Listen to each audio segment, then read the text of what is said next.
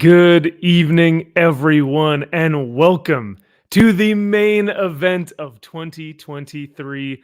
I could not be more excited about this. I've been looking forward to this for almost all year, really, since 2022 when we last did this.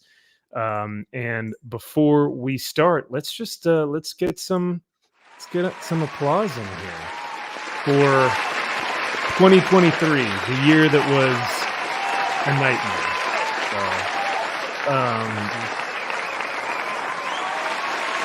But I will give all praise, all hail to you, the chat, the fans, the viewers. Thank you guys for a fantastic year. Coming in here every Friday evening with us, enjoying these books, and also roasting and laughing at a lot of these books with the three of us and multiple other guests that we've had on the show.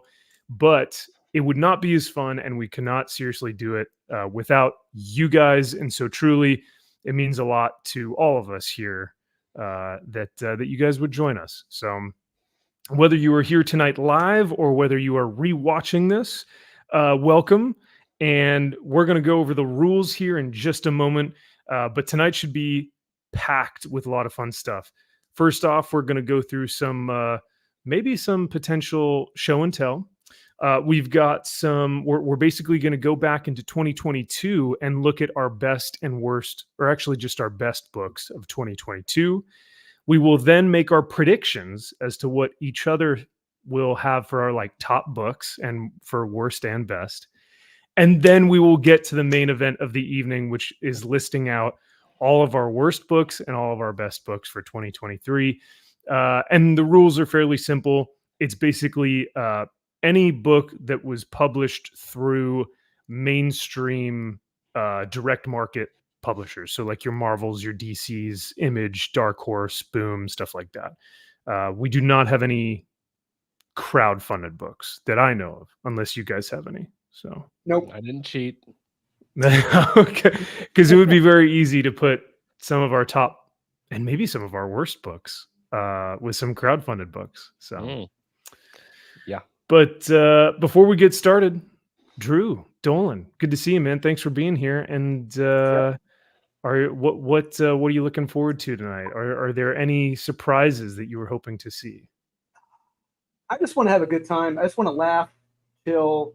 I just want to have a good time. You know, it's the holidays. It's the for me at least the end of a crazy week. You know, wrapping things up. Just want to relax, enjoy a nice chilled adult beverage, some good friends, most of us at least, and and just have some laughs and just do some good oh my god, I'm not drunk already. Sipping on Grandpa's cough medicine. Yeah.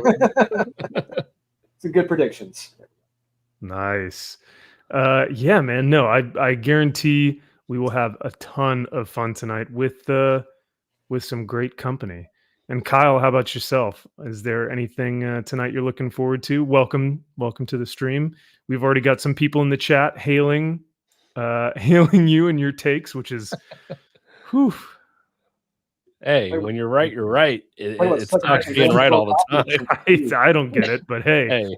It's a curse. It's a curse. It's my cross to bear. But no, I'm excited. I can't wait to prove you wrong. I'm sure your top 10 is garbage. So get off the cross. We need the wood, right? That's all I got to say. So I'm only upset that I couldn't put more Jim Lee books in my top 10. Of course. I got 9, but I just couldn't. Just your number 1. You just couldn't put it. Or is it like 1 through 9? Oh, that was easy. Oh no, it was 1 through 9. Obviously, I couldn't. Did Jim Lee even have 10 books out this year? Probably 10 variants, but maybe that counts. I put all of his covers as my top 10. Huh. Interesting. So, all right. It took me no time at all. Quite a low bar. It was just which one was better than the other. I'm like, God, he's just firing on all cylinders, and I want to give him the praise he deserves. And Well, for some reason, we've got our main man, Derpy. Derpy, great to see you. Thank you for being here. Happy 2023 and Merry Christmas. He says, howdy, gents, and hail to the chat. Hope we all have a jolly good time roasting and gushing about the comics of 2023. Also, praise Kyle. I never thought I'd hear it, but you are their holy, praise Kyle. You heard it first. Hey, someone's doing the Lord's work out there, and I got to do it. And I will do it. You're cross to bear. Yeah. But no, hey, happy Festivus Eve. That's true. Yeah, happy Festivus. And I think maybe not next week, or maybe it is next week. We may have to do the airing of grievances. So, we'll yeah, that may be a thing. Rudy says, hey, y'all. Happy Friday, everyone. Happy Friday to you as well, Rudy. So yeah, let's get started with some show and tell. So Kyle, you got some, well, Drew, I'd love to hear your story because you ordered a Christmas gift for yourself, but unfortunately it didn't really come through. Yeah, I did. I was very, very disappointed because I was looking forward to rereading this. So, because I remember this came out when I was still in the military. Brad Meltzer had done a run on the Justice League, and they had done recently done a collection of it, this whole thing, a hardcover edition. I think it was probably last year or so they had done this. And Aaron had mentioned on a previous show that how much he enjoyed it. And I was like, you know what? Maybe I'll give it like a third chance, second or third chance by this point. And I found a copy on eBay. They're not cheap because they're out of print now. I found one for $50. Bought it. I bought this last Friday. It just now showed up this Friday. And I see the package in my mailbox, and I'm like, I feel it. I'm like, this doesn't feel like a hardcover because it was only printed as a hardcover. And I open it, and sure enough, it's a Justice League collection, but it's not the Brad Meltzer hardcover edition. It is the Justice League Corporate Maneuvers. Oh my God. Yeah. Oh no. Oh.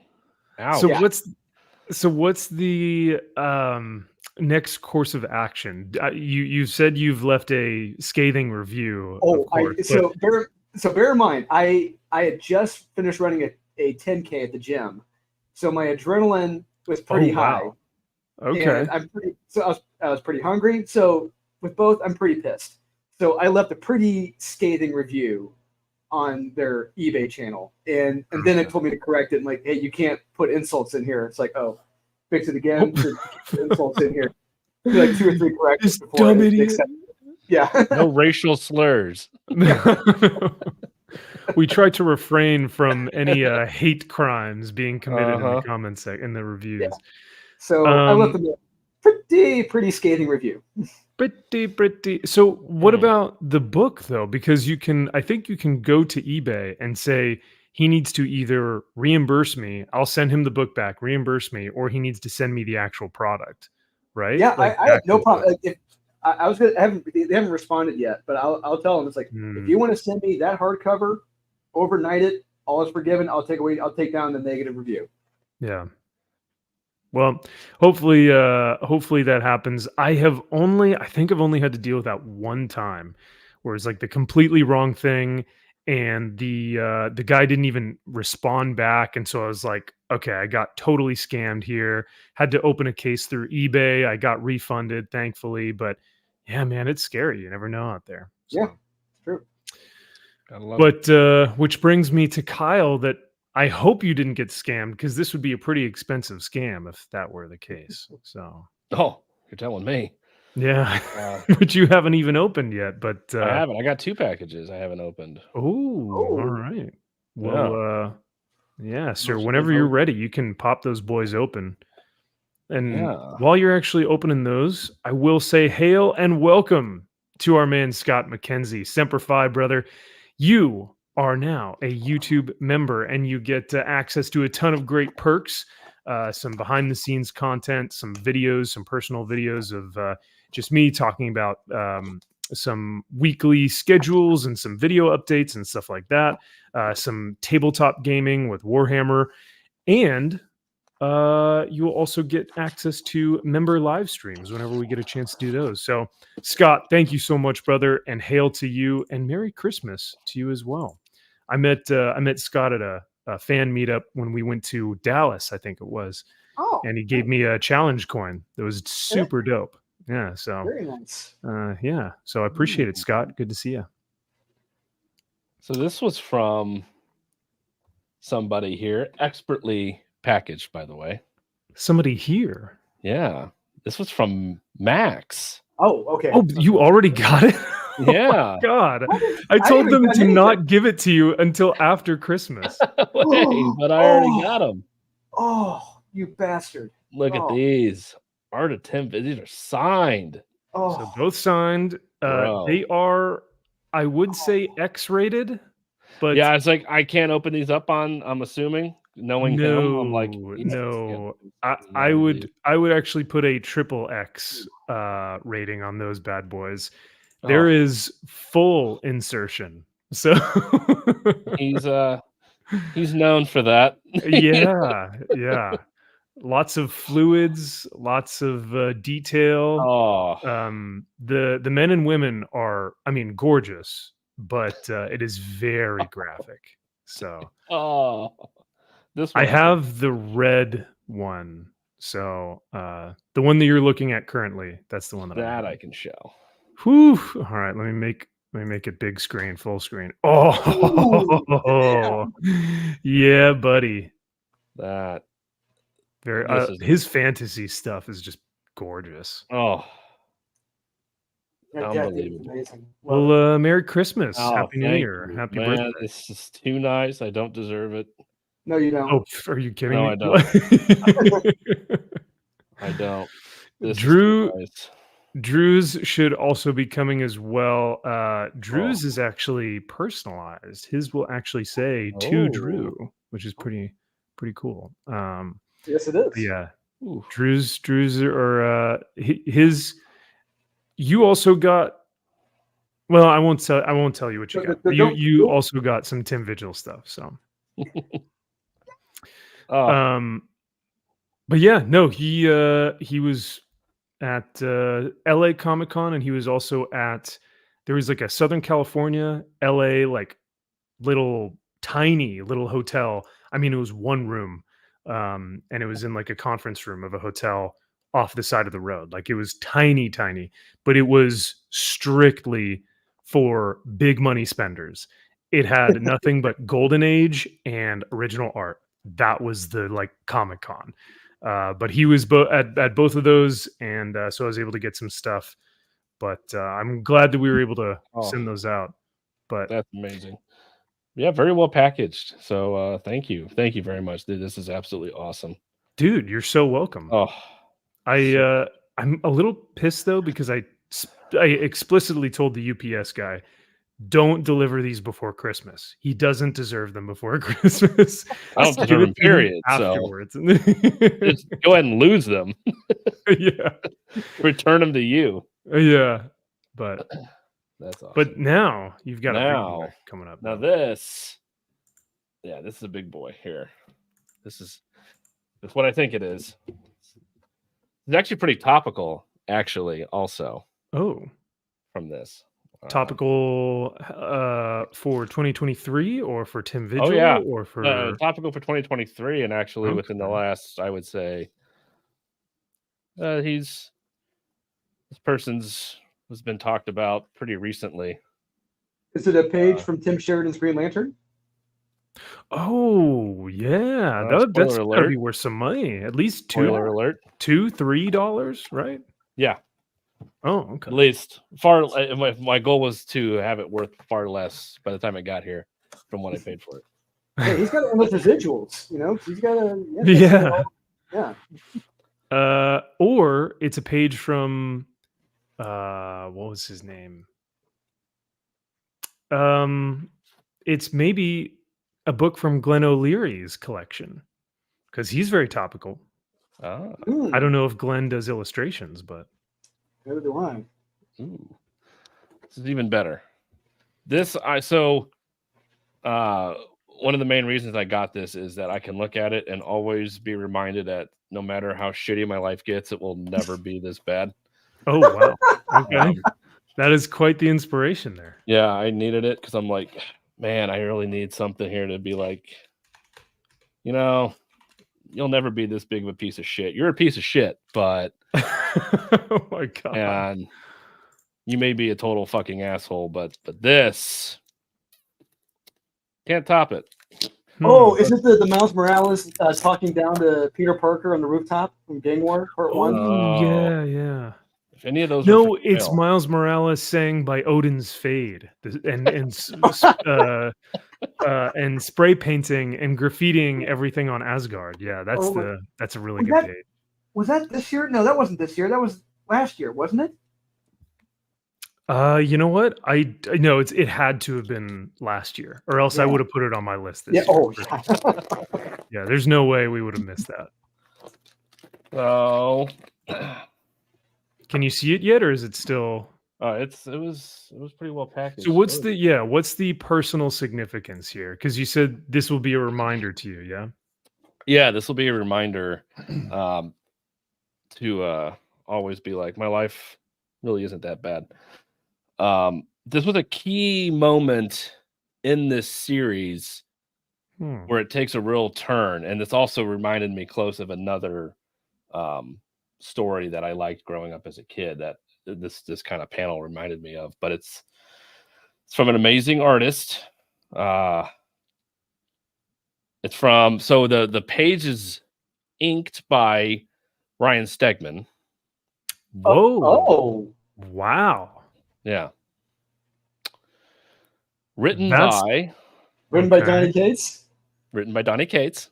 Oh, is it from Vanish? Interesting. It is from Vanish. It is. Wow. This is when we find out that the main character is basically probably in a mental asylum with an opioid addiction, and his life is going to shit. Wow. You bastard! You got the page. That's awesome. I cannot believe that. I mean, it's freaking beautiful, man. I mean, it's absolutely gorgeous. Yes. But man, does that comic book page have some real significance to it now, boy? I tell you, it was topical. You gotta send that to Aaron. That is true. Yeah, I told you it was topical. That's ripped right out of the headlines. I will say there was a Vanish page, a cover, like a Vanish cover from the Stegman himself. I think it's the one where he's in the throne and he's got the eye, like the eye glowies kind of going crazy. Yeah. I had my finger on it. Wow. Gorgeous, man. Oh, so wait a minute. So you got the pencils and the ink page? And the inks. What? Yeah. That's incredible. So so wait a minute. I thought Stegman did the pencils and the ink. No, he did the inks. I'm trying to think of who did the pencils. Was it Ivan Coelho? Well, this artist, this has Stegman's Stegosaurus signature on it. He would have done them. Oh, wait. No, you know what? Maybe he would have done them separately to make some more money. So maybe. Oh, maybe. Hold on a second. So is one the original and one is a print? No, they're both. So this one is the straight up pencils, just the pencils and the layout, and this one is the legit ink. So he probably did them. He probably did the blue lines and printed them out and did the pencils. Then printed out another one, the blue lines, did the inks over it. Or he probably did them separately just to make more money. I mean, it worked. Yeah, definitely. Yeah. So what issue number was that, Kyle? This is issue 6? 5, page 6. Okay. Issue 5. Hey, well, guess what? You are now a proud owner of one. And that's the coolest thing you can always say about original art is one of one. The only copy. Yeah, Stegman was the penciler. J.P. Mayer was the inker. J.P. Mayer. Okay. J.P. Mayer did those inks. So you got both. The fact that you got a Ryan Stegman illustration, like he penciled that for the amount of money that you paid, steal, bro. Absolute steal. three hundo for this. 3 hundo. Oh, For both pages or just that one? No, for both. Oh my dude, that is a fucking steal any day of the week. Holy crap. Yeah. All day. When I saw it, I'm like, oh my god! And the significance of this to be like, this is the rise and fall of somebody, and it's like, my life will never be this bad, and I can look and be like, man, I got it. I gots to have it. Just the fact that it's the self-insertion, right? Yes. It's the full. It is everything that Glenn O'Leary was like, yeah, these writers really write about themselves, don't they? and now we really know, like, this is no hyperbole. This is literally how his life was. We were just assuming it was this bad. It's like, no, it really was this bad. Yeah, if not worse in some cases. If not worse. Yeah. So I'm like, you know what? This is kind of fun. This is a little time capsule I get to have. Yeah. And I mean, not just to mention how beautiful it is. Like, you just gorgeous. Regardless of the cultural significance, it's still just like an amazing piece. So that's awesome. But this reminds me of an Elseworlds story called The Golden Age I read as a kid. And did you get one of those pages too? Oh god, I wish. Jesus. And I just realized this is on Ryan Stegman's like own board here. Like, that's his. It's got his own name on it? It's got his own name on it. It's got his own signature on it. That's really cool. Yeah. Nice, man. Yeah, that is history right there. But in that story, you find out that Our Man, when he's slowly starting to realize he's an addict, you see him going crazy with his pills, and it's like, at that point, it's like that's what this up here reminded me of, like, just seeing the pills start falling. It's like, is this foreshadowing as to Vanish being on any of our lists this evening? No. No. Didn't quite make it. No. Yeah, didn't quite almost. Yep. Yeah, didn't quite make it, but I'm glad I own a piece of history here, and so I'm dude, absolutely display absolutely it at some point. So you got to steal, my man. And that's your first. I think, Kyle, that's your first time you've owned interior art originals, right? Correct. This is my first. I don't own it. This is the only one that I. Virgin Blood. Nice. Yeah. Well, welcome. It's just very nice. Just started. It's just started. Yeah. Just wait. Oh, now the addiction. Now it begins. Can't wait. Well, trust me. I was looking at more on there. I'm like, damn. It's dangerous. I've got several on my wall right over here. So yeah. Wouldn't be a proper stream without our main chatters. MG and JK are both in the house. Welcome, my brothers. Cheers. MG says Vanish started good, then took a giant shit. That's fair. I really enjoyed issue 1 and 2. And then we did too. We loved it. I thought it was great. And then it just kind of that issue. It got predictable, and then also kind of got a little little too real. Yeah, I don't know if I want to read. I don't know if I want to read this. Right.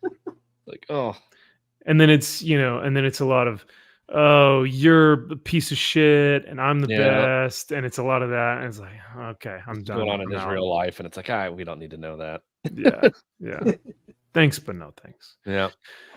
Well, thank you for showing that off, man, and I appreciate you sharing that, and also.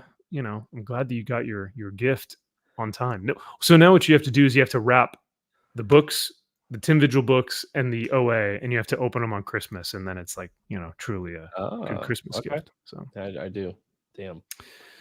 So before we get into our worst and best of the year, why don't we take a look at last year's pick? So what we did on the Comics Elite channel is we actually had Carrie on with us, and Carrie gave her like best anime picks, which was kind of cool. It was like a different, viewpoint. She also gave some of her, floppy, favorite floppy issues as well. But last year we strictly did our best. So we only did the top 10 of our best and then some honorable mentions. But let me just read through.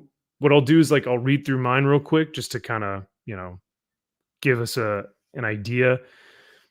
Gunslinger Spawn at number 10. Monster Kill Squad, the Bad Idea book. Oh, so this is the one, Batman Joker Deadly Duo. Was that number 8? This was only one issue. Wow. We only had one issue that year. Barbaric Axe to Grind, which was should not have put that there. Echolands, Ice Cream Man, I couldn't decide. Orphan and the Five Beast, which, speaking of original art, you guys saw that I have a piece of original art from this artist. From the man. Sumerian, Death Dealer. Oh, Death Dealer. I can't believe that's number 3. That's so sad. Do a Power Bomb. We may see Daniel Warren Johnson on our list this year. And then, wow, Batman's Superman World's Finest at number 10. Whew.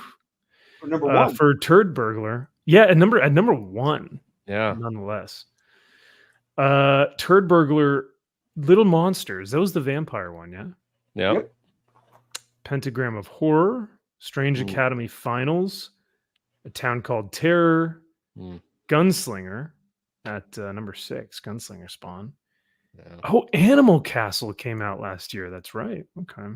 It's great. Do a Power Bomb, Mark Miller, King of Spies, right here at number 3. Yeah. Batman, Superman, and then Ice Cream Man at number 1. Still holds up. Damn. Well, we may see Ice Cream Man on your list this year, eh? Maybe. Okay. Somewhere. Was it as good? What were the issues this year? Because I remember there was one issue last year that was like your favorite issue of all time. Yeah, that's right. But it may show up. It may be an honorable mention. I don't know. All right. What's up, Harley? Semper Fi, brother. Great to see you. And for Dolan's top 10, Gunslinger. Looks like we were on the same page with Gunslinger there. Yep. Red Man. Was that the Kaiju one? Yes, it was. Okay. I fucking love, because like typically I hate Kaiju comics because typically they're pretty damn boring. That one, he made it a fun read every single issue. I loved it. Yeah. Ice Cream Man significantly lower than Kyle at number 8. Oh, Superman 78. Okay. All right. The first volume 1. Yep. Nottingham volume 2. That was actually, I was rereading that. And Mad Cave actually published something else with Nottingham recently. And that I really liked that series. I think it doesn't get enough credit, but no, it agreed.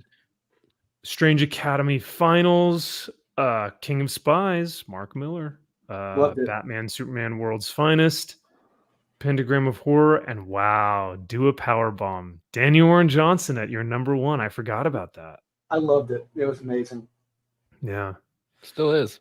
Holds up. Oh yeah, I do need to go back and reread it. So same. We will see. I have for this evening. For those of you watching, we will do something very similar where we're going to go through each one of our picks for the worst. So this is our worst Excel sheet, and this is our best. And so what you'll notice is that in hot Barbie pink, Josh, our lovely good friend Josh, who you guys may see here on the channel every now and then, otherwise put so lovingly McDizzy, he gave me his top 10. Even though he wasn't able to join us tonight, he will have a top 10 and we will release that. But y'all will not believe what his number 10 is. I was greatly, his number 10 and his number 6 were deeply depressing to me. I was very surprised that they were not high. Depressing or offensive? Is it going to piss me off? It may make you a little bit angry. The fact that these were lower than some of the other picks on his list. Oh boy. So we'll see. We'll see. Of course. But the great thing is that Josh is not here to defend himself. Roast him all we want. I love it. Oh, hell yeah. Hell yeah. We also have, wouldn't be a proper stream without him, Mark McGrath, who's down with the MVP. You know me, brother. Thank you for being here. And Harley Dave, dude, becoming a member this evening. Thank you so much, man. He says, "Wow, you miss a couple months and YouTube treats you like a noob." Well, welcome back as a member. Harley, I'm pretty sure you've been a member before, so welcome back. Thank you for being a member. And yeah, always love seeing your face around here, brother. Hope you're doing well. Yes, Turd Burglar is in fact Kyle. Yeah, that's me. Yeah. Yeah. What's interesting is I wonder if Josh's movie takes will flow into his comic book takes. I wonder if it'll seep into like that, if that will seep into his God, I comic hope book not. recommendation. Yeah. Or else we're in for a wild ride. But I'm thinking we will probably do the worst first. Okay. Yeah. Get them out of the way. Well, it's just, you know what? Get them out of the. We have so many that I figure we can probably just like, all right, just get them out there, right? We have Etep Wokuian's The Place to Be reviews says, "Hail Drew, hail to you, Drew." Yeah, that's a name. That is quite the name. I am so sorry if I butchered it, but yeah. The other rules that we have this evening is that last year we did the entire series, but this year what I want to do something kind of fun was that we could choose. So we could either do the entire series, or if something pissed us off or like was that great, we could do a single issue. So on our lists this evening, you will see we'll specify whether it's the series or whether it is just one issue. I mean, you could say that a lot of these series were dog crap or brilliant, but some stood out more than the rest. I'll say that. So it's fair. So I want to do predictions. I'm just not sure. I think for the worst. So let me go ahead and pull this up, and we'll make just real quick, kind of vague predictions. Oh, wait a second. What is what's this doing here? Batman #1 gold variant is my worst #1. Hold on, wait a second. Should that? Wow. Oh, sorry. Is that? No, yeah, no. I think that. No. That needs to be on your top 10. Oh, is that the other? Oh, okay, sorry. Yeah, you missed. I Yeah, need to go to the other. I need to go. There you go. Put it there. That's where it goes. You know what I'll do? I'll just oh, hold on. I'll just copy this over. Yep. And we'll just do that. Thank you. Yeah. So you can have that as your #1, and I'll just thank you. I'll just get rid of that. You got to save time any way you can. Yeah. So,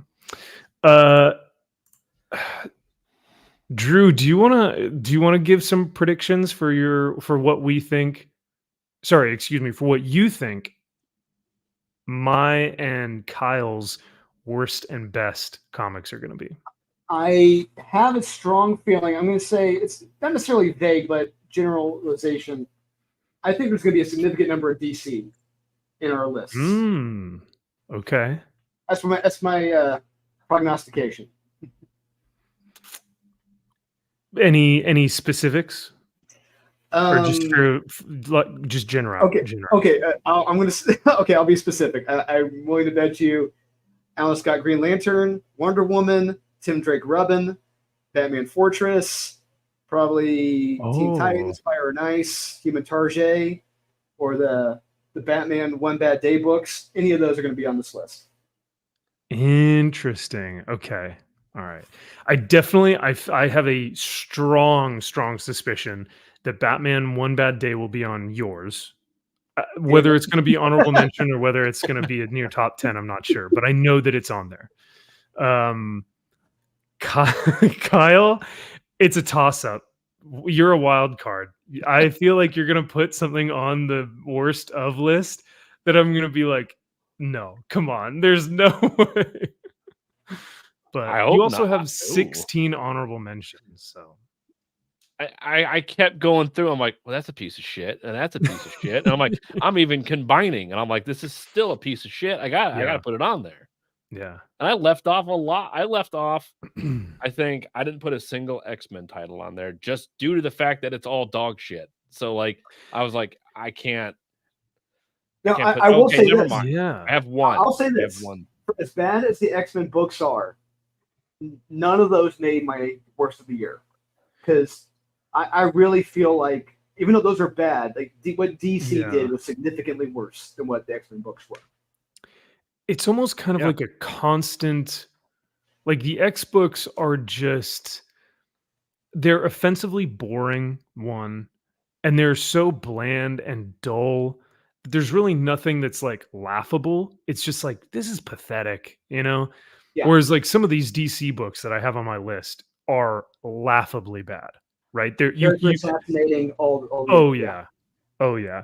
So yeah, I guess our next prediction for our worst would be what's the biggest offense? Like, because I'm looking at my top 10 and I'm noticing that the theme is assassinations. So it's not like, yes, they're poorly written, but a lot of my books are because of the character just being fucked with.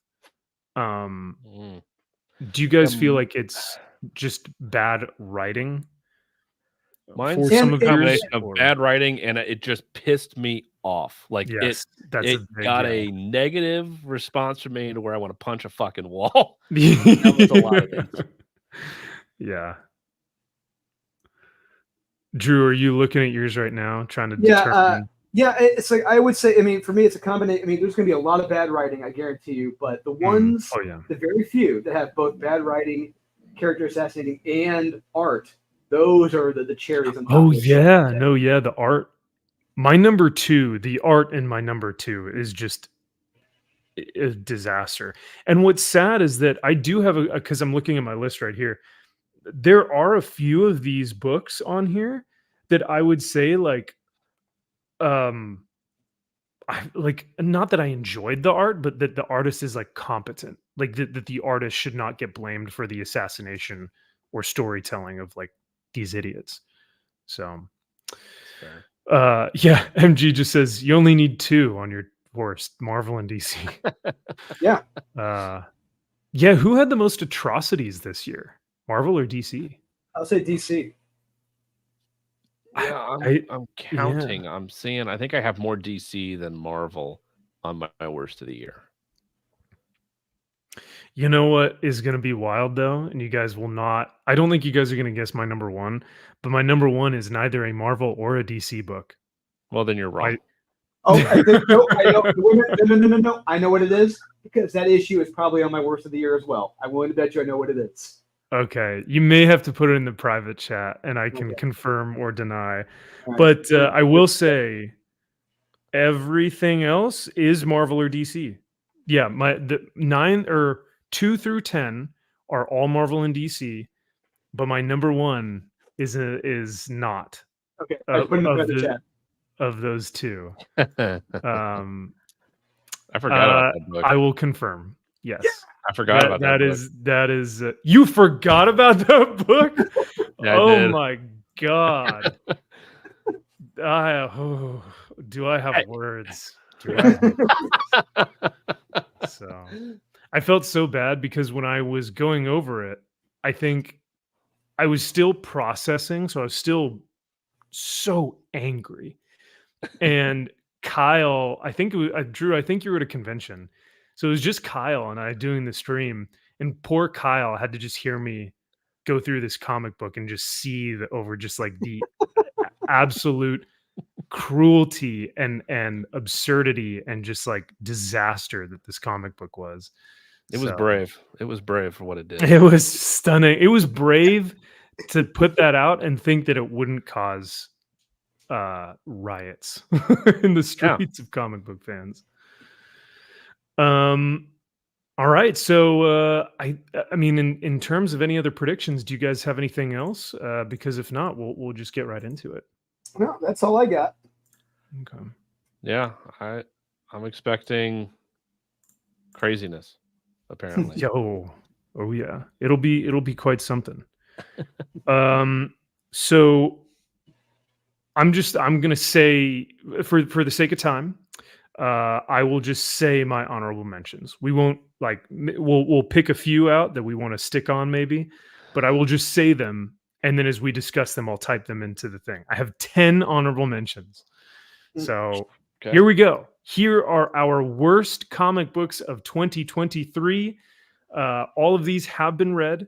The rules are that they have to be from, direct market publishing through like Diamond or something.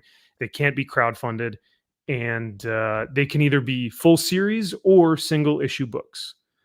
My honorable mentions are White Widow, the new champion of Shazam issue number 4. That specific issue where they mentioned that the villains in the comic book series were internet online trolls, and I'm pretty sure they mentioned Gary. So that was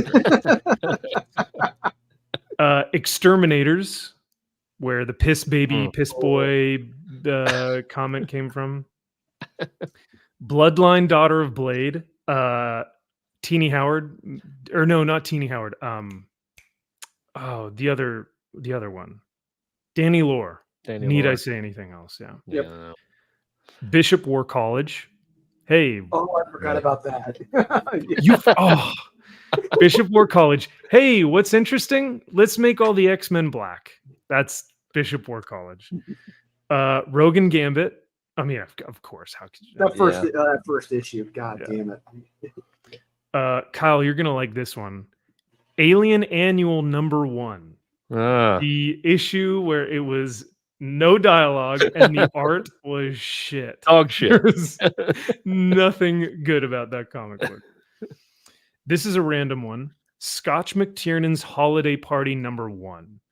You want to see a terribly written, cynical piece of shit from Hollywood writers that think that they are better than you? Read that one. Ghost Rider Annual, where Ghost Rider was only in how do we count? 8 panels? 6 Something panels? like that, yeah. In the entire book. And then the last one is White Savior number 1, if you guys remember that one. So,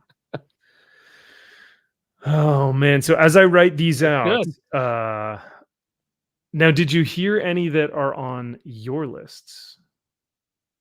Yes. Yeah. Okay. We may have some crossover then. We got crossover.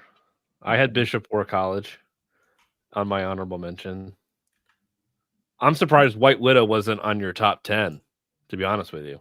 Ooh, yeah. That actually yesterday. That was easy for me. That was a no fucking brainer.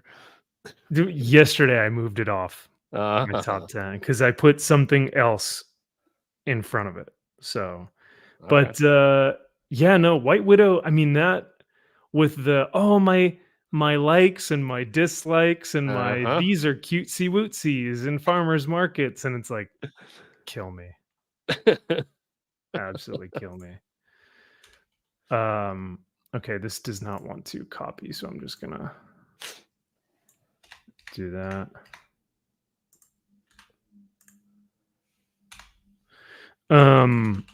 All right. Well, I am typing these bad boys in. Kyle, do you want to give us your honorable mentions? You have 16, right? Is that right? Yeah. Oh, I know. Boy. I'll make it quick. Oh no, hey, I don't mind. I just mentioned all mine. So and most of these are not single issues. Most of these are like the entire series. Yeah. I have That's Batman 89 Echoes. Oh yeah, that issue yes. What was that one? That was the number 1 issue. That was where Bruce Wayne's living in the forest as Firefly, like a gun nut. Yeah. Oh, that's right. That's right. Yes. Next is Ultimate Invasion. Oh, where nothing happened. Yeah. Nothing happens. Next is Predator Wolverine. Predator Wolverine is wow. Fucking dog shit. It's terrible. It's awful. I have now this I was this was in my top 10 and I kept moving it, and I have Tom King's Wonder Woman run on there. No, honorable no, mention. no. There's absolutely no way that's an dishonorable mention. I know.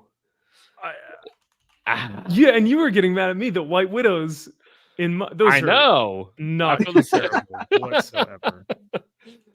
The new Punisher series out right now. Ooh, That's the down Punisher. here. The Punisher. The the Reprimander. Oh, the Reprimander. So this is okay. So this is Punisher.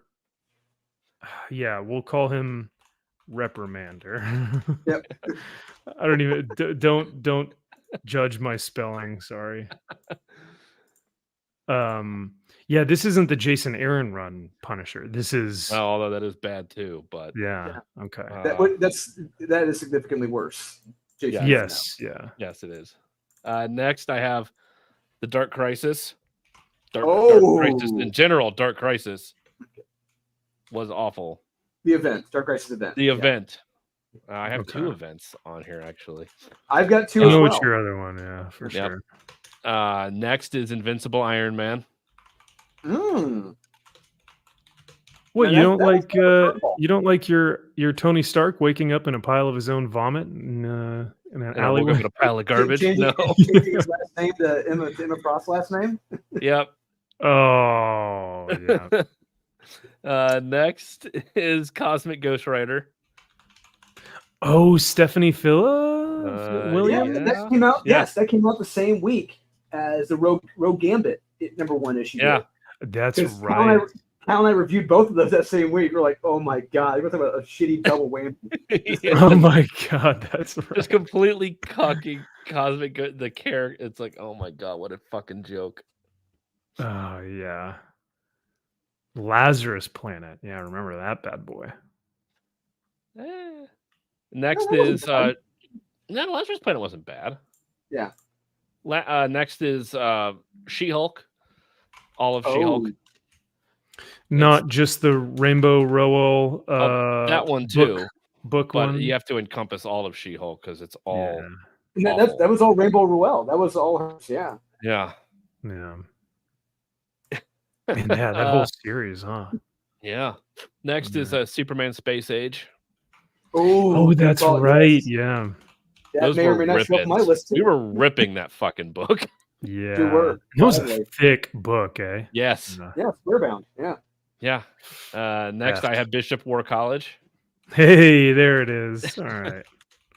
And that's what it's like. It's a nuisance. It's not good enough to be in my top 10, but it's still so dumb that it has to be a dishonorable mention. Yep. Next, I wanted to put this in my top 10, but watch it. You already got me started with Wonder Woman. You're gonna think this needs to be in the top 10, and it's Silver Surfer Ghostlight. Oh, nice. Silver. Well, considering that I made a 15-minute video about why this book is so shit. I know. I will have words about this later. It is nigh unforgivable for just existing. Yes. Yeah. Next is the new Creepshow series. It's and multiple series. The other number 1 and 2, and then this number 1 and number 2, and the one that just came out this week are fucking awful. Yeah. Next, I have Batman One Bad Day Bane. Ooh, okay. Just the one. Okay. Just the one. It's like I could have gone to literally every single one almost. That one specifically, I remember just cucking Bane completely. One of the coolest Batman villains ever. Yeah. Next, I have Batman Fortress. Good call. There it is. Yep. Okay. And then I have the Human Target issues 10 through 12. Oh, so specifically 10 through 12. Well, all of it, but 10, 11, and 12 came out this year, so that's the only ones that can shit on. Okay. I'll just say Human Target then. Yeah. Remind me again what your ones before Predator versus Wolverine were. Sorry, I didn't put those down. Predator versus Wolverine. I had Ultimate Invasion. Invasion. Yep. Okay. And then Batman 89 Echoes. That's right. Batman 89 Echoes. Echoes. Whew, man. That's quite the dishonorable mentions list, my man. I think you've covered like Ultimate Invasion. I totally forgot about just because everyone praised it for such a long time. So yeah, and it's a whole nothing burger. You completely like forget that it even existed. And trust me, absolutely this nothing. list I whittled down. I even had more, but then I was like, okay, this is getting kind of ridiculous. That's right. That's right. Is there anything you want to talk about specifically on the fact that you put Predator versus Wolverine in there makes me laugh so much because we know that Wes loves that book. Yes, he does. So I don't know why. I don't know how anybody could. The He book fights is me fucking terrible. every Saturday on that Barry Windsor Smith Wolverine scene. Just how Fucking awful. That was one of the worst things to exist. He liked that issue. Yes. Yeah, unreal. It's unforgivable. It's I awful. love Wes, but this series doesn't need to take. exist. Just No. fucking get rid of it. Just go Not away. at all. It's not fun. It's not exciting. It's not it's not fun, campy, stupid either. It's just dumb and pointless. And it's not even like like give us like action packed, like Wolverine and Predator, just ripping each other in half. At least give us some like cool action with some good art. No, it's maybe consistent art, something like that. Yeah, too. Yeah, maybe consistent.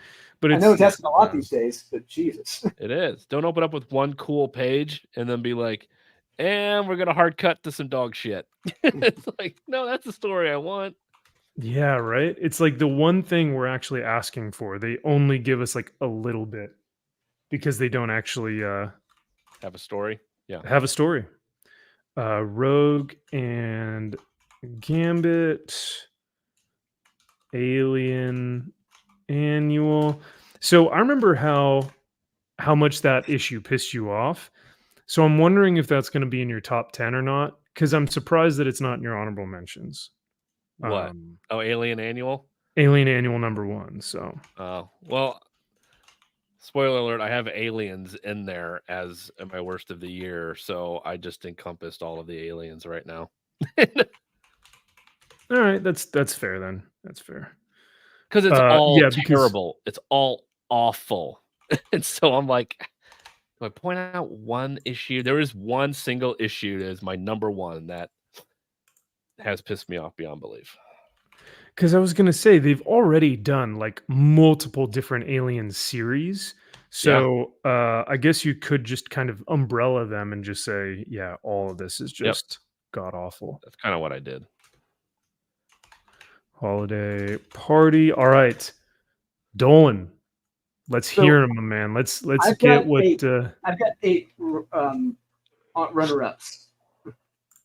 8. Okay. Yes, I've got 8. Oh, I'm so sorry. Before we get to your 8, I do want to give a huge shout out to our man Michael Salo for $27.99 Canadian. Is that Canadian money? I think so. Yeah. So it's Canadian pesos. Money? Not real. So it's a loony. Canadian loonies. Right. Michael, dude, thank you so much for this. You are too kind. He says, "Sup guys and Merry Christmas, everyone." Just being an absolute bro. Thank you for the $27.99, Michael. Greatly appreciate it. And here's to you, my man. Happy Merry Christmas and happy 2023. Happy New Year. Here's to feeling good all the time.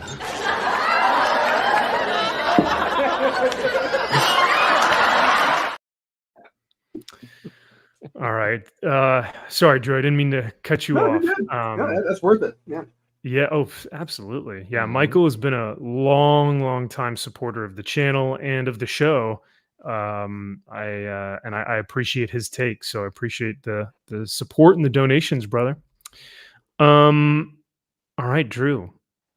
Whenever you're ready. And you know what? Hey, the fact you've got 8, that's because I think I had 10. So the fact that you were able to whittle it down to 8, that's pretty damn impressive. Yeah, I'm just trying to figure out like what really offended me the most, you know, and what could I remember that offended me the most, and so I was able to get down to 8 honorable mentions. Yeah. So and some are more general than others. So like so for example, I've got 2 events on here from my runner-up. Okay. First one is Dark Web. That whole event, Dark Web. I talk about a complete grift and rip off of Inferno. The laziest rip off of Inferno. The stupidest. That deserves every bit of heckling. So dumb. Yep. My next event I had was Night Terrors. Just because several factors for this. One, because I just at hearing at that Comic Pro Summit how Josh Williamson was pretty much like a hooker at a bar, pretty much laying into Sean just how awesome Night Terrors was, how much he wants to invest in it for hours on end, just how awesome it is. And then it turns out to be just this shit event where it's just incredibly boring, stupid. The side quests, you want to call them, sucked. So a little behind the scenes info, the Comics Elite Whatnot warehouse, they've got 4 long boxes filled of unsold Night Terrors variants. Just completely unsold. Wow. Yeah, this was a shit event. It sucked on every single level. No, those are all mine. I haven't picked them up yet. Kyle would buy all of the variant covers. That You'll does see. track. When I buy an island with him, you'll see. You'll be like, damn, he was right. Okay, yeah. When that actually happens, we will see. We will, because you won't be seeing me anymore. I'll be gone. Oh yeah, you will not be on this show anymore. Nope. Or you'll be completely bankrupt and you won't be on the show either because you won't have a home. Wow. No, I'm kidding. Damn. But airing of grievances. Hey, I mean, we're seeing it with the creators. They're out there begging for money every single day because they anyway. Comics are booming. Yeah. Yeah, but comics are booming, right? It is unfortunate. I would never wish that on anyone, but unfortunately, that is the nature of our industry right now. Dunking on the chest. I can make. What's up? Dunking on the chest, but can you pay my rent, please? Yep. Yeah, right. Yeah. Oh, yeah. Screw F the fans. You guys are a bunch of Nazis. But seriously, buy my book because I can't. I need to pay for healthcare because my job doesn't do that. Yeah. So, yeah, I am. I'm surprised that Night Terrors came out in the summer, right? And it was a horror event. Like, come on, DC. What are you guys thinking? And it interrupted their flow of the new, like, with their relaunches. The Dawn of the DC, like, it's interrupted every title for this crap, and it built a lot of momentum, which was unfortunate. And like you said, the fact that it was at that comic book retailer summit that people were preaching about it, like it's so funny. Yeah. I do want to. This will be most likely what happens to you, Kyle, is that you'll be exiled for your bad takes. Wow. We'll see. Keep laughing. Keep laughing. Yeah, one of these days. One of these days. Yeah. All right, Drew. What else you got? Dark Web Night Terrors. All right, I've got for my worst individual comics, I have Tales from Nottingham, number 6. I know who wrote that one. Yes, you did. Yes, that I wanted to rip that in half because honestly, it was the first time reading any issue from Nottingham series. This one where I wanted to fucking rip it in half because even if you didn't look at who wrote it, when you read from one of the characters who they are and how they talk about themselves, like, I know this motherfucker wrote it. And sure enough, it was them. And yeah, it was the worst comic of the series and just took me completely out of the comic. Yeah. It's like an obsessive compulsion. They literally cannot help themselves from writing that into the comic. It is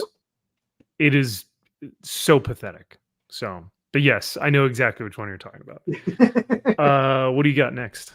No, my next individual issue is Spawn Unwanted Violence, number 1. Oh, so low. So low. Yes, I found much more worser stuff.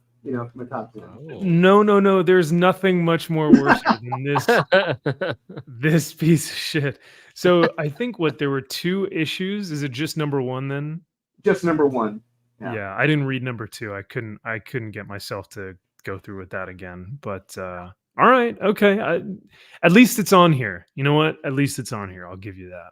Yeah. Next runner-up is Superman Space Age. This series, the whole series itself was just one fucking bad idea. It was horrible. It was stupid. Completely wrote Superman out of character, made him a chump. But hey, what do you expect? Can't expect more from Mark Russell. That's what he specializes in. Didn't he also write that like Mars series that you read, Kyle? That was just Kyle's favorite series of the year.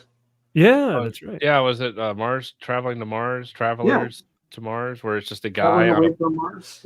Yeah, on a spaceship being a jackass. Yeah, so dumb. So that's 1, 2, 3, 4, 5 so far. All right, 3 more. I've got Super Surfer Ghostlight, my next one. Hey, there it is. Yeah, Surfer Ghostlight. Very nice. And that was issue 1 or the whole series? That's the whole series. That's just the whole series. Yeah. Okay. Yeah, that's fair. Power of Jazz. Yeah. Power of Jazz. Black Girl Magic. Power of Jazz Magic. Power of Jazz Magic. Yep. Next one I got is White Widow. Just the series itself. Yeah. It's only been what 2, 3 issues right now. The whole thing is fucking terrible. Yeah. Considering it's only. Right. Yeah. Considering it's only 2 issues, and in those 2 issues, they've done, nothing. I mean, F all with the character. If anything, it's actually.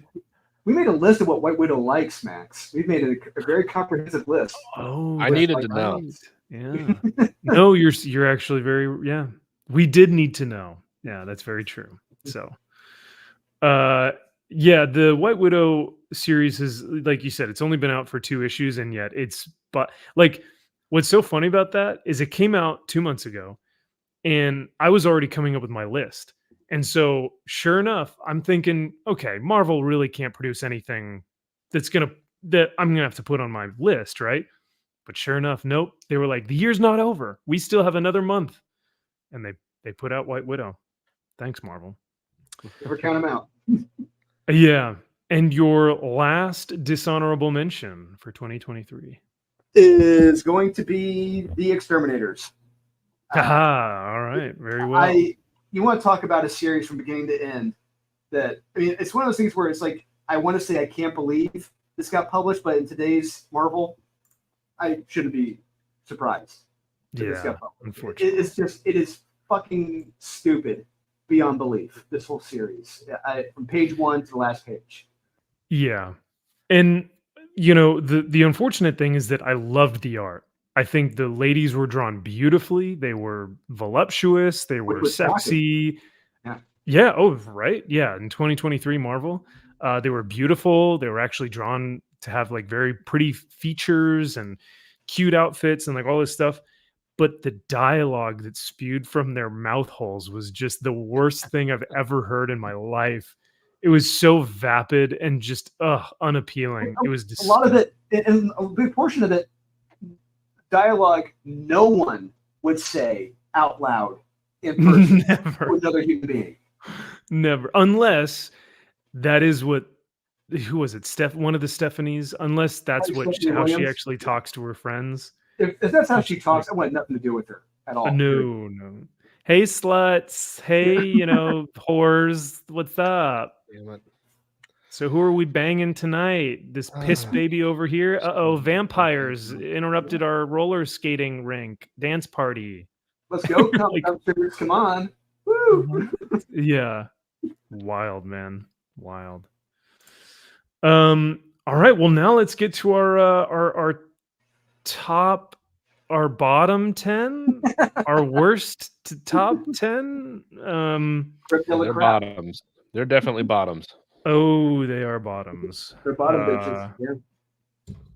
So my number 10 is one that we have already mentioned already. I have made a video about this that you guys can go onto the channel and watch right now. But this made my top 10 because I'm a huge Silver Surfer fan. And the most atrocious thing about this series was the artwork. The artwork was heinous. It looked like someone just with a random pen and paper just started trying to draw for the first time.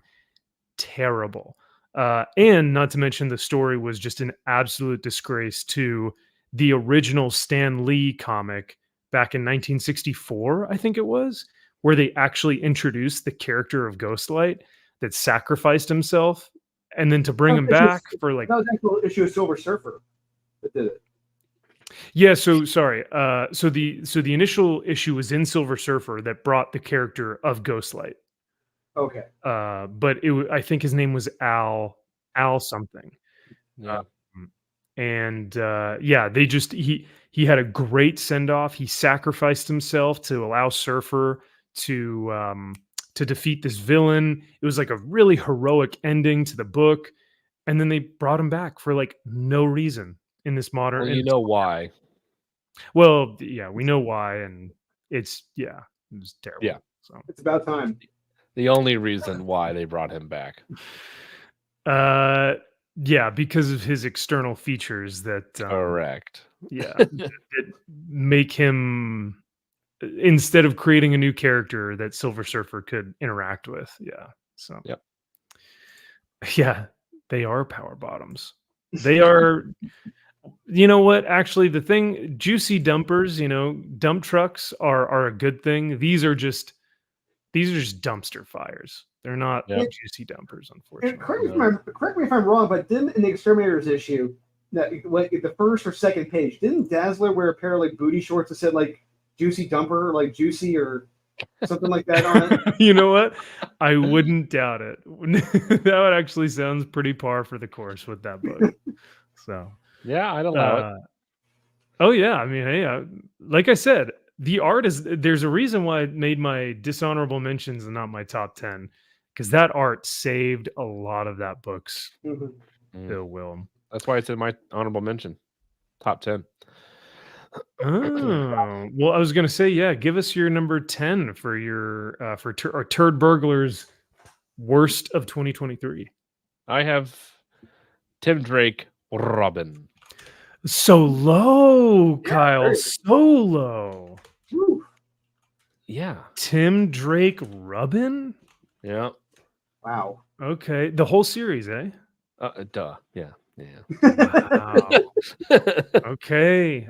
I know there's the one issue where they go out to dinner with the parents, and that one. That's the one I'm thinking of. Yeah. I know. It's trust me, it's up here.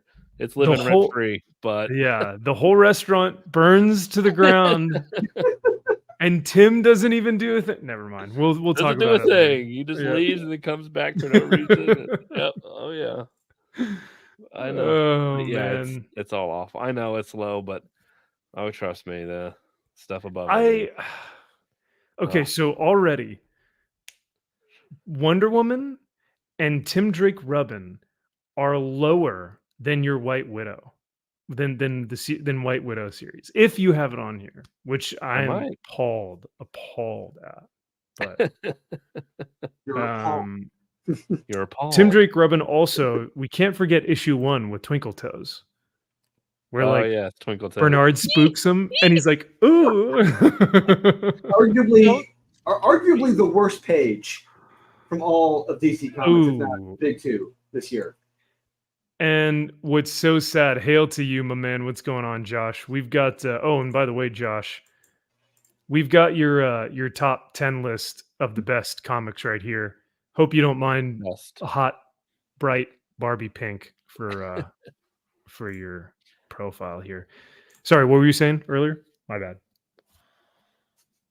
Not me. I think we were talking about Riley Rossimo's art on that page. Oh, I just said it's arguably the worst page from the Big 2 this year, I think, in my opinion. Yeah. Especially considering that Chuck Dixon had an entire series of Tim Drake that was badass and awesome. And we're getting an omnibus finally this upcoming year of this whole run. Good. Yeah.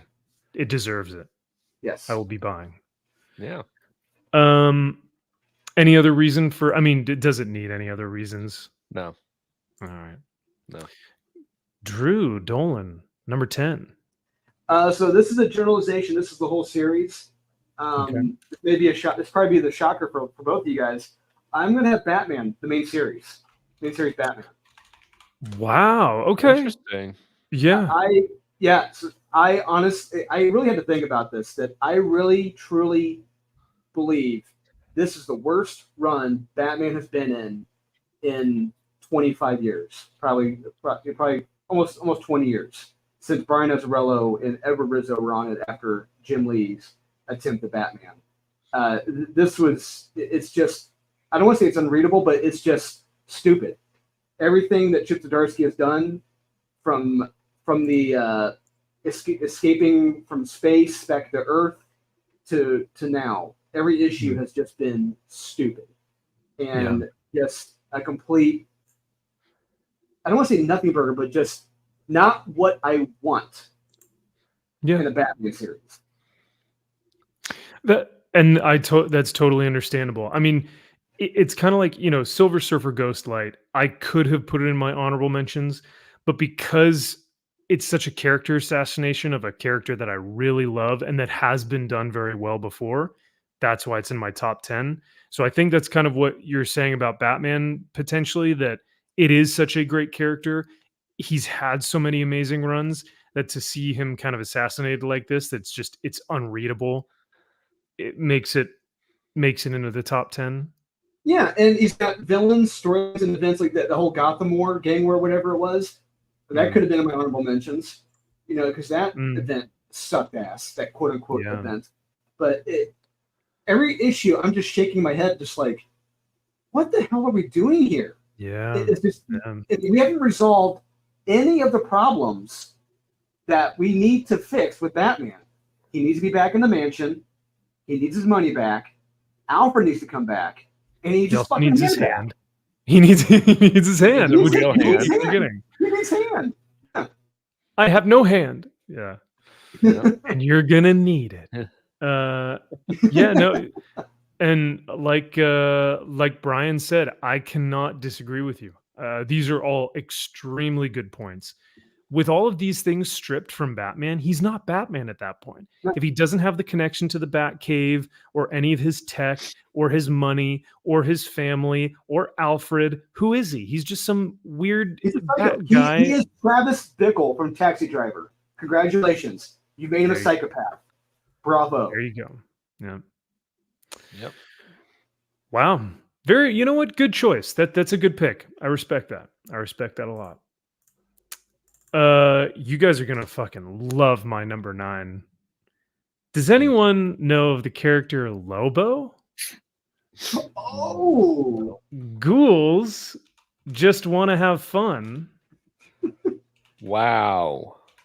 Number 1 came out this year, and at first I thought nothing of it, and I just said, whatever, fuck it, it's so dumb. But then I reread it and I showed you guys. And what they do to Lobo in that, and it's just a short story. In that, I mean, a lot of the short stories in that book were just dumb, but that one in particular is unforgivable. I truly don't know who else has made the main man so awful and insufferable, other than Fire and Ice. Colin Bunn. Oh, yeah, maybe. Colin Bunn in the New 52 when they made him a soy boy. He made him like a very thin. Oh, yeah, Lipstick Lobo. That's right. Yes. Yeah. You just don't want to have fun. It was fun, and you don't want to have fun. Ooh, you know what? For that, I'm going to skip over your number 9. You don't even get a number 9. I'm just going straight to Drew.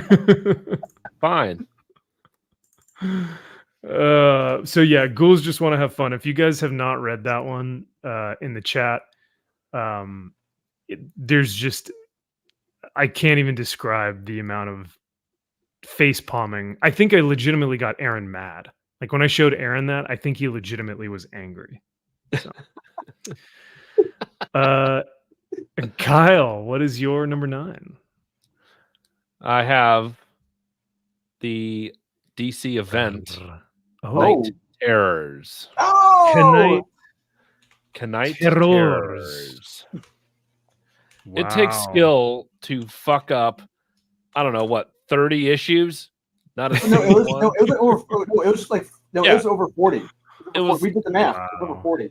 I think every one of them was absolute dog shit. There may have been one that may have been there was one that was decent. It was kind of creepy. I think I remember. But it takes true skill to have an event and everyone forget about it / not give a shit and mean nothing and have a horrible villain. Just literally be nothing. That takes massive skill. Like you can't even accidentally get something right.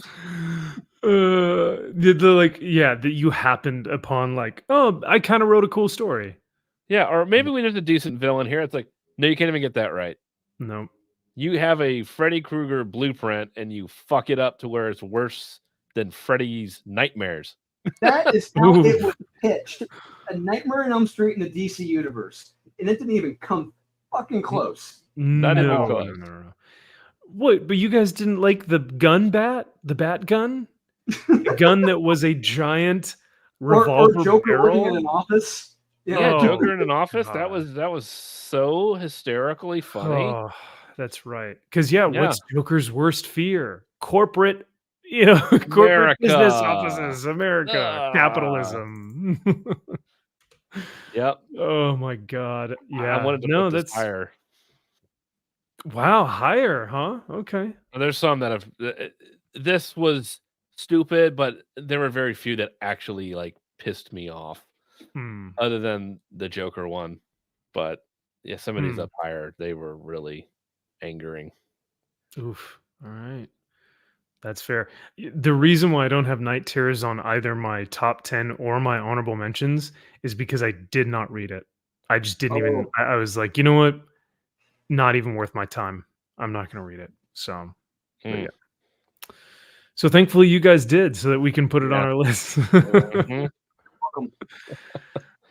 Cheers. Speaking of cheers, Dolan, what you got for your number 9?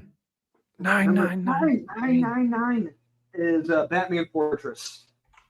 Nice. That's where remind me again of this series. Who were the creators for this one? What was the storyline?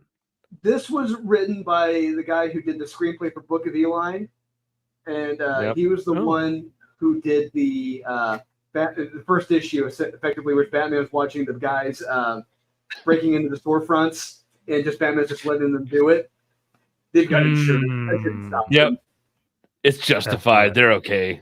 Yeah, and then on top of that, the writer, he doubles down on that on Twitter. Yep, I'm dunking I'm dunking and pissing off the Chuds with this page.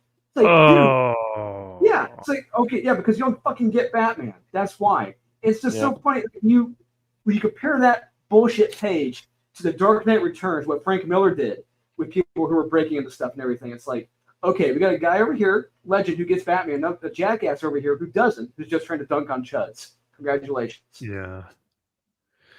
When your entire creative process is trying to own and dunk on half of your reader audience, like literally 50% of your reader audience, maybe more, who knows?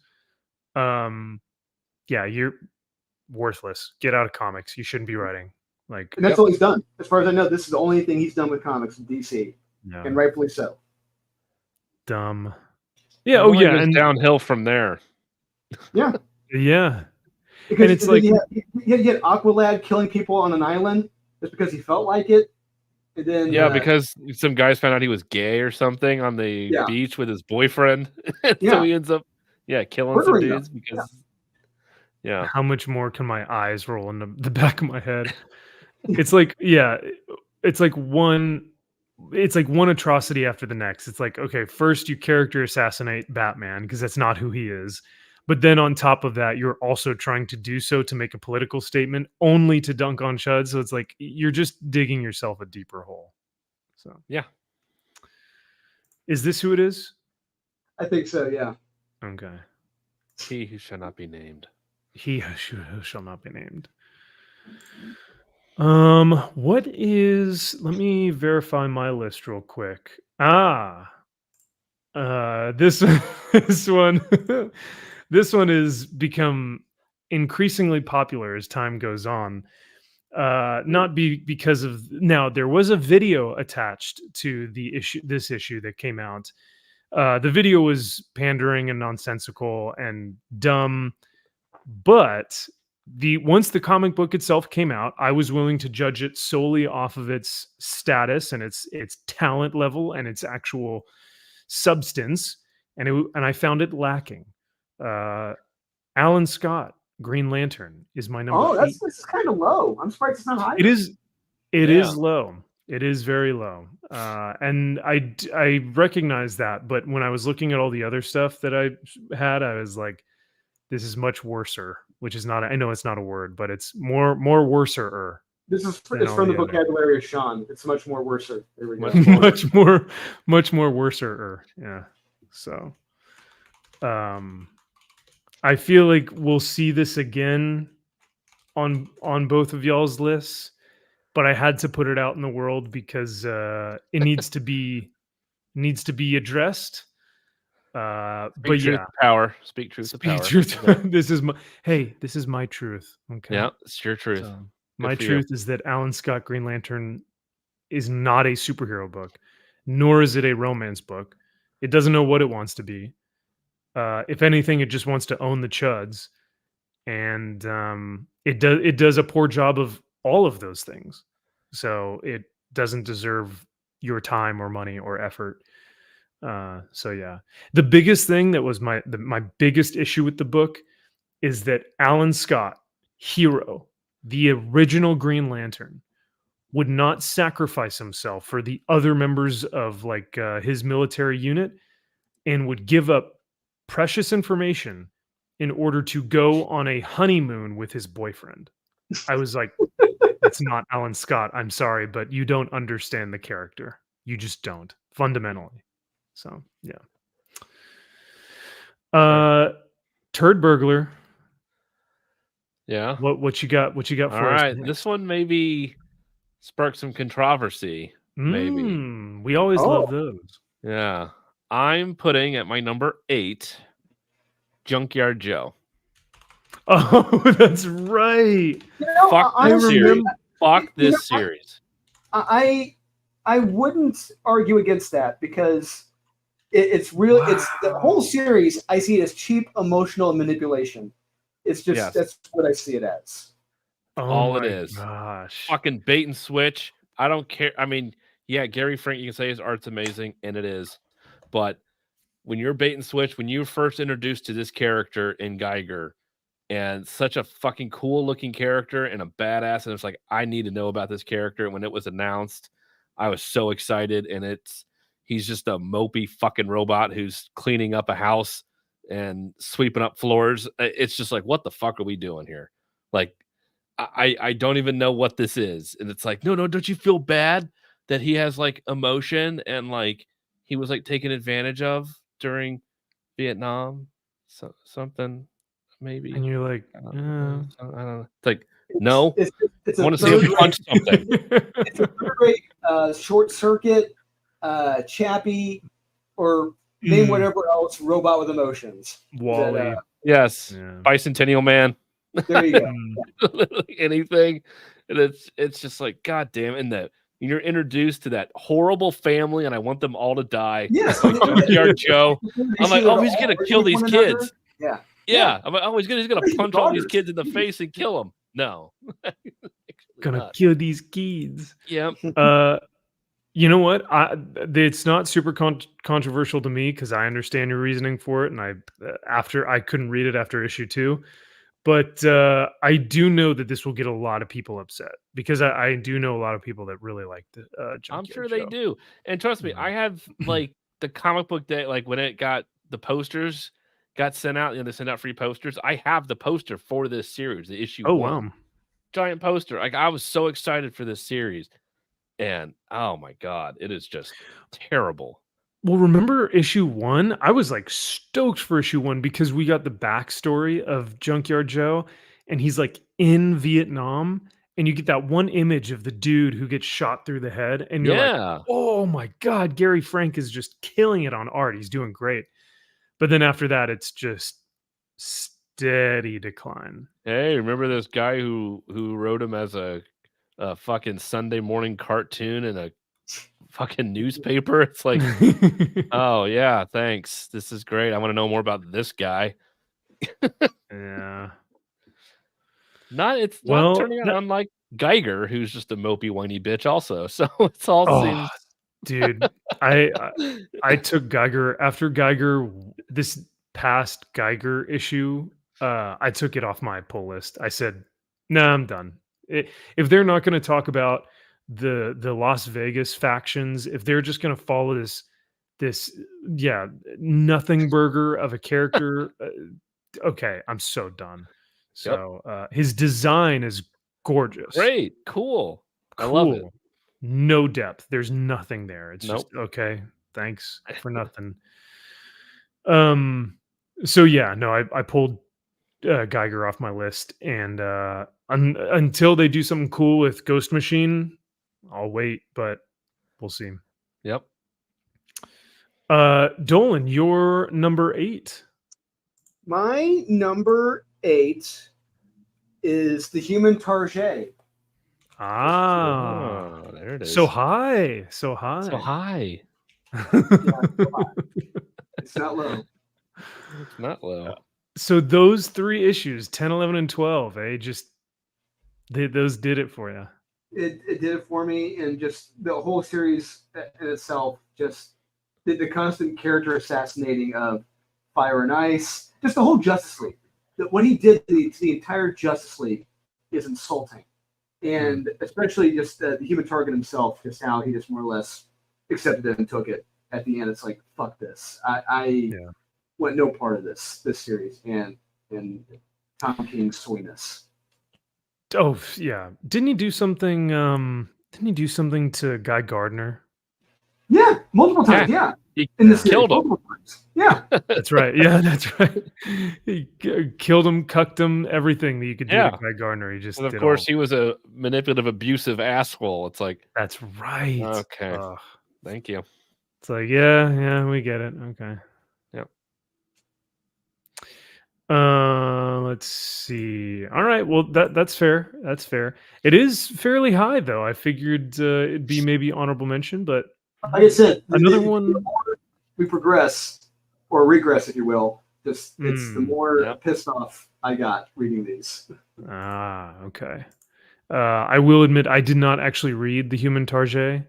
The art looked gorgeous, but I was just like, Tom King, nah, I'm good. It's just, I feel so bad for the artists because they're stuck with him, and I could never, ever, ever get anything signed by these guys that Tom King wrote. Never. Yeah. Nope. Yeah.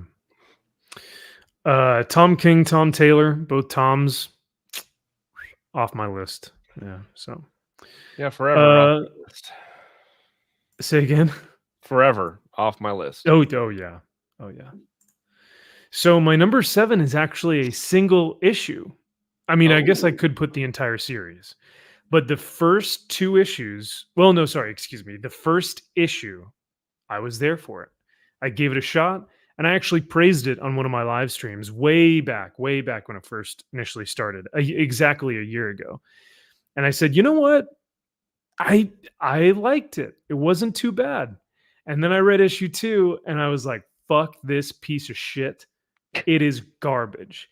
And then we got to issue number 12, and the Punisher became the most cucked simp. He became the most worthless piece of shit. Is this the Aaron run, or is this the new Punisher? This is Punisher issue number 12. The Jason Aaron Punisher number 12. Okay. All right. So this is the last issue in the run where Punisher is chained up. He's, relegated to the basement of Avengers Mansion or whatever.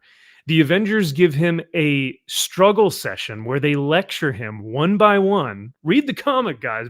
By the way, read the comic, and I am not joking. They lecture him one by one, and they're like, "Oh, you're better than this." Blah blah blah blah. And then at the very end, his wife comes in, and she tells him she's divorced him. She's sold all his assets, so his weaponry, his houses, the property. She's taken all of that money and taken all the divorce money and is leaving him for, to go, be with all these other guys and all this, with all this money and whatnot. It was the degradation of one of my favorite Marvel characters in the entire Marvel universe. For what? To just to make him a bitch. Rightfully so.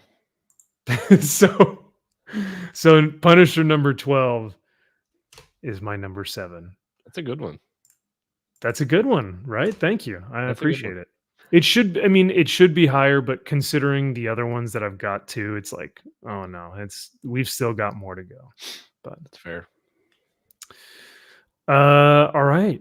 Your number 7. Yeah, this one was a last minute addition here on the list.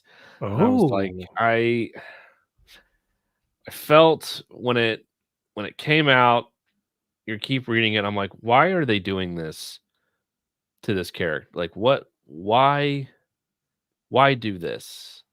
And I still don't have an answer, but it's the Mary Jane and Black Cat series. Oh my god. So high. So high. Whoa. I went back and I was going through and just looking at all this I'm just like, man, I remember reading this. I'm like, this is really fucking stupid. I'm like, why does this exist? And I kept seeing it every month. I'm like, why? And I'd go back and look at it. I'm just like, oh my God, like, why? How dare you do this to Mary Jane? Like, I cannot believe you had the audacity to do this to this character. And Black Cat completely out of character in this. And it's like, and you team these two up, and you have the balls to have Mary Jane talk shit about Peter the whole time. And I couldn't believe that this existed.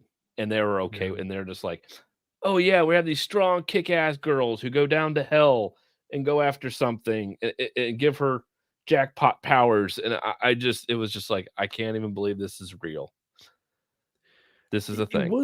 It was super odd, right? Because all of these like things in the city were coming to life, very much like Inferno, because it was part of the dark web thing.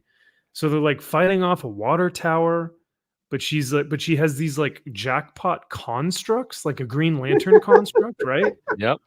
It sounds like a fever dream. Yeah, yes. You're just like, what the fuck is happening?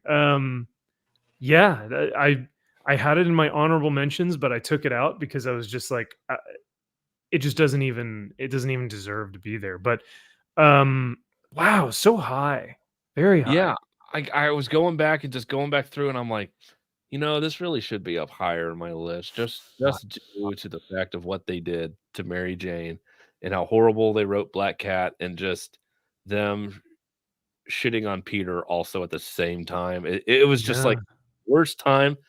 This just came out at a horrible time in comics, and I think that's kind of what played a part in it as well. Everything going on at that time, it was just like, man, this couldn't have come out at a worse time.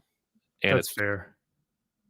I need to go back and reread it now, because I remember, like I said, I had it on my dishonorable mentions, but now I actually need to go back and reread it, see if it was truly that bad. But it is. Oh man. Dolan, do you have one that's going to surprise me for your number 7? I don't know. It's Fire and Ice, Welcome to Smallville. So low. Oh. So low.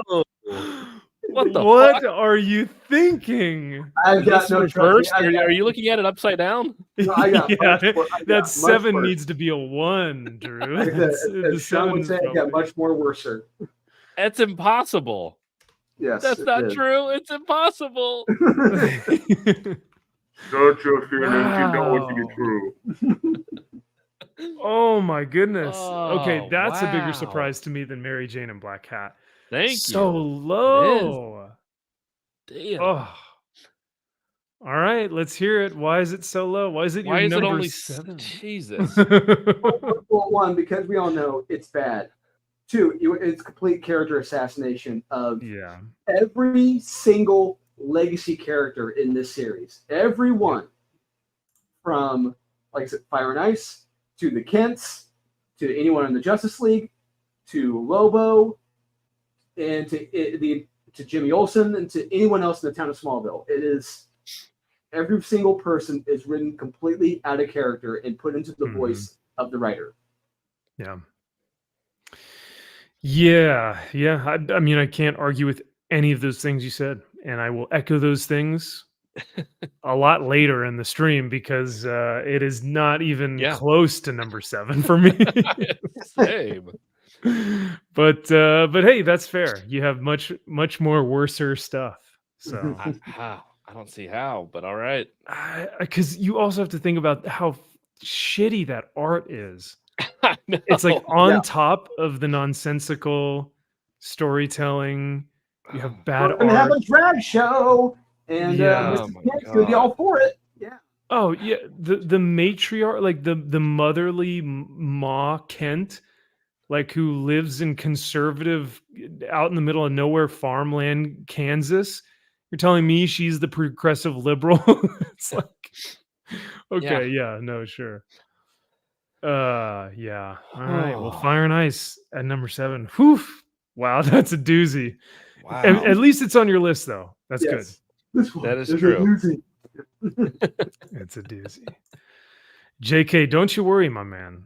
Oh, don't worry.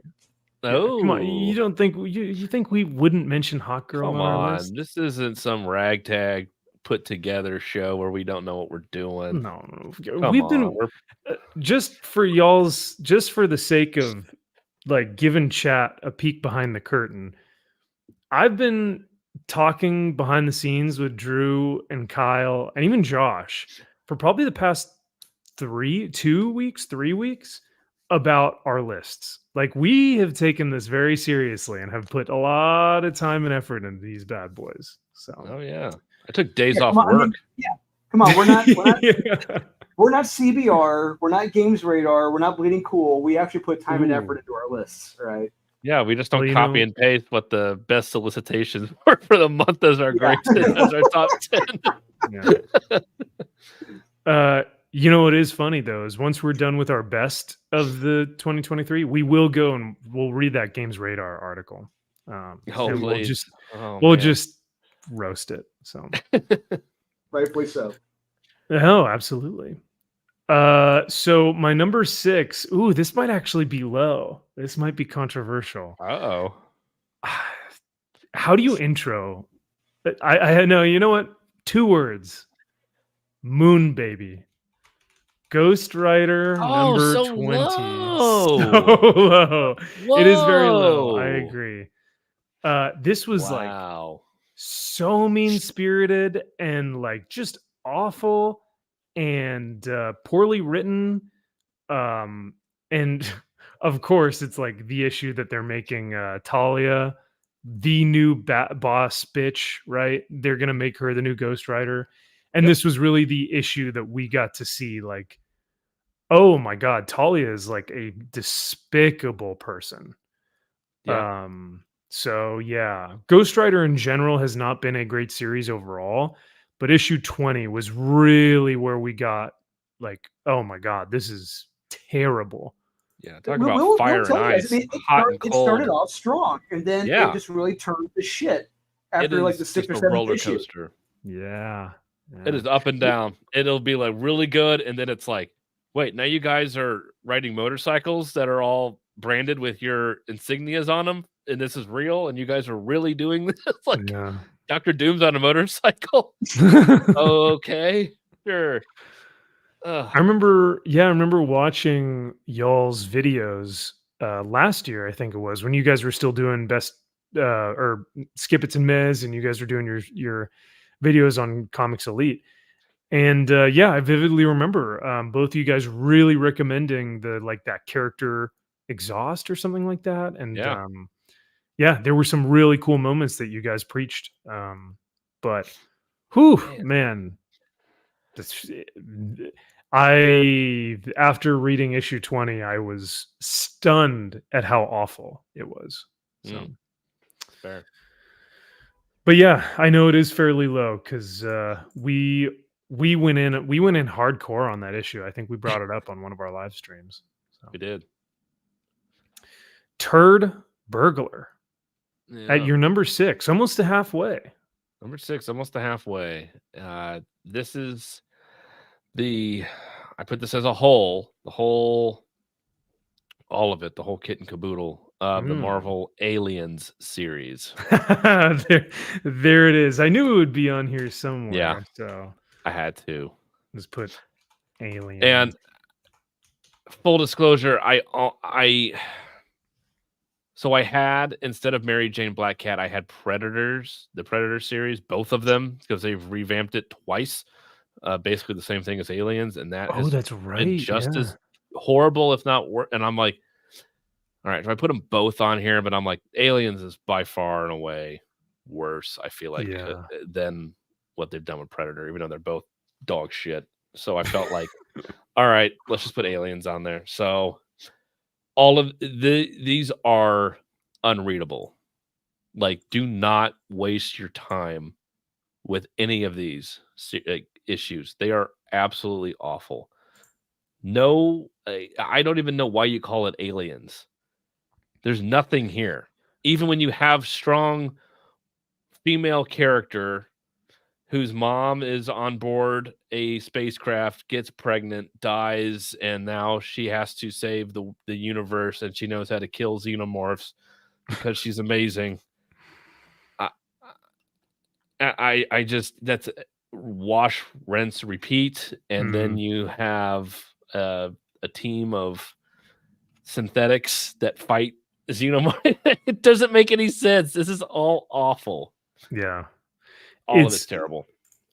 And they're all revamps. They're all number 1s, or they're all like a new series of a number 1 of a series that got canceled.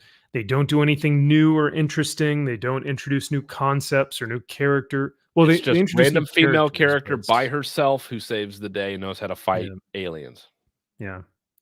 It's so, like, there are some that are super generic and boring. There are some that are just offensively bad and poorly articulated and poorly drawn. Like, there hasn't been an Alien series since actually James Stokoe's Alien Dead Orbit that's really caught my attention. So yeah, there's no horror at all. They have lost that. The art direction, everything is terrible, and then you just have, even the last issue that just came out, you have strong female character who decides to go on her own, fight xenomorphs, and like shoot it in the head, and know how to already like fight all of them and start talking shit to them right out of the gate. And it's just like, fuck do we go from here? Like, they're not scary. They're not menacing.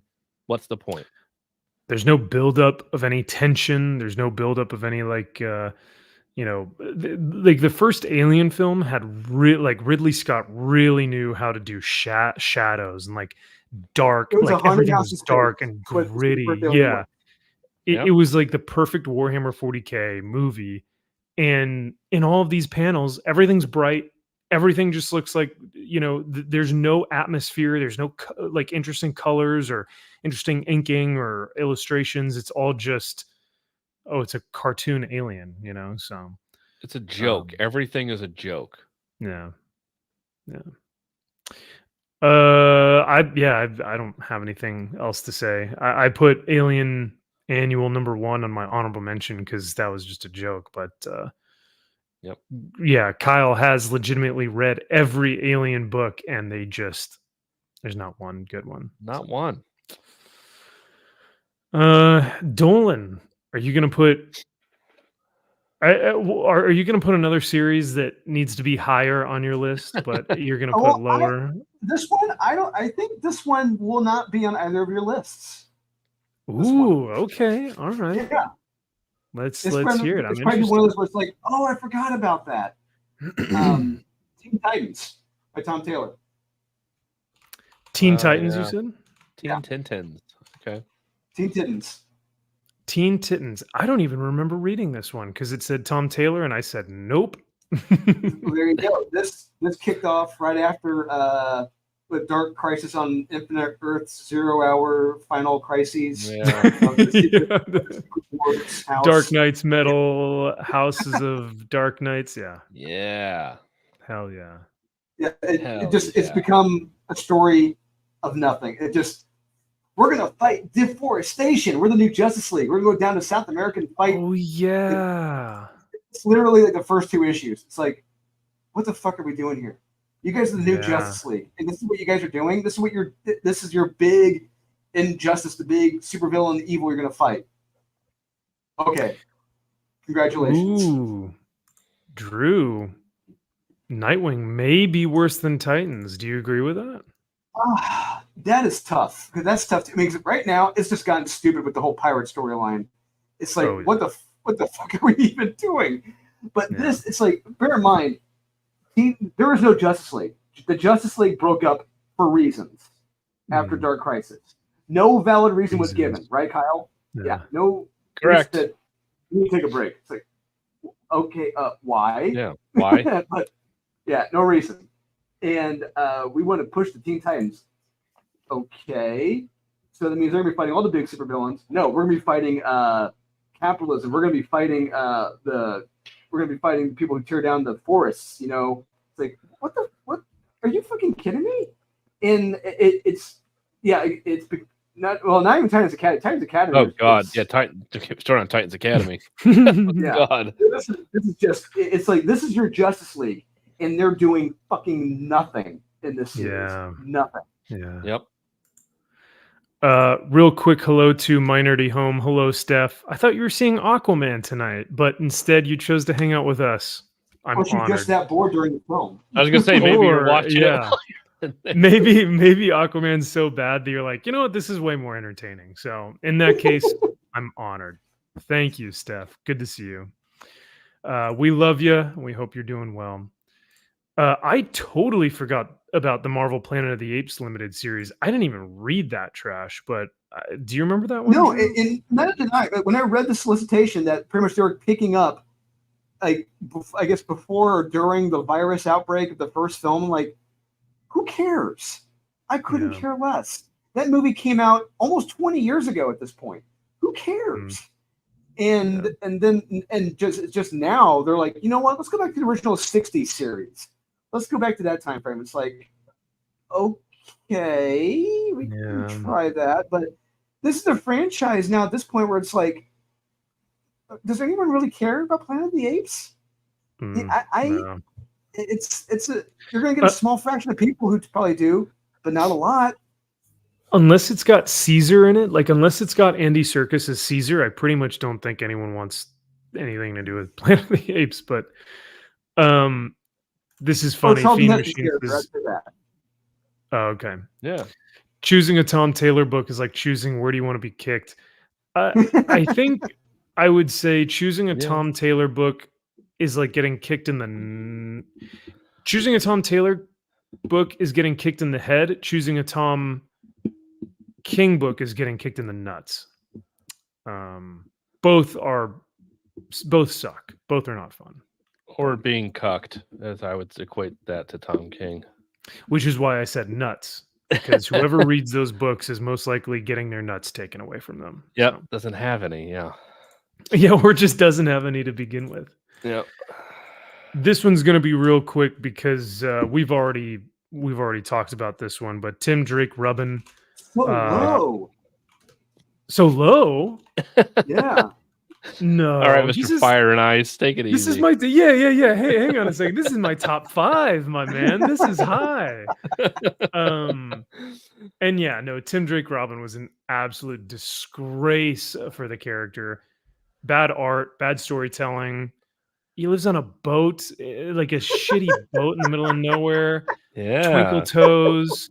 And of course, the infamous issue where he lets civilian innocents die in a burning building because he wants to go talk to Bernard out on the street corner for reasons.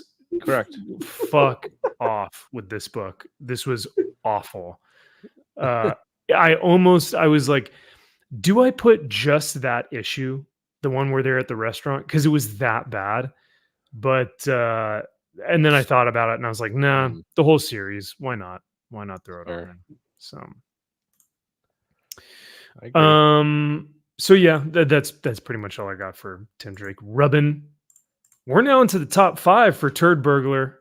Ooh. What's it gonna be, my man? Top 5. All right, baby. top 5. Here we go. The Separator. Yeah. Alan Scott, Green Lantern. Wow, so that's low. a good. No, I think that's pretty good. I mean, it's right where it needs to be. Mine's, if his is low, mine is super low then. Yeah. But yeah, no, that's a good start to your top 5. I respect it. Yeah, I think reasons. What else needs to be said? We've roasted this book. Everybody's roasted this book. I mean, it honestly, Green Lantern was one of my favorite characters growing up, and there's just always something cool about Alan Scott specifically that I always liked. I mean, is it kind of hokey and stupid? Yeah, it's Golden Age. Yeah, it's he looks kind of stupid, but like I just like that character, and just to see him destroyed like this issue by issue, like it's sad, really. And it's like that's what you think this character is it's pretty awful. Yeah. And then to blame fans and to come after them for not wanting to get it and saying you're homophobic if you don't read this book, it's something else. Yeah, the selling strategy alone could put this book on our top 10, right?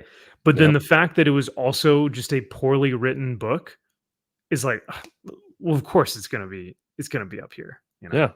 Yeah, it's bad, and yet you have to go to those tactics in order to quote unquote sell your book, thinking that's going to work. Because if you knew it was good. Oh, sorry, I didn't mean to. No, it's fine. Yeah, exactly. If you know it's good, you let it speak for itself. Word of mouth, it's going to have legs. It's going to take off. Yeah, and it's like it's dog shit. Wouldn't that be the biggest fucking the biggest dunk you could think of? Is you don't say a word. You put out your Alan Scott Green Lantern book and you don't say anything. You just drop it. And then people start reading it and they're like, damn, this is really good. Like, hey, it's got it goes in his relationship a little bit, but like, it's a good superhero comic. And Tim Sheridan's just sitting back going like, you like that? I've got a issue 2 coming out next month. Hell yeah, let's do it. You know, that would be the true dunk. But instead it's, hey, to own the chuds, buy my comic. And it's like, oh, God, hey, who else can we destroy and tarnish the reputation of a character just because, and have this revisionist history? Yeah. You know, let's shit on every Golden Age hero while we're at it too. Yeah. Hey, I mean, they are only on issue 2. We wait. Maybe we're speaking a little too early. Maybe issue 3 they will bring in some more Golden Age heroes. Oh God. All right, that's a good start to your top 5, but we are at Dolan's top 5 now. Bottom top 5, power bottom 5. Power bottom 5, right? Power bottom 5. What you got for us, my man? I got just generalization. I got the Punisher by Jason Aaron. Yeah, nice. That's a good one. Punisher. Yeah, we'll just put series. Because I love the Punisher. I love Frank Castle. And what Jason Aaron did, I don't give a shit if he were to come out and say, oh, this was Marvel's idea. I don't give a shit. If they did it, you fucking wrote it. You took the job, so F you. And what you did from as far back, I personally cannot get out of my mind turning him into a murdering Kevin McAllister in that one issue. Oh, dude, issue 2. Yeah. With the Captain America mask on his face, turning him into a murdering Kevin McAllister. Fuck you, Jason Aaron, for what you did to Frank Castle. He's in the principal's office with the Captain America shirt on, and they've got the books, like all of his like journals, and he's like drawing like skeletons and people killing each other and stuff. And I was like, are you fucking kidding me? This is so pathetic. But yeah. Yep. And then the last issue was just the capper with his wife, or I'm sorry, ex-wife now. Yeah, right. Yeah. It is beyond infuriating, and I really truly hope that enough voices have gone to Jason Aaron and told him, "Hey, what you did was fucking stupid, and don't ever do it again." Just needed more hands fisting. You needed the hands and the fist. The hands fisting. Well, you have the hand and the fist. Fist. Yeah. If you've ever chipped Darcy about the hand that's fisting, the fisting of the hand. Yeah. The fist. Yeah. You know what's so funny is when we talk about the Jason Aaron Punisher run, we're so upset with the character assassination and the poor writing and the pandering nature. Because if you guys remember, also in issue 2, I think it was that old woman who's talking to Frank. She's like, "You are the weapon, right? Or you are the beast." And she's like, "Do you know, Beast? What country in all of our globe, in all of our universe, has the most killings in the entire world?" And he's like, "I don't know." And she's like, "America." And I was like, wrong guess. Yeah. Go fuck you. Yeah. It's like, wrong again. Sorry, buddy. You could look at the top 10. I guarantee top 20 most, what is it? Like homicidal rates in different countries around the world. And America wouldn't even be close. You mean to tell me China with like over 1 billion people, they're not going to be the number one, or India? They're not going to be up there, or Africa? Right. Or any of the Middle Eastern countries. Yeah, no. It was so stuff like that we mention, and we don't even remember like all this bad shit, but it started with the Punisher logo. Remember when that first dropped and it was the Mandalorian logo. What is this? And they're like, "Oh, it's a ancient Chinese demon symbol that," I was like, no. It means a white devil. It's like, oh. Yeah, they give them swords. They give them swords because those are less lethal, because no one kills people with swords. Yeah, because guns are bad, okay? And swords are good. What? Yep. So you could arguably say that swords do way more bleed damage, and make people suffer more. I don't know, but you can make the argument that I would say more people died by sword under Genghis Khan than people have died by guns. I would make that argument. Under Trump. No, I don't know. No. Am I right? Yeah. Am I right, Jason Aaron? Ugh. Which is, it's so sad because Jason Aaron's Thor run, hit 1 through 25 of that Thor run, to me is one of my favorite Thor runs. Of course, much farther behind Walt Simonson's run and, J. Michael Straczynski's run and stuff like that. But still, I love the 3 Thors of young Thor, superhero Thor, and King Thor. We get introduced to Gore the God Butcher. Like, Jason Aaron is capable of writing something good, but man, he just shit the bed on Punisher. That's for sure. So, yeah. But maybe that's my hot take, is that I liked his Thor run. I don't know. But then again, at the same time, bear in mind, some of these names we're going to be bringing up: Jason Aaron, Tom King, Tom Taylor. These 3, the triumvirate of character assassination. Yeah. These 3, they have. I don't want to insult fans, but they've got their diehards who will just read whatever they put out and don't think critically about what they're reading. They just read it, consume product, onto the next one. You know what I think too is they haven't read a lot of earlier comics, right? Or maybe they started reading comics during the pandemic and they've got really super excited about the hobby, and so they've really only read Tom King and Tom Taylor stuff, and so they don't realize what's being done to some of these characters. I don't know, but I guess we'll move on right into our number 4.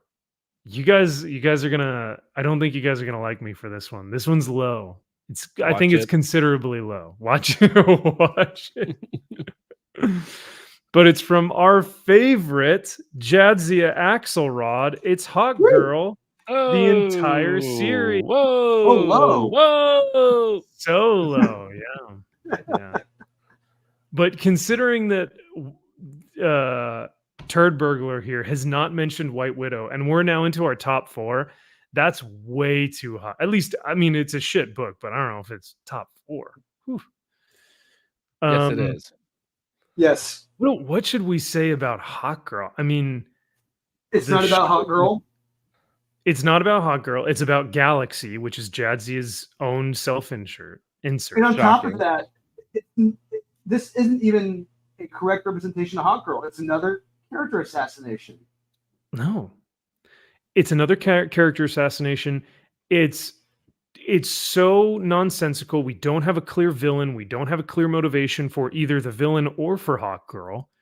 The only motivation that we get when Hawk Girl is fighting that big owl thing, she's like, oh, Carter Hall, you dated a white woman and not me. And, don't tell me who I am because I know who I am and I'm a woman.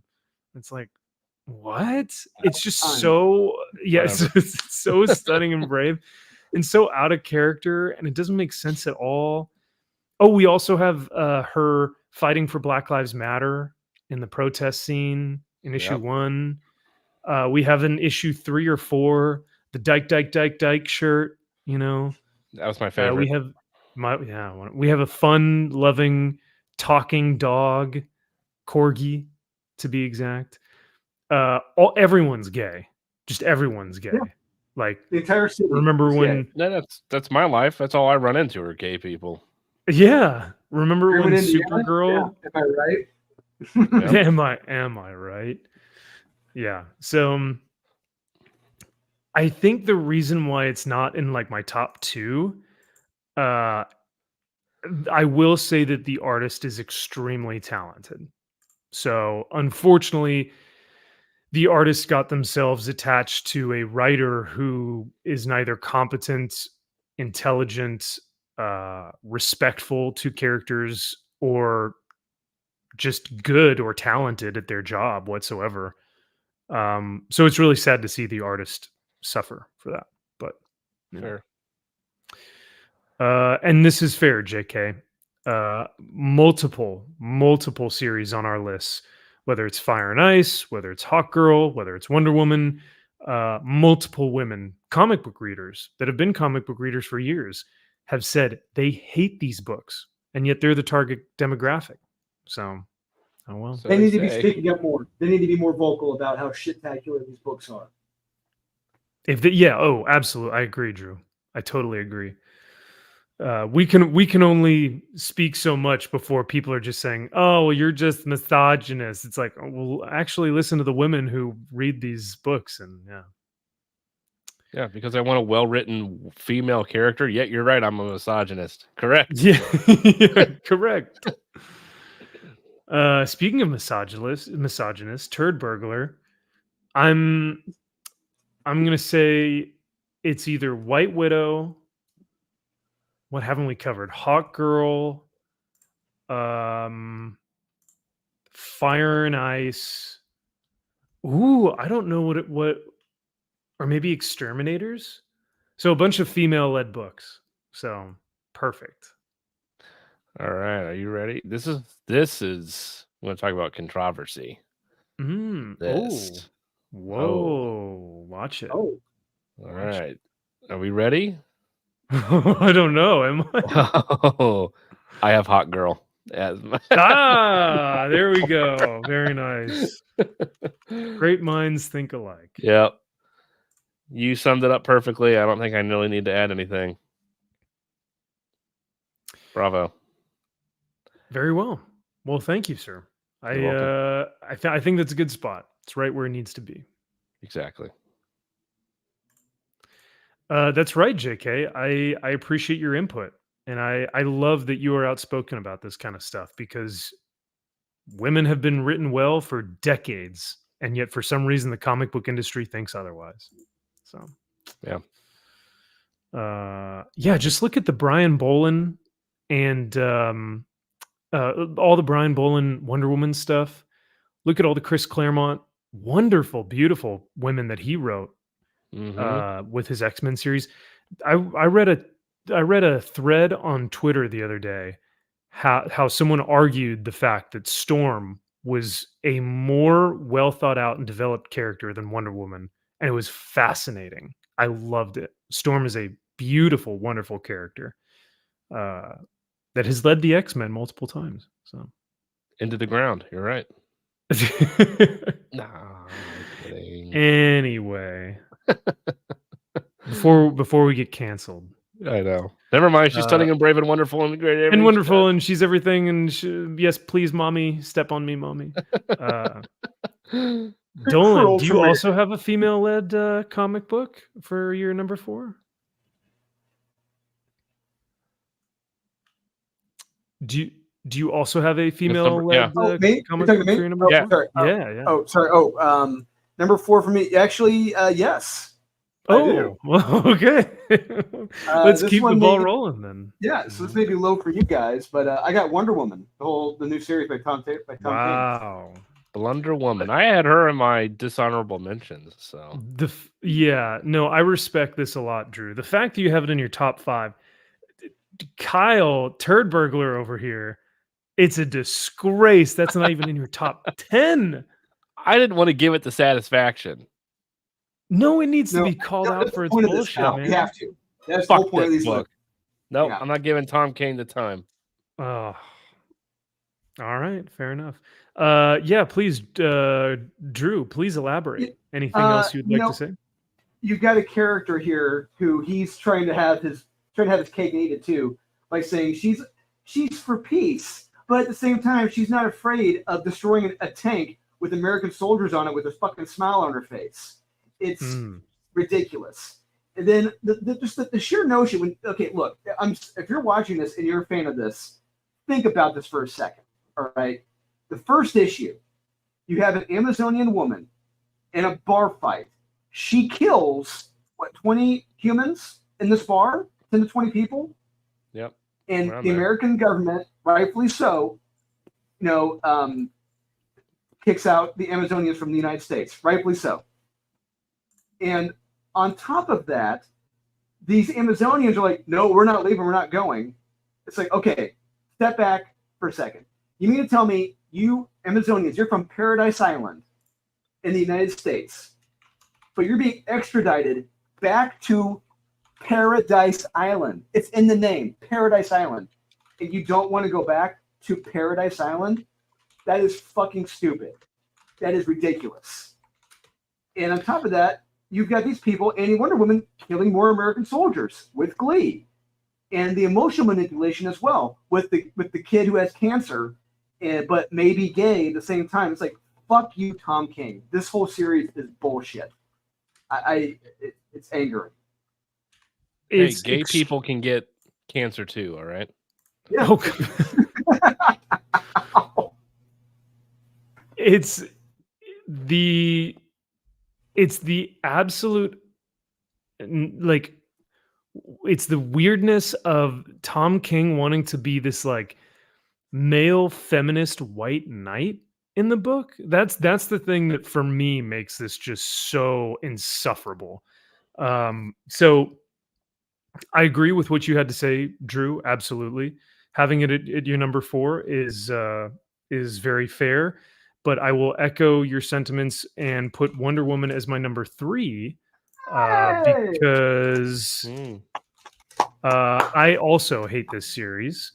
It is, and so and actually I meant to put this on my number 3. So Wonder Woman also includes Wonder Woman issue 800, where we are introduced to Trinity. Do you guys remember that one? Where Trinity shows up and fucking just is the most worthless, condescending, arrogant, narcissistic. She talks down to Batman and Superman, and they're both like, oh yeah, we'll just take it because we love you, Trinity. And the readers are thinking, who the fuck is this bent, right? Just So a yeah, this pill includes of a human being, just a pill of a character. oh, awful. So this includes Wonder Woman 800, but it also includes Wonder Woman 1, which is the new series that just started.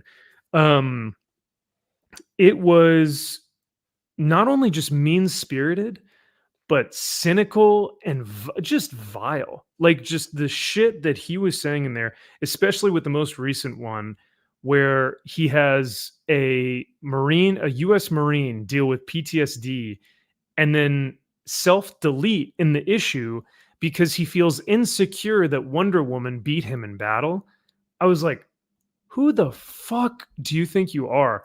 Tom King is a insecure little, weirdo male feminist who wants to be stepped on by mommy. He had Steve Trevor, a colonel, getting into a fight in the cafeteria with his lower ranking subordinates.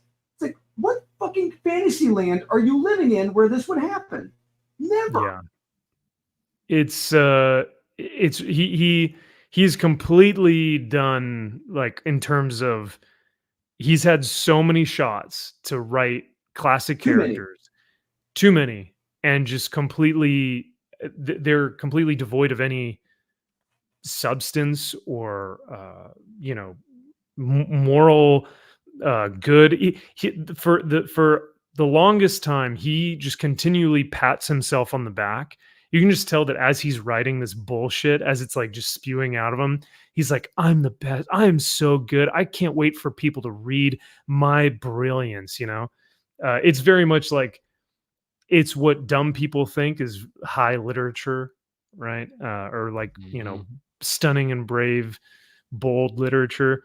Yeah, I'm trying to think if there's anything else I want to talk about, because it is it's mean-spirited more than anything. Everything about it is just mean-spirited, trite, and asinine. So those were the other emotional manipulation after this last issue. Yeah, very much so. Very emotionally manipulative, for sure. The laziest of emotional manipulation. Yeah. So for all those reasons and more, that's my number 3. And once again, the art is beautiful. The art is better than any one of these books. The art alone could potentially be on a top 10 list of a best book. Daniel Sampry, Clay Mann, Greg Smallwood, 3 brilliant, terrific artists wasted under Tom King. Yeah. Yeah. Yep.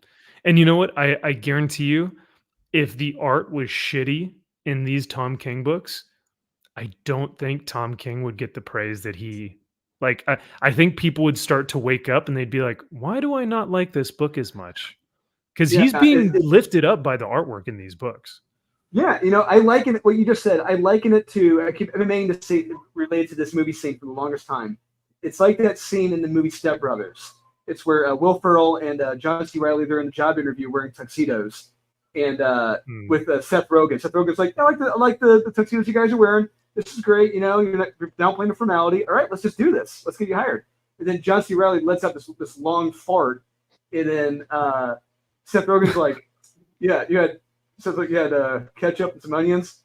Yeah, now that I think about it, after smelling this, after thinking about it, yeah, these suits, this is not going to work. It's like Tom King is that fart. His storyline is that long fart. And it's like, you know what? No, it's a bad taste in here. Not going to happen. Yeah, you're out of here. Yeah. Yeah. I would maybe say that, like, yeah, I totally understand what you're trying to say. But I'm waiting for people to finally just be like, man, this is shitty. This is really, not only is it like actually poorly done, like there's not a lot of substance to it. He's not as talented as he thinks he is. But it's also just, it's really like, it's disgusting, the type of writing that he especially with the Wonder Woman, like military stuff, and the weird, like I said, the weird male feminist fantasy, mommy fantasy that he wants. It's kind of like, Oh, it's a degradation fantasy that he wants to be degraded by strong, like big women. It's a an Peggy odd fetish, but yeah. Yeah. So sorry you have to follow that one, Kyle, because we just kind of thrashed Wonder Woman into the ground. But It's fair. do you want to give us your third turd burglar pick for 2023? All right. Yeah, you've been waiting for it. Here it is. White Widow. Ah, wow, so high. Yeah. So high. Why isn't it higher on your fucking list? This thing is fucking dog shit. Come on now. It's funny. It's funny. It's how not bad funny. It like Wonder Woman doesn't make me laugh. Every time I get angry when I read White Widow makes you laugh. Are you fucking kidding me? No, because it doesn't. it's so dumb. It's like a cutesy wootsy. I like lettuce. That's I not like funny. onions. When we were roasting this book, you weren't laughing. Internally, I was. You were crying because it's so bad. It is. Why it am is I that wasting bad. my though. time. It is. It that really bad. is that bad. Yeah. All of it's bad. The art is dog shit. The story isn't a story. No, it's just somebody's likes and dislikes and going to a farmer's market. Yeah. And their house is, they're going to get kicked out of their HOA because they're communist or whatever. It's like, I don't even know what the fuck is going on. They don't know either, because this is a day in the life of these writers. Yeah. That's all this is. Hey, I went to the farmer's market over the weekend. Hey, that's great. Put that in the book. Yeah. But nothing happened. Yeah, go. Put that in the book. Yeah. You can't forget issue 1. Arguably, I think issue 1 is much worse on It is. It's the worst. On a it scale of assassinated like Captain America. I mean, yes. it's awful. Yeah. Issue 2 made me laugh because it's like, are we fucking at a farmer's market right now? Stop it. But Stop it. It didn't make you laugh. But issue 1, I was actually I was mad. I was like, this is bullshit. So, and it will not get better. It's only going to get worse. The question is, do we continue to read? Like, how many issues do you give it until it's canceled? Well, since you find it so fucking funny, you're probably going to keep reading it, right? No. I'm not supporting this book, though. Okay.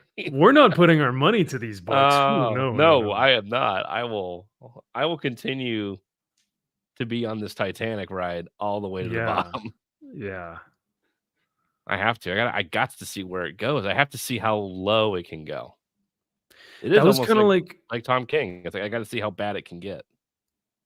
Yeah, I almost like it. It was offensive. The whole Tom King writing in self-deletion of a United States Marine into his book, that made me go like, "Fuck no, I'm not reading this." Piece of asinine shit. Because it's like it truly is like offensive. But like you said, I almost have to continue reading because I'm like, what's he gonna do next? Like if he doesn't, like if he's willing to cross that line, what's he willing to do next? So I understand you reading White Widow because now you're like, I have to see what happens. Yeah, and like just like the thing with Tom King, it's like the Emperor has no clothes, and you're slowly realizing he never did. He has the ability now to go back and be like, everything you've written is dog shit. Everyone before was like, well, Mr. Miracle was pretty good and the Visions was good, but he is almost so bad now, and you've almost seen that he can't write to the point where people are going back and saying, that stuff probably isn't as good as everyone thinks it is, and it's actually not. And like he has that rare ability to where it's like everything you've written is dog shit. We just were too stupid to see it at the time. Yeah. But White Widow is dog shit. Yeah, no, it is pretty bad. Man, it's high though. I will say it should be. I just wish that yeah, that's tough. Because it's also like it's high, but where else would you put it? And that's the thing. And I'm like, well, Wonder Woman was up there at first also, and I'm like, fuck, like, I mean, these are all bad. Like, I'm just where am I putting all of these? Yeah. Yeah, it's tough to I mean, you broke it down to 16 dishonorable mentions. That's as close as you could get to, like, Yep. trying to cut it down, so that's fair. Uh, Drew is, using the restroom real quick, so, his number 3 is going to be Batman One Bad Day, but the entire series. So that was Ra's al Ghul, that was Bane, that was Joker, or did they do a Joker Penguin, one? Bane, Penguin, yeah. Man, that's Clayface. high. That's so That's high. high. And they were I bad. mean, I remember I thought the Clayface one wasn't that bad. I think. Is that what that I I remember reading Ra's al Ghul and laughing because of the dog, and Yeah. because Ra's al Ghul was, like, so concerned with global warming. Yep. But I remember the art being gorgeous. Like, the art was stunning in that book. Yeah. And the art for the Um, most part and a lot of them were very good. yeah. Art was great in a So, lot, if not all of them. I thought the Clayface one I thought was pretty good. yeah, I can't remember. huh. Um, yeah, well, all right. Well, we'll have to ask Drew when he comes back because that's Yeah. high. That's Like, very but just the fact that like you have the audacity to be like, all it takes is one bad day for all of these people to turn for into a life of crime for every single Batman for villain. every Batman villain. They love to stroke their egos about, like, oh, Joker is just one bad day, we're all Joker, right? But Yeah, all it Killing takes is Joke. one. Remember? He was gonna get the Yeah, commissioner. Oh, remember that? Remember that? Remember Alan Moore? Remember that? We're all like yeah, Alan Moore. yeah. They're like, oh, yeah, we're like Alan Moore, so we'll also write one bad days for all these characters, which in turn makes all of them way less interesting. Yeah, and they're all kind So of pusses and kind of yeah, bitches. It's just like, well, I had, somebody, hit my sundae ice cream cone out of my hand, and now I'm mad at Batman forever now. It's like, oh, that's what mm, you came up with. Okay, got it. oh, cool, thanks, good one. Wonderful. One bad day, that's all it takes. That's all it takes. So this one, it's super high for me, but it may be controversial, because it's not my number one. But All it's still, right. it was like number one or two, and I knew what my number one was the second I read it months ago. My number two, coming in at Uh, number two, Fire and Ice. Welcome hey, to Smallville. I guess I should say, because Fire and Ice, what was it, the Image comic or the Dark Horse comic? I think it's Dark Horse, Fire and Yeah. Ice. Yeah, Um.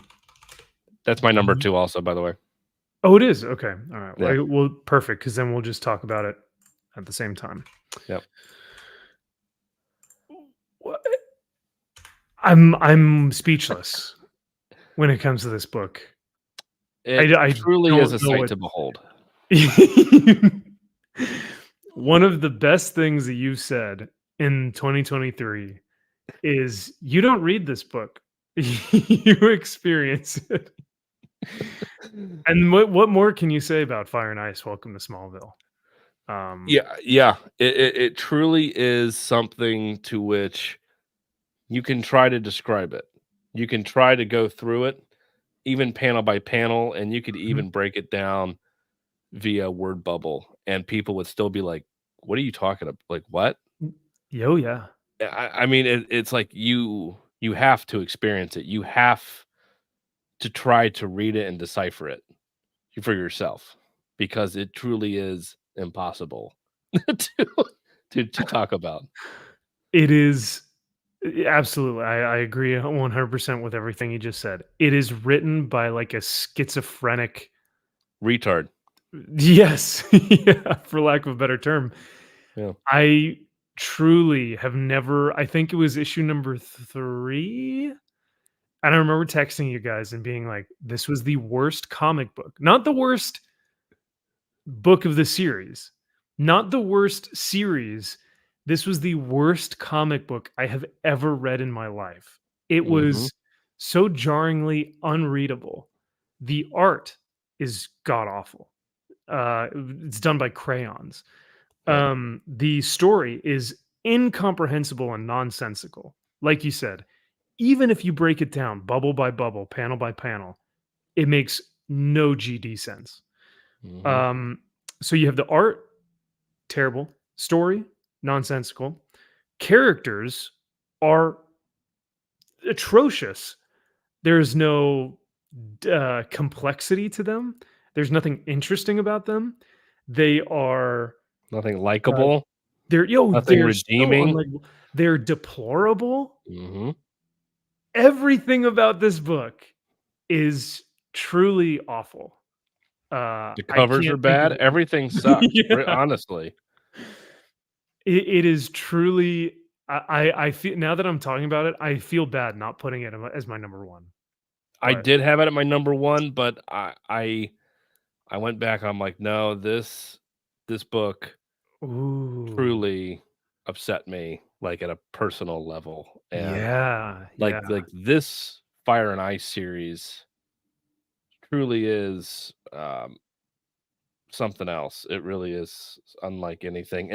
And Drew and I have read for a while there so many indie books that shouldn't exist. They're that bad. Yeah.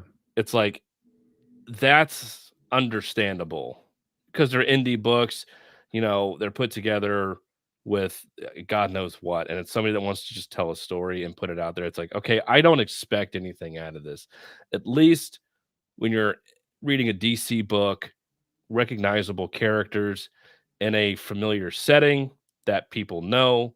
You hear Smallville, it's like, oh, okay, I know where that's at. Superman, the Kents, whatever. It's like, okay, I understand that. And then you read this and you see it, and it's like, what the hell is even that? Like, you're just, it's what just, the hell is even that? Yeah. You're just at a loss for words. It's like, I can't even believe this is real life. This is real. This exists, and it's not some parallel universe where I'm being punked. This exists in our timeline. As much as we would not like it to be, it is real, and it is terrifying. I do like that, though. It should be called Fire and Ice, Welcome to Smallville. What the hell is even that? That should be the tagline, because it's perfect. Everything that happens, you go, what the hell is even that? On everything. Yeah. That's every page. You just turn it and you're like, every page, trying to decipher what the hell? Like, did I get hit in the head? Like, am I having a concussion? Like, am I having a stroke right now? Yeah. Oh, it's awful. It's awful. Mm-hmm. Drew, I noticed that Fire and Ice has not been mentioned in. Oh, yeah. Or sorry, excuse me. It has been mentioned as your number 7. So, which is wrong. Wow. Okay, so apparently you have two things that are much more worser. So, yeah. Shoot. Well, I think Kyle and I have dug this thing its grave and truly sent it to hell. So I'll do that there. So Drew, why don't you give us your number 2? My number 2. Oh, you know what? Actually, yeah. Sorry, go ahead. Number 2 was Alan Scott, Green Lantern. Wow. Damn. Woo. Very high. All right, so give us your reason. Yeah, because this is super interesting. It's on all of our lists. At least it made it to all of our top 10s. My number 8, Turds is at number 5, and Drew, you've got it at number 2. So I'll gladly explain. Okay. So, growing up, I remember the first time I was exposed to Alan Scott. No pun intended. Well, pun intended. It was through Zero Hour, and I learned about him with the JSA from Zero Hour, and I thought he was so cool in Zero Hour. He looked so cool, and then I started exploring more about the JSA when I was younger, and like I saw the cool costume he had. He was different from the other Green Lanterns, and I'm like, this is pretty awesome. And then growing up, when our mom was going to school, we would go to the library with her, and I would always check out these superhero encyclopedia books and learn about all these cool Golden Age characters. And I learned about Alan Scott from this huge encyclopedia. And I'm like, oh my God, he was a train conductor, caught in a train accident, and like this lamp saved his life, become the Green Lantern. Like, this is awesome. This is cool. And then you see what has happened to this character, like not including the Earth 2 shit, but like completely retconning him being straight. Like a guy who was a hero who had kids, who was married and had kids, and was living a lie his whole time to his wife and everything. I'm like, okay, that's bad, but I'll regretfully kind of sort of not really go for it. But then you have this shit-tacular series on top of it, turning him pretty much into a selfish asshole in this. Yeah. And on top of that, I mean, just the gay conversion therapy at Arkham, and the making out with his boyfriend in public, you know, on a ship with other soldiers. It's like, are you fucking kidding me right now? No one would ever do this shit, even back in the 40s. This is ridiculous. Yeah. And it comes across as just an unrealistic. I mean, it's a fantasy. It's a gay fantasy that is beyond the realms of realistic in any way, shape, or form. Like, this is bullshit, and it is just there for back padding. That's all this is there for. And they took the character Alan Scott and made him just a tool for that. And I hate it. I utterly despise it. Yeah, it's like it's worse than pandering. Yeah, it's well, I mean, the book is just one whole pander session, because it's a character assassination because of the pandering. You know what I mean? Like, it's making Alan Scott this selfish idiot, because obviously, like you said, Drew, he would know better than to do that in front of multiple people. Now, of course, during that time, the things that were done with conversion therapy was awful. You know, no one condones that type of stuff to, you know, during that period of time. But how he wrote it into the book was just it was so manipulative to the reader. It was emotionally manipulative to the reader. He's trying to get a lot of sympathy and a lot of victim points for Alan Scott, who's supposed to be our hero. Yes. His actions are selfish and self-centered and narcissistic, and these are actions of a villain. This is what this is the origin of a villain here, and that's not Alan Scott. Yeah. Yeah. Well, I can't argue with that. I can't argue with your logic, Drew. I agree with everything you said. However, I guess it just didn't hit me as hard because, though I love Green Lantern, you know, Punisher, Ghost Rider, these guys they're above that one, because Punisher and Ghost Rider developed my childhood, you know, in the 90s. So, but number 2, I can't argue with that. It is high, but for your reasoning, I can't argue with it. Before we get to our number 1, this is a great point, JK. She says, I can't believe Teenie Howard hasn't made the list. But then Fiend says, that would actually require someone to read a Teenie Howard book. You're not wrong. You're not wrong. I don't think I read a single Teenie Howard book this entire year, because it's all Catwoman stuff, right? Basically, and Harley Quinn, I think. Yeah. And we gave up on both of those series months ago. I gave up on Harley Quinn a long time ago. So, Raphael, these are our top 10 worst of the year, and we will be moving on to our best just after this. So as you guys alluded to earlier, my number 1 was not a DC or Marvel book. It is an Image comic, and I never ever thought that this would have been the case, but it takes the cake. I went off for probably about an hour for that live stream that we talked about this book months ago, and it still makes me angry to this day. It is vile, disgusting, hate-filled, and divisive. And that's the biggest thing. It is divisive. It pits people against each other when the medium of comic books should be bringing people together. The stories of superheroes, the stories of inspiring people, bringing people optimistic hope, and being a light into the world.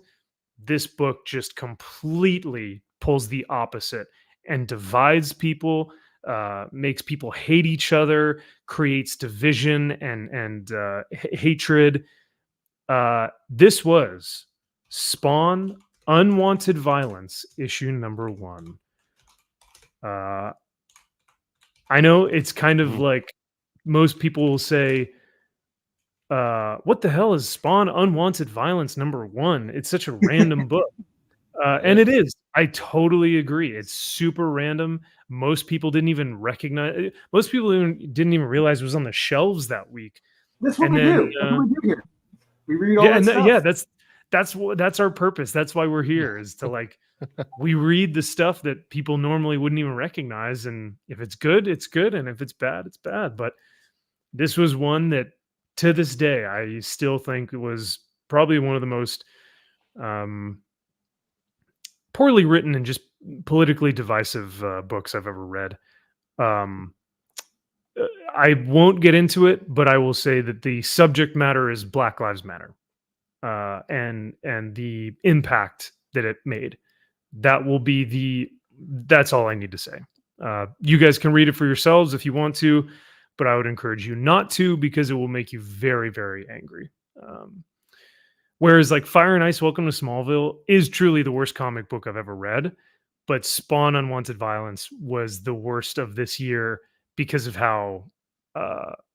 truly how vile and cruel is another good word I would use for it. So, but I don't want to, like I said, you guys can watch the hour-long talk that we went through it panel by panel. Poor Kyle had to sit through me just, talking about how shitty it was, but he's a trooper. But speaking of Kyle and Turd Burglar, we're down here number 1. Worst comic book of 2023. It's not Wonder Woman. It's not Fire and Ice. No. It's not White Widow. We've already mentioned Hawk Girl. Yeah. Junkyard Joe I didn't see that one coming, but yeah. I guess. Drew, you got a guess? Let me look at this list real quick.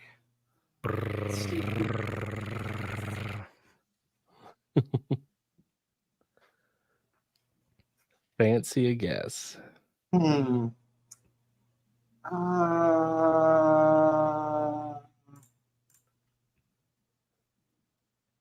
gonna see Wonder Woman. No, because Wonder Woman's in his dishonorable. Oh, it is? Oh, shit, there it is. Ooh, Fiend. Actually, this could be a very big possibility. or he could just say Batman in general, the Batman main series. That's number 1. Yeah, because I know you have that as your number 10, Drew. So yeah. Oh, that's good. I didn't even remember ASM. Yeah. Okay. Turd. Okay. It's all you. It is talking about evil, cruel, vile, pure vitriol that is spit out of this fucking book. It is Ghost Rider issue 20. Oh, that's right. Yes. Oh, I should. This fucking book. It's somebody who has just had a child, and what this character spits out. Yeah. And equates to childbirth, giving birth, anything. It's go fuck yourself. Yeah. Fuck this book. Fuck this writer. I don't care if the character's, she's edgy and no, fuck that shit. No, there is no coming back from this. Nope. Irredeemable at this point. I want nothing to do with it. I want nothing to do with that character. But this is going to be the new Ghost Rider, Kyle. Whoops. Did I say that out loud? Yeah. It's basically ever since she came around, it was and she's going to take over. And it's this is who you want to take over. Yeah. I fully endorse you putting this as your number one, especially like you said, what Talia says about having children and about motherhood and about families. Yep. Like, and this probably hits way harder for you as a brand new father. Yeah. Bringing life into the world Yeah. is probably one of the most selfless things you can do. And Um, wonderful and just absolute joy. yeah, And it's just like to have a woman say that. yeah. I just I want nothing to do with you. You were less than Also, nothing. yeah, yeah, and also the implication that she's supposed to be the hero. Right. You know, And you're supposed to if be on she, her side. yeah, if she were written as the villain, I'd be like, oh my god, that's a great villain. You Yes, I would, you cannot would, wait for the penance stare onto that ye- bitch. oh Yeah. yeah, Ghost Rider just choke slams and then just Yep. gives her a penance stare. Yeah, Yeah. but no, we're supposed to be rooting for the insufferable things that this woman says. Yep. So yeah, I'm recognizing, yeah, that Turd Burglar and I have like, so number two, we both put Fire and Ice, but our number ones are ones that like, oh, just really like, like made us fucking Yeah. And angry. and you could make an argument for it's like I get that one too. Yeah, That hits home to me also being a sure. Yeah, prior law enforcement. I completely understand. yeah, I just like I forgot that book like happened because it was yeah. just one of those that Ghost Rider. This was so recent. I'm just like Hmm. that still resonates with me. For When did sure. Spawn on One Advice? When did that come out? Dude, that came out like at the beginning of the year, I'm pretty sure. Yeah, it's like Because going when I back to remember looking January, back, February. yeah, It's like damn. yeah, it was back there. Yeah. But you bet your ass I was not going to forget that shit. So I was like, nope. However, I did not read issue number 2 because I was like, I don't need to. I already read issue number 1. I did my service to humanity. Yep. Um, great pick for your number 1. Thank you. I should have seen it coming. Damn. I knew you were gonna, I knew it was up there. I just, yeah, totally forgot. Dolan. All right, let's see here. Dolan, what don't you have? I actually don't see, do I see Ghost Rider on yours? No, I don't. No. Okay. But oh, you know what? Yeah, so Fire and Ice. Sorry. I need to switch this. I need to make this a 7. Batman, Fortress, Human Target, Wonder Woman. He Oh, does you know not what? have White Widow on there. Oh, he He does. His also honorable mention. he doesn't have Hawk Girl. He does not have Hot It's Girl. for sure gonna be Yeah, Hawk Girl. has to be That's what Hot it's Girl. gonna You be. can't leave that off. No, no, no, no. If he does, I'm gonna leave this stream. Yeah. So mine is it's a bit of a cheat. It's a two-way tie for first for me. Oh, okay. My two are it's Hot Girl and Tim Drake Rubbin. For my two. Ooh. Okay. Tim Drake Rubbin. Wow, so you equated both of these as a number one. These are great though. I mean, reading both of these. Granted, these came out separately, in time, and I had the exact same emotional response reading both series, where it's like, I want no part of these fucking characters because these are not these characters, especially Tim Drake Robin, because I had been there from the very beginning with Tim Drake, even before he was Robin, earning his place to be Robin, proving his right to be Robin. And this is not Tim Drake. And the art by Riley Rossmo did not help either.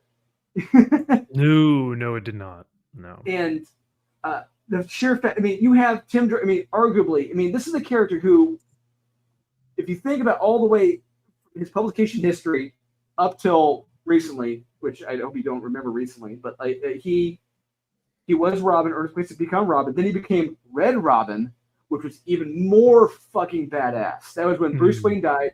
He became Red Robin. He was traveling across the globe trying to find Bruce Wayne, believing he was alive, trying to find him.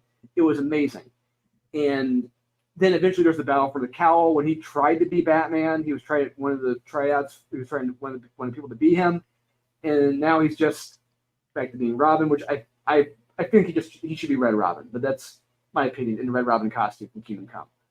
But seeing him take this huge regressive slide back to this, it's a fucking joke. They've turned him into a punchline of a character. It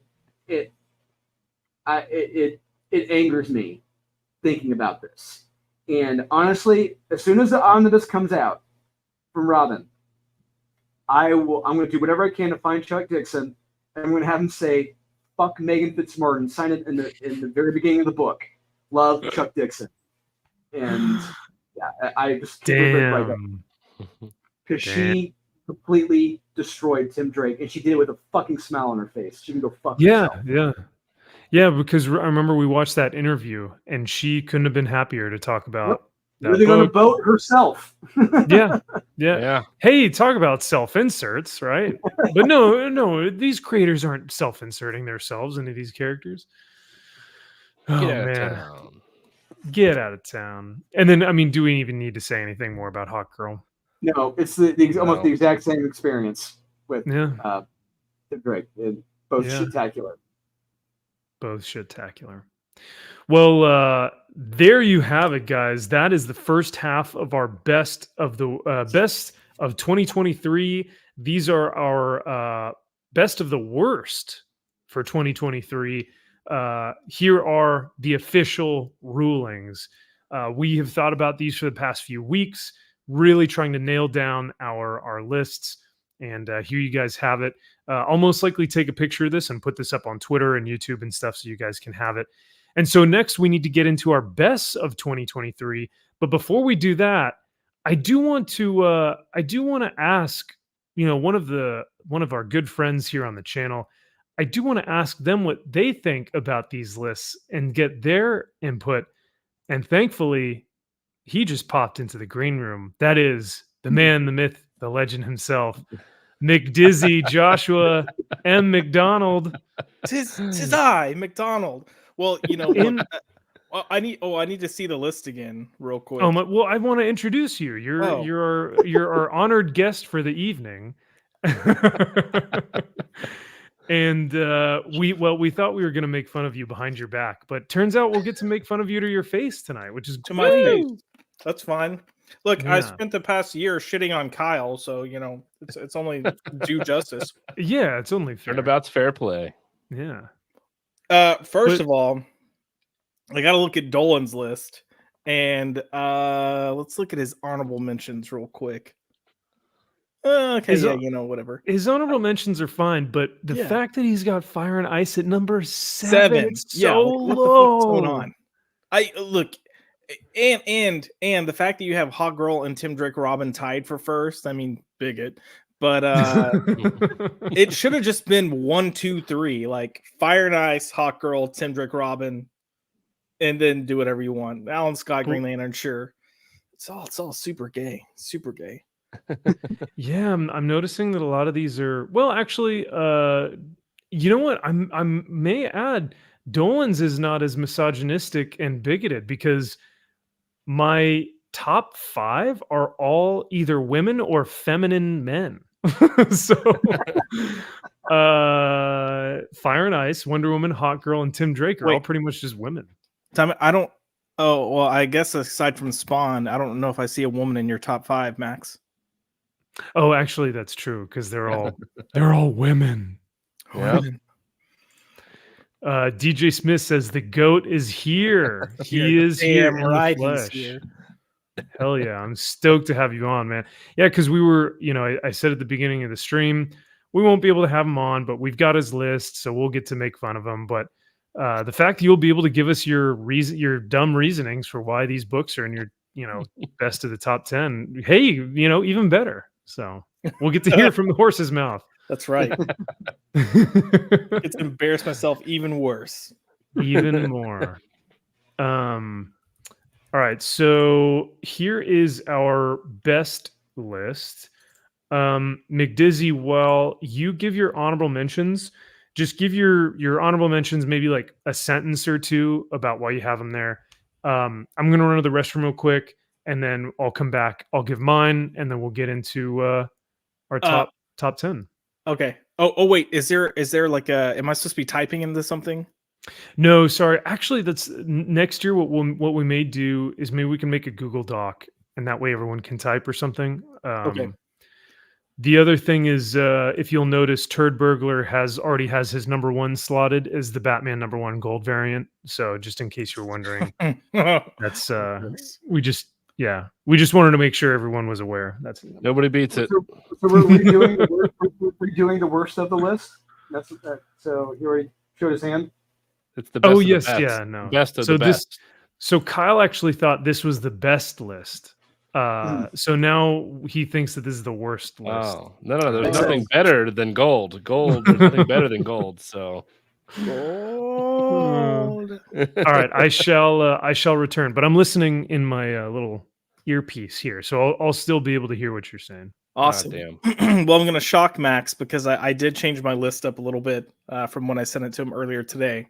But looking at my honorable mentions, I've actually got 4. And I'll start with, I guess, the one that like barely made the list, and it's the Mighty Barbarians. And it is what's his name? I can't think of the writer's name now. Morici.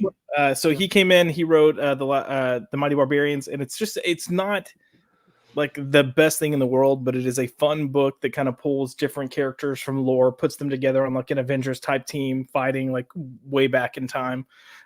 So if you get a chance to check it out, it's high action, nothing too crazy. It doesn't focus too much on politics and just gets into a fun kind of romp story.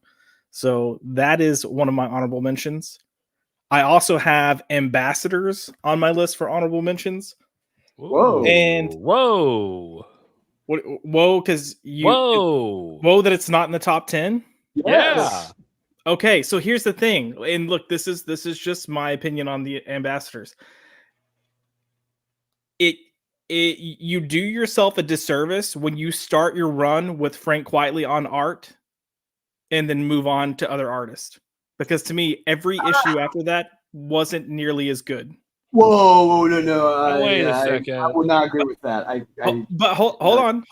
In my opinion, look, but this is me, and I will say that I think Frank Quitely, while I don't think the aesthetic of his art, the way it looks, is the best, I think he is one of the best storytellers. And I didn't feel that a lot of the issues that came after the first issue carried the same weight that his art brought to the table. And that's just my opinion. I will also say the fact that you kind of get that repetition of here's a new ambassador, here's a new ambassador, here's a new ambassador, here's a new ambassador. Okay, we're going to kind of like bring the story together for roughly 2 issues. If they would have had more time, I probably would have liked it a little better. I thought it all came together a little fast and ended a little fast. The fact that they beat the villain with 1 punch, I was like, okay, like to me, it felt like a letdown. So those aspects play into it. Okay. Interesting. Interesting. Go what? We into something. I know it's just wait till we actually get to my top 10 list. Oh god. Oh Jesus. Another one on my honorable mentions is The Madness by J. Michael Straczynski and ACO.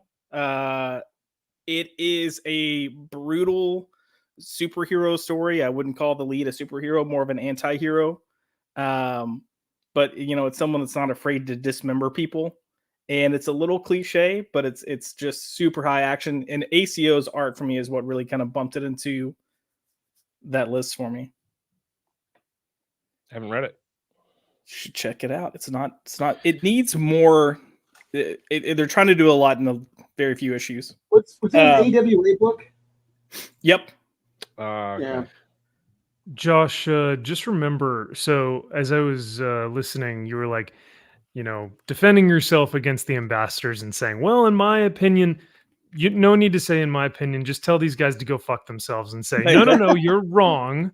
That's how this stream works. You just say, no, you're wrong. because they switched the art midway through the series, and it wasn't as good as Frank Quietly. It's not even that they switched the art midway through the series. Every issue has a different artist. You're constantly getting which it works in some ways and doesn't work in some ways for me. No. You're forgetting my first one that I mentioned, which was the Mighty Barbarians. That's right. That was the one I couldn't remember. Thank you. And this is where I'm really about to do the hot take.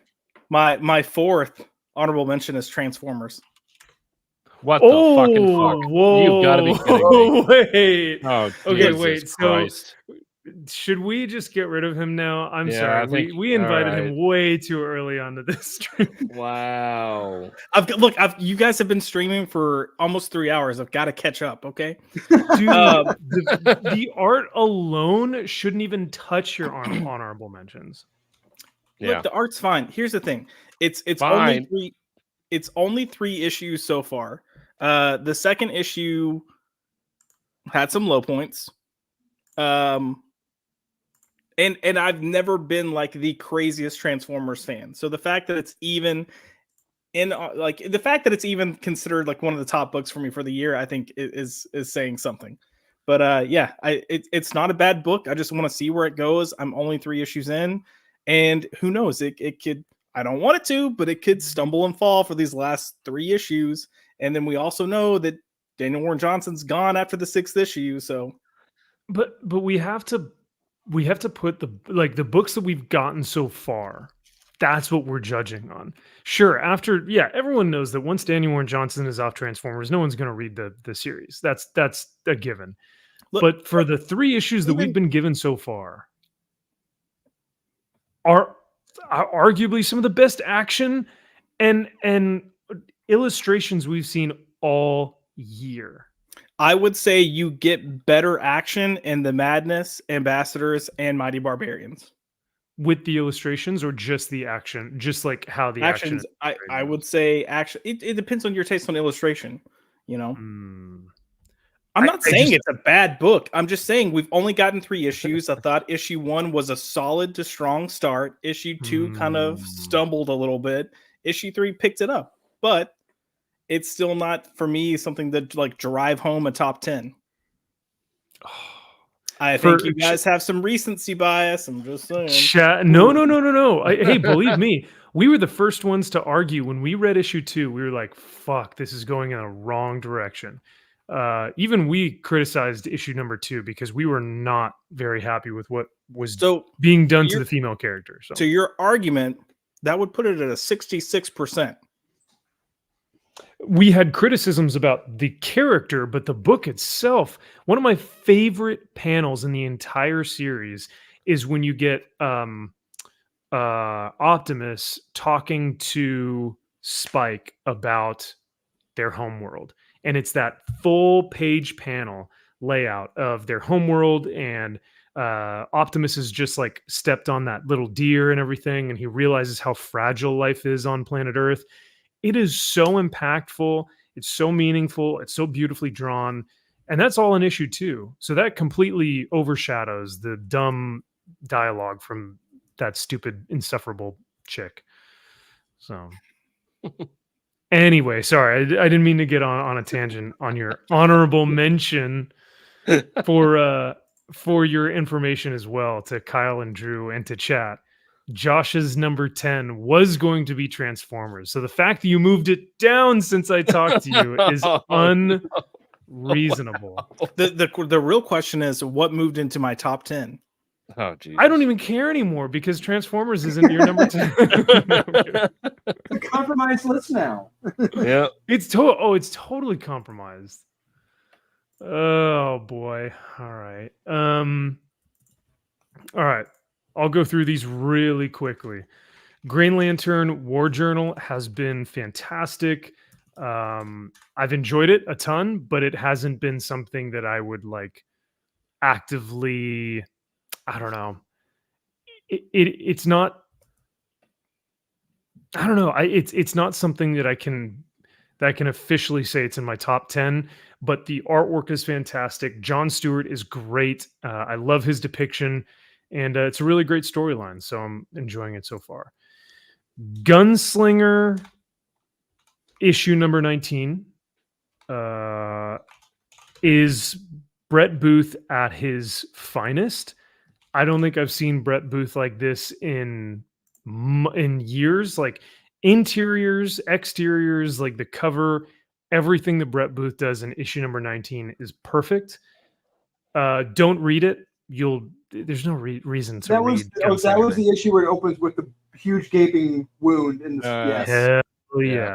Hell yeah. You don't need to read the series. You don't need to read any of the thing. You don't need, just buy issue 19. Thank me later. Just if you're an artist and if you're an art snob, issue 19 is all you need to buy. And it's Brett Booth's best work ever. It was gorgeous. This one was just kind of a fun, like short little mini series, Avengers War Across Time. Nothing to write home about, but hey, I needed to fill my list of honorable mentions, so why not?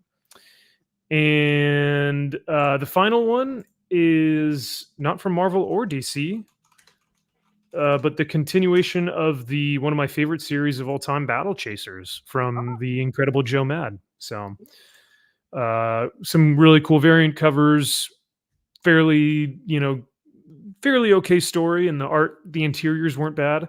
So yeah, I've got Battle Chasers. Those are my honorable mentions because I have way better stuff in my top 10 to include Transformers. Fair. Mr. Turd Burglar, what you got for our honorable mentions? Apparently a fucking million honorable mentions because he can't edit himself. Well, I was gonna say I haven't edited this down yet, but for his worst, he had 16, so I kind of prepared for whatever was going to come next. I have 9. 9. I took out a few. Okay. So I'll start off with the current Incredible Hulk run by Philip Kennedy Johnson and Nick Klein. All right. It's fun. The art is fantastic, and art. The horror aspect. This latest issue was fucking awesome. It was so fun. I had a great time. So it's still good until it's not. I don't know about that female character. She's still a little. I don't know about it, but it's enough there to keep me interested from where it was to where it's at now. So I still like it. Next, I have Superman 78, The Metal Curtain. Very, very good choice. Very good choice. I just have a lot of fun reading the book. The art is fantastic. So I have fun time reading it, and it's firing on all cylinders right now. So next, a little bit of controversy, but I like it purely for the art alone, and I am excited to see where it goes. It's Blood Commandment. Oh no. Curveball. Did not see that coming. Art is just absolutely fantastic, and there is a story there. I don't know where it's going to go. It could completely shit the bed, but I'm still interested in it, and it's very intriguing. You know what this is? This is going to be like that series that you recommended last year, the Something Men, where you're like, this is high art. This is I said it, 20th Century Men. Issue 1, I said it could be something. It could. It turned out it wasn't. That's what you're saying about Netflix pitch the book about Blood Commandment. You're like, this could be something, and it's like, but it's not. But it's more than one issue in. It at least has 2 issues in, and it's still interesting, and the art is fantastic. You can't deny that. Exactly. It's fine. It's fine. You liar. Next, I have Venom Lethal Protector 2. Oh, no. As an honorable mention? Yeah. David Michelini and Fareed Karami on... And Silver Save... Oh, I'm way more mad at this list than you're worth. Jesus. Get off your high horse. You just don't recognize good art. Don't you dare. You have great taste in your worst books, but you don't have good taste in your best. Yeah, that's it. It's an honorable mention. Oh. Yep. I will mention the art and how fantastic it is. And it is fantastic art. There's no denying it. Okay. Uh-huh. I begrudgingly ask what your next one is. It is Miracle Man: The Silver Age. Hey, nice. Okay. All right. Yeah. Love the series. Again, big Miracle Man fan. So it's We fantastic. should be It doing our really is. little Miracle Man review, hopefully in January. Yeah. Kyle, we have a request from our very own X-ray girl. She doesn't want turds on the stream. And with your last pick, I agree. I don't want your turd picks on the screen either. Oh, so you think Venom Lethal Protector 2 is turd, so you're going to get rid of it? No, you're the turd who's trying to put Venom Lethal Protector in the God. honorable mentions. Okay. If anything, Miracle Man is a turd. No, I'm kidding. Oh, Jesus. Wow. I will leave the stream at that point. No, I'm just being spicy. I know. Josh has got me all fired up. Next, I have Green Lantern War Journal. There we go. That you're allowing. Okay, great. I'm glad. Well, yeah, because it's on mine, so So it's mine is the okay. definitive list. Okay. Yeah, like you said, it's good. It's not, anything like it's not fantastically amazing, but it's Sure. serviceable. It's good. Yeah. So it does its thing. As far as Green Lantern go, it's been the best in a long time. So Oh yeah, absolutely. next, I debated about putting it in my top, but I just don't think only a couple issues of it, and it were the last two. I'm putting Playthings from Black Caravan on there. Oh, I think I remember that one. Yeah. Those are the Very, last- very briefly, but Very briefly, the art is it's true. I mean, the series is truly haunting. It really is something else. yeah. John Clark, Travis Williamson on the art. It's a series that it really is wild. So I felt like I had to put it on here. Next, I have Spider-Man: The Lost Hunt. Oh yeah, I forgot about that one. That was a fun The Lost Cunt. series. I mean, the Lost Yeah, Hunt. The Lost Cunt. Yeah. Hunt. I mean, yes. Hunt. Yeah. Hunt. Hunt. Hunt. Yeah, it was just a fun series. I enjoyed reading. The art was fantastic. Brian Brown so good. covers were great. Oh, beautiful. And the last one, because of recent bullshit, I had to put it down here. Batman Superman World's Finest. Wow. I had to move it because he can go fuck himself. I had to. Wow.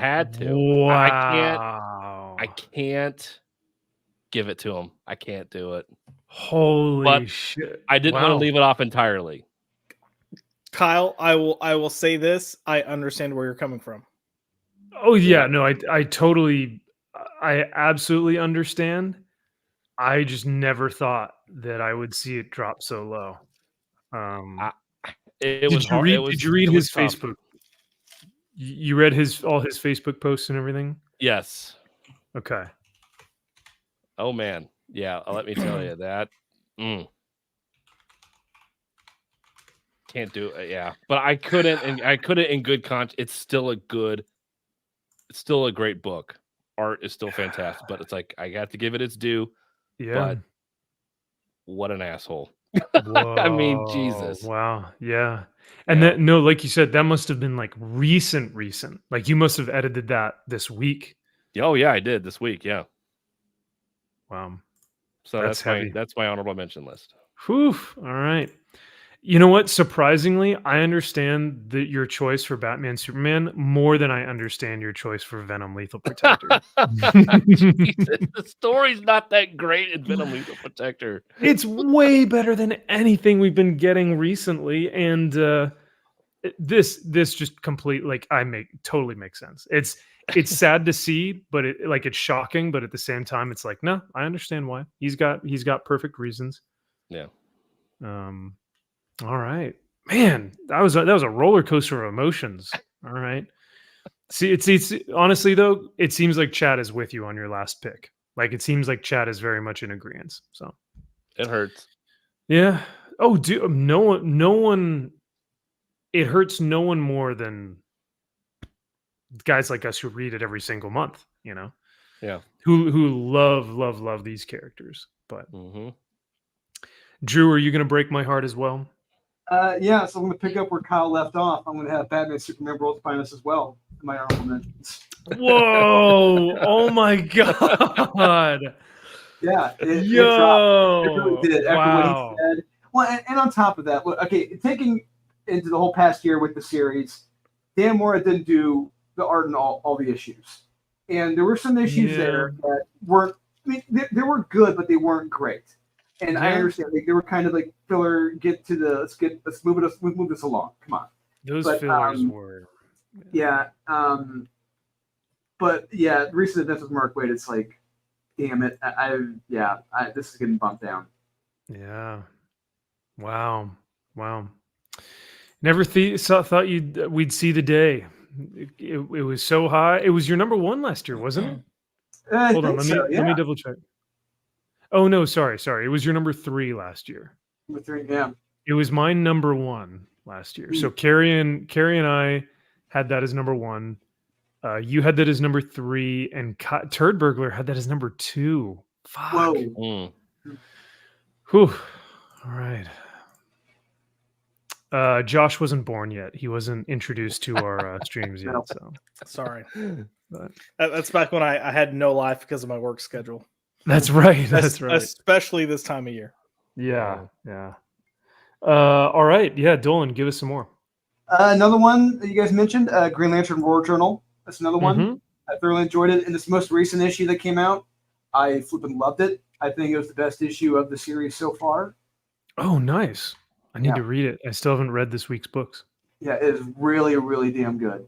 And I can't wait to see where it goes to next. Yeah. And after that, I'll second what Kyle said, Miracle Man, the Silver Age. That's a... Whoa. Oh, dude, I thought that was going to be like high in your top. Yeah, I did too. Such a... You know, it would be, but the problem with it is it's been the release schedule of this. It has been so sporadic anymore that I don't even know when it's coming out anymore. I really don't. I don't either. And the other thing is, maybe Josh has more insight into it than I do, but I really think Marvel had an idea of what they wanted to do with Miracle Man, but then they just kind of lost track of what to do with Miracle Man. They just kind of maybe ditched it. Possibly. Yeah. I don't have too much of a scoop on Marvel comics. You did kind of mention something though that I'm curious to see how it plays into like my ranking, and if it plays into y'all's rankings. You mentioned the release schedule, and I told Max earlier that some of these books I hadn't really read in a while, so I reread them, and reading them in one sitting, like 6, 7, 8 issues at once, changed the impact it had on me reading it.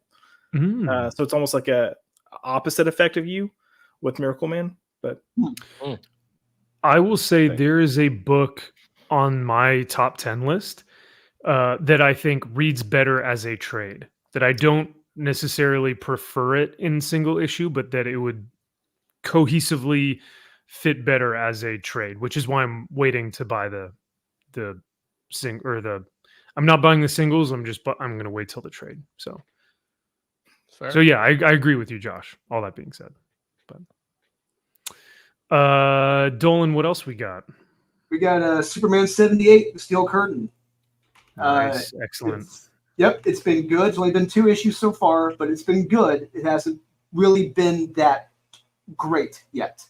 Cal and I know we've seen the pages of issue 3, and oh my god, yeah, it's going to get great. And but it's not out yet, so I can't really put it up there yet. But let's do next.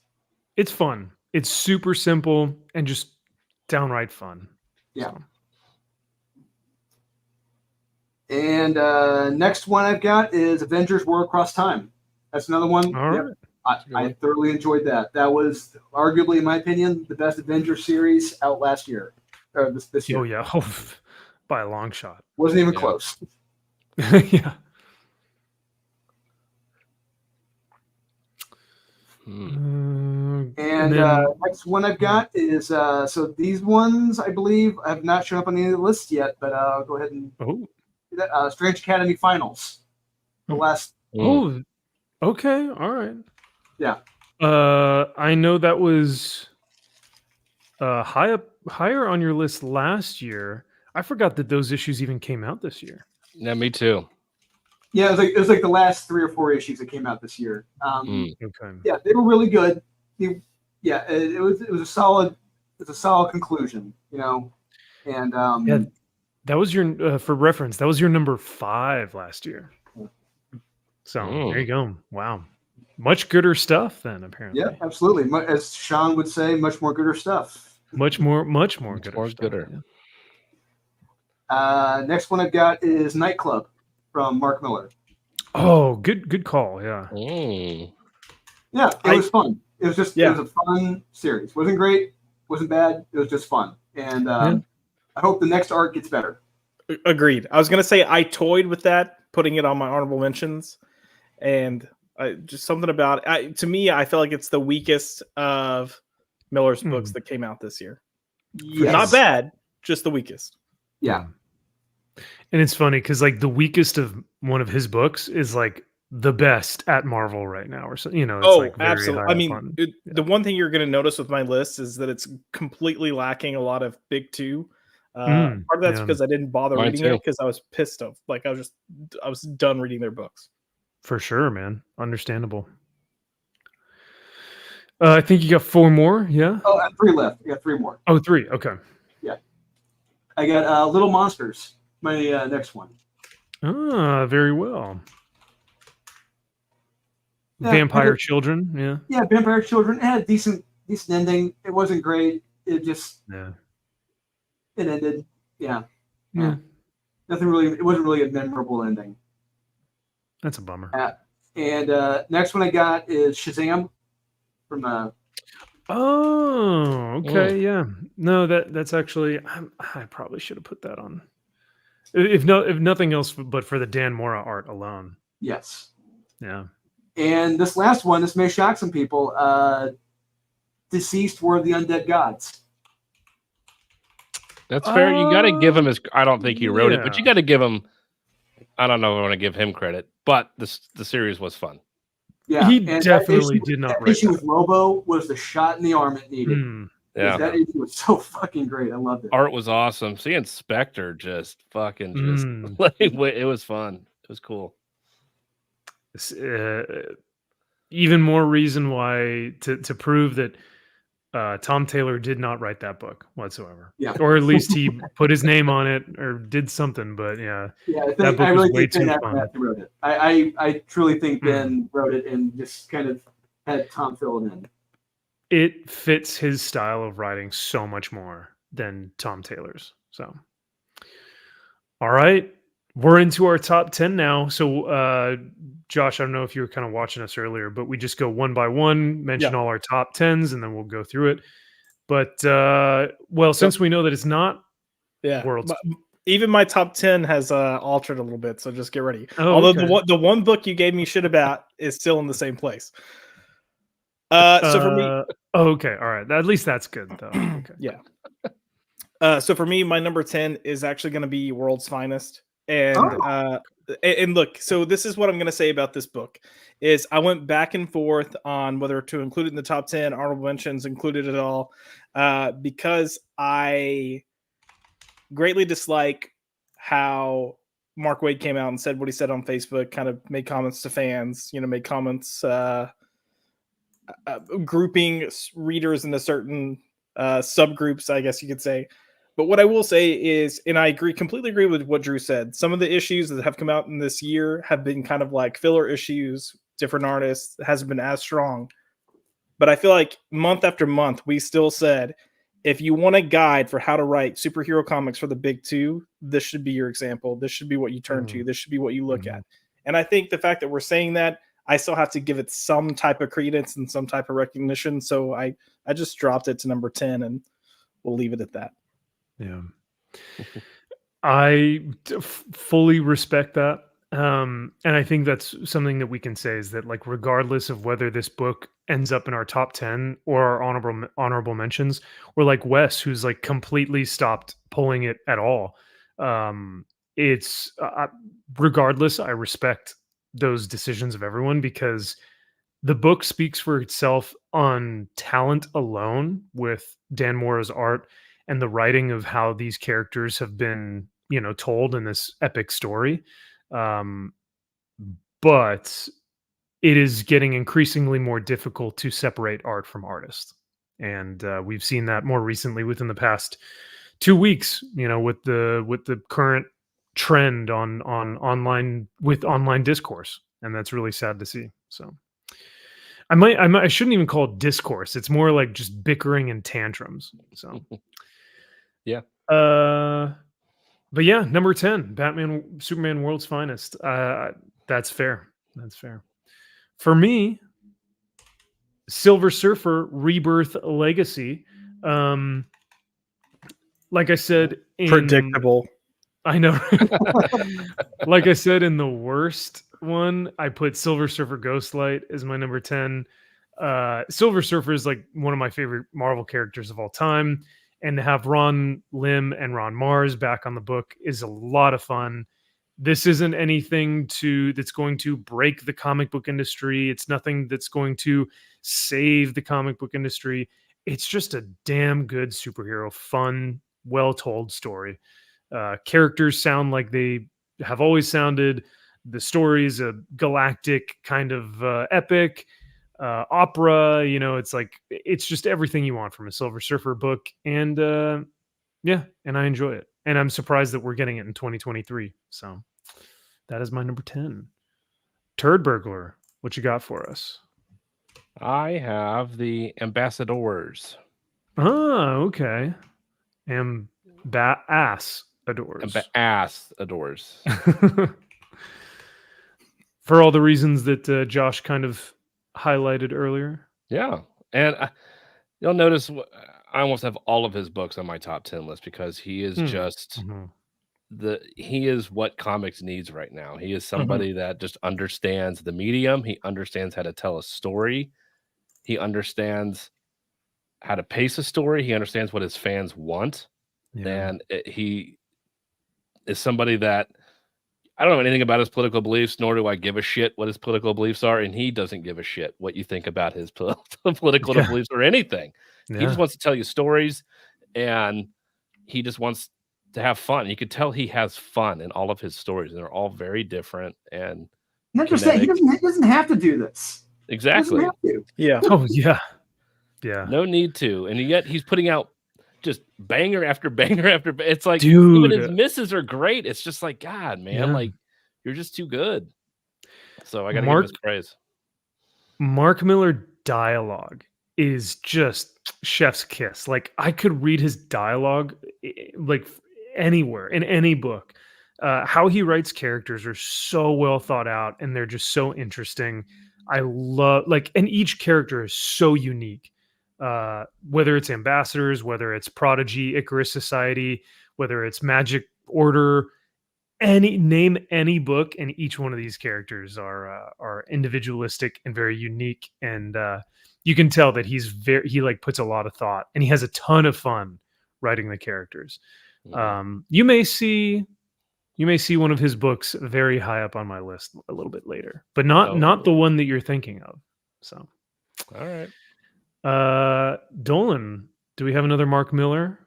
Yeah, actually, it's just like Kyle's. It's the Ambassadors, my number 10. Wow, look at that. All right. Well, there you go. Do you want to? Wow. Sharing answers. That's gay. What else can you say about the book? Anything else that we haven't hit? I will agree with what Josh said. How they defeat the enemy in that final issue is pretty quick and weak. It was what it was. But on the other hand, I did enjoy the different flavor of artists in each issue. And I thought Travis Chare's art in his issue, holy fuck, that was nuts.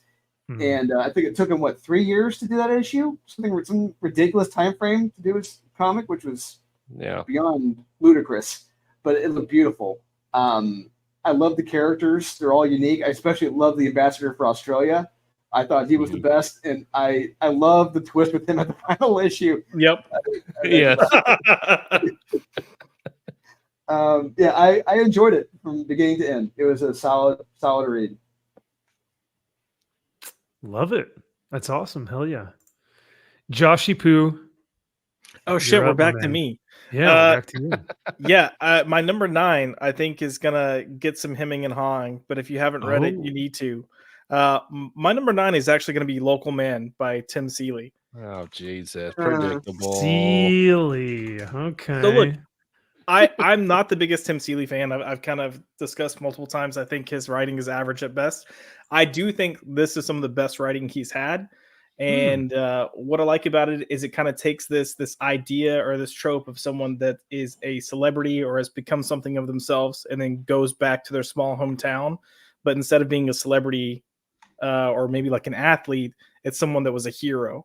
But there's also a whole other side story of, you know, what the public thinks happened with this guy when he was a hero isn't the case of what actually happened. So it's a solid book. Really good storytelling, great characterization. It's got a great ensemble cast. The town feels real and lived in. And if you ever lived in a podunk small town, you recognize a lot. You recognize a lot. So, yeah.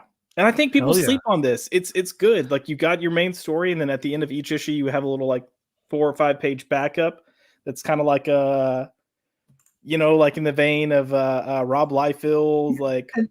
I think Kyle and I have agreed. Those are the best. That's the best part of the comic. When you read that 90s part of it, that's where I have the most fun reading it, because that's when I really like the character. But the other half, I'm like, it feels like I'm reading a Tom King comic, and I don't want to do that. It's not that depressing, though. It's not that like I hate my life, I hate my mom, I hate everyone around me. Like, his parents hate him. His parents hate him. That first issue, it felt like if you told me Tom King wrote it, I would have believed you. But well, no, because it's still not even as heavy-handed as what Tom King does. But you know, we're saying that his parents hate him. His parents hate the situation that they think he's created. But you also get those little bitty moments, and I can't remember what issue it's in, but like you can tell his father is just like pissed. The lead character's name is Jack. You can tell the father is just pissed at him. He doesn't want him there. He doesn't want the scrutiny that his family's going to face with him being back in town. But you know, Jack does something for him, and he like comes down. And it's the only way of saying, the dad saying like, "Hey, I'm actually glad you're here." But he just says, you know, "Thank you for taking a walk," because there's like a like police robot type thing that's following Jack. But he's like, "Thank you for taking a walk," and it's just a way of when you have fathers that aren't going to apologize or aren't going to acknowledge something, but they do it offhandedly. That's exactly what that moment was. So they don't hate him. And the mom's sweet. She's trying so hard to be endearing and loving, and you know, it's like, you're making it worse, Mom.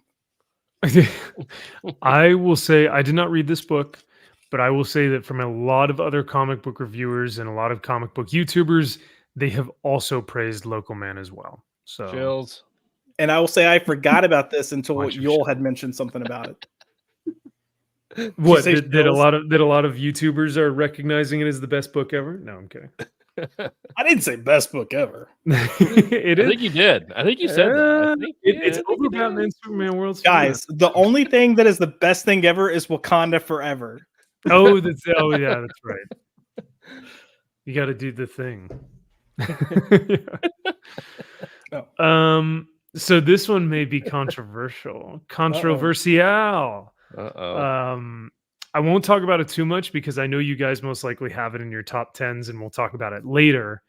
But I just thought there were much more better, gooder things. And the series is also... Are you about to say Big Game? No. Okay. I was about to fucking riot. Carry on. No, I didn't have Big Game in my top 10. No, I'm kidding. It's here. It's just somewhere later. But no, for my number 9, this book absolutely reads better as a trade. The single issues are great, but I think it will probably read better as a collective unit. The art is beautiful. The storytelling is fantastic, but the series is still developing. And so we're still waiting to get there. My number 9 is Sacrificers by Rick Remender. Oh. So I know, very low. But I mean, I love the series. I can't really say I want anything more from it. I had much more fun reading other books this year, but I recognize that Sacrificers is a very, very well written, well thought out, and very artistic, like beautifully illustrated book.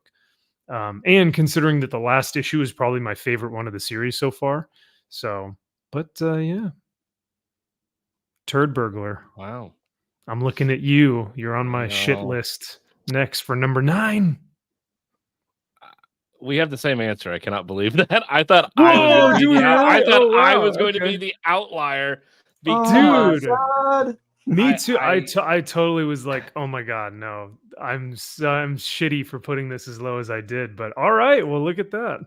and because I was just like, here we go, the same fucking tropes over and over again. man. But this last issue pulled it up from the dredges. I'm like, this is actually a lot of fun, and the art throughout has been absolutely phenomenal. And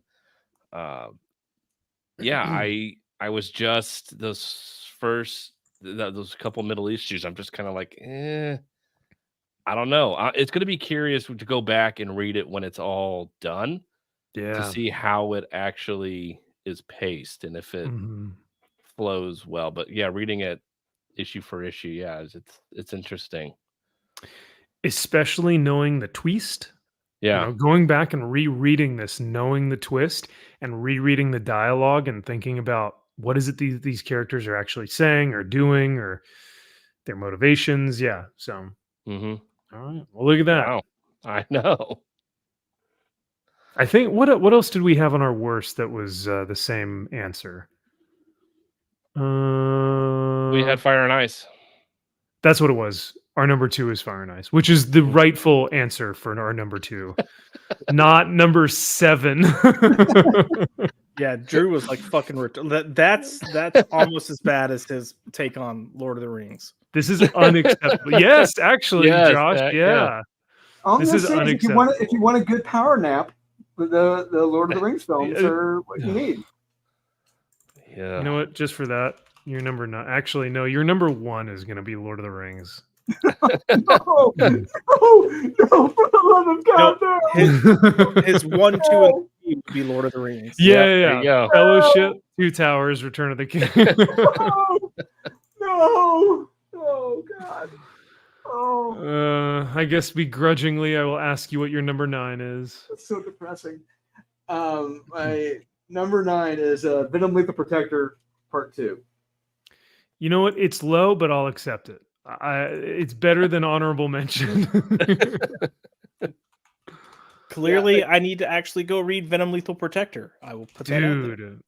Yeah. Oh, For the art you need alone, it's to amazing. experience. Yeah. Man. Free Karami, his art is fantastic. And how he draws Silver Sable, she is so fucking thick. I love it. And the fight scenes are amazing. And I was talking to him on Instagram, and I told him, dude, you need to be getting more work, man. He said, I am. He said, I'm staying hush hush right now. And sure enough, he showed up in Daredevil and was issue 4 or 5, and rightfully so. It little segue. It's a shame how we're like 4 or 5 issues into Daredevil, and we're already onto like our 3rd or 4th artist for interiors. Yeah, that's so bad. It's so bad. And the other thing is that Fareed didn't even get to do the entire issue. No. He only, I know. which he granted the best part of that book was his interiors because it was action packed as all hell. And Daredevil looked jacked as shit. So yeah, of course that was the best part of the entire issue, but it's like you've had 4 different artists in 3 books, and you can't even keep one artist on one book. You have to it's a nightmare. Yeah, 4 issues. That's just like you can't. So, but hey, you know what? I'll take it. Number 9, I'll take it. You guys will see Venom Lethal Protector later, but mine is much, much higher. I wonder if it's going to be like a Death Dealer thing, like for me, where it's like I put Death Dealer super high on my list, but and you regret it. Yeah. No, I won't regret Venom. Yeah, you probably will. I mean, all the positives: Silver Sable, Venom. You get Nick Fury. You get cigar smoking, fucking motherfucking like the OG Nick Fury, the true Nick Fury. Yeah. Yes. Yeah. Not doing much. You're right. Yeah. Well, if you say motherfucking Nick Fury, I think of Sam Jackson Nick Fury. But motherfucker. And you get Doom. You get Victor Von Doom. You get the Doom himself, and he's not riding a dinosaur in the Fantastic Four book, or a motorcycle. Yeah, or a motorcycle. There you go, like in Ghost And Rider. not talking like a jackass via Ryan North. Gotta love that. Yeah, yeah. Not my doom. Hashtag not my Hashtag Doom. not my doom. Mick Dizzy is now up at number 8. Number 8. So my number 8 is actually Sacrificers. Okay, all right. Well, all right. So we're kind of all on the same page there. Then.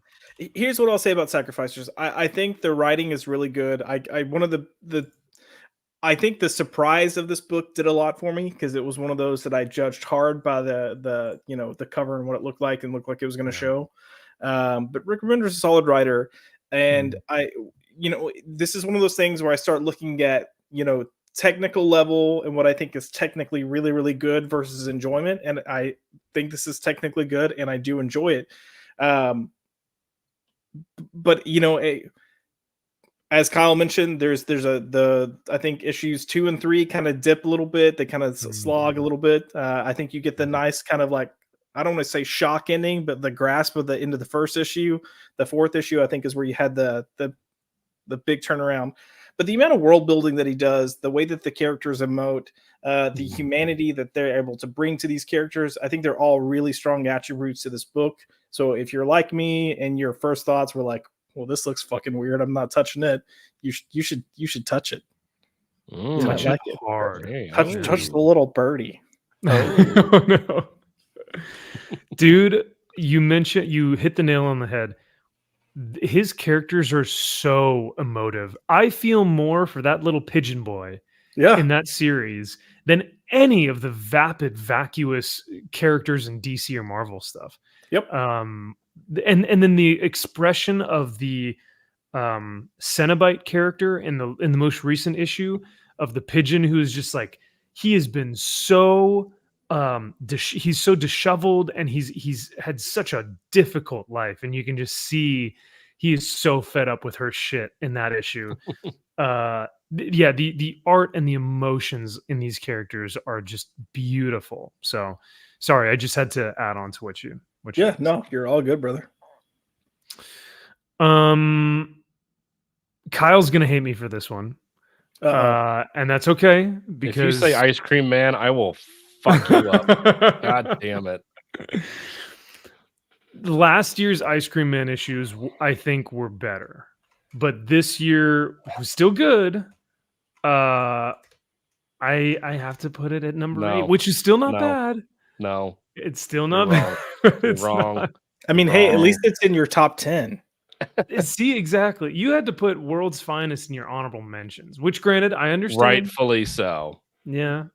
But Venom Lethal Protector, also an honorable mention. So rightfully Ice Cream Man has been such a great series. It continues to produce every single time that it's out. And Maxwell, I think, what is it? Something Maxwell Prince. Yep. Yes. What he's doing with this series is truly unlike any other series that's out right now. It's super unique. It's fresh.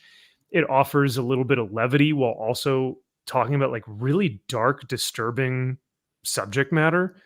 It's brilliant. I don't have as much fun with it as I do a lot of other titles, though. If we're talking about comic book day car books, like you buy the comic, you leave your LCS, and in your car, you are opening those books, Ice Cream Man is not on that list. So, and you're wrong. Okay. Because you would immediately want to crash your car and kill yourself. No, exactly. Fuck, my life sucks. My life is terrible. I'm a cockroach. I'm nothing more than a cockroach. I do want to. Oh, go ahead. No, go ahead. I was just gonna say the Fuzzy Bumpkins one was hilarious though, and I like that issue a lot. Yeah. So, but the one where like he's in the whale, Amazing. Amazing. It's It's fantastic. It was good. It was good. Absolutely amazing. But they're better, much gooder issues. So the only thing I was gonna say is I've read Ice Cream Man in previous years. I think it's an excellent book. It's one of the books that I need to catch up on for this year.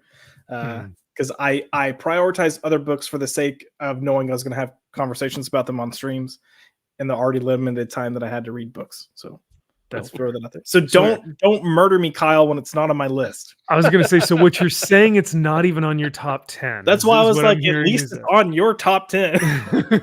You haven't Nudge, read it. nudge, That's okay. It's when you read it, you know it's great, and you refuse to give it its due. That's what's it's frustrating. It's due. Watch, you're like, my number 8 is Ice Cream Man. Obviously, my number 8 is going to be Ice Cream Man. Yeah.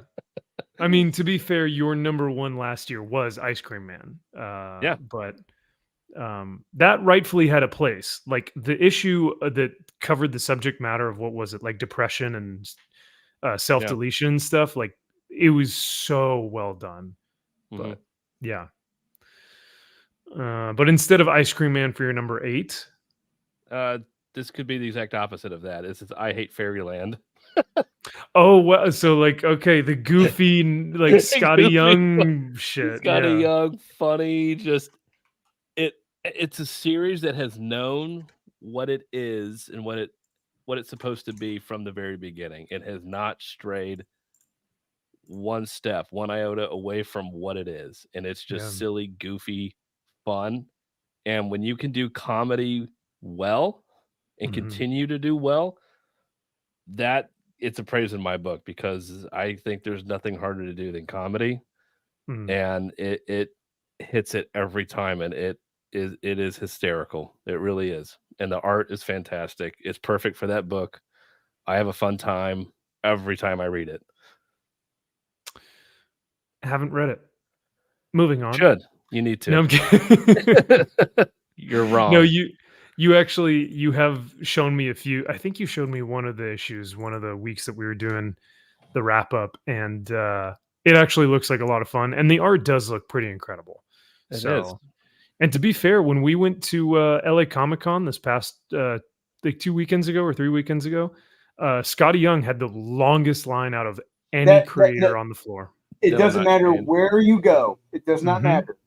He will always have the longest line right next to Art Term or Peach Momoko for God knows what reason.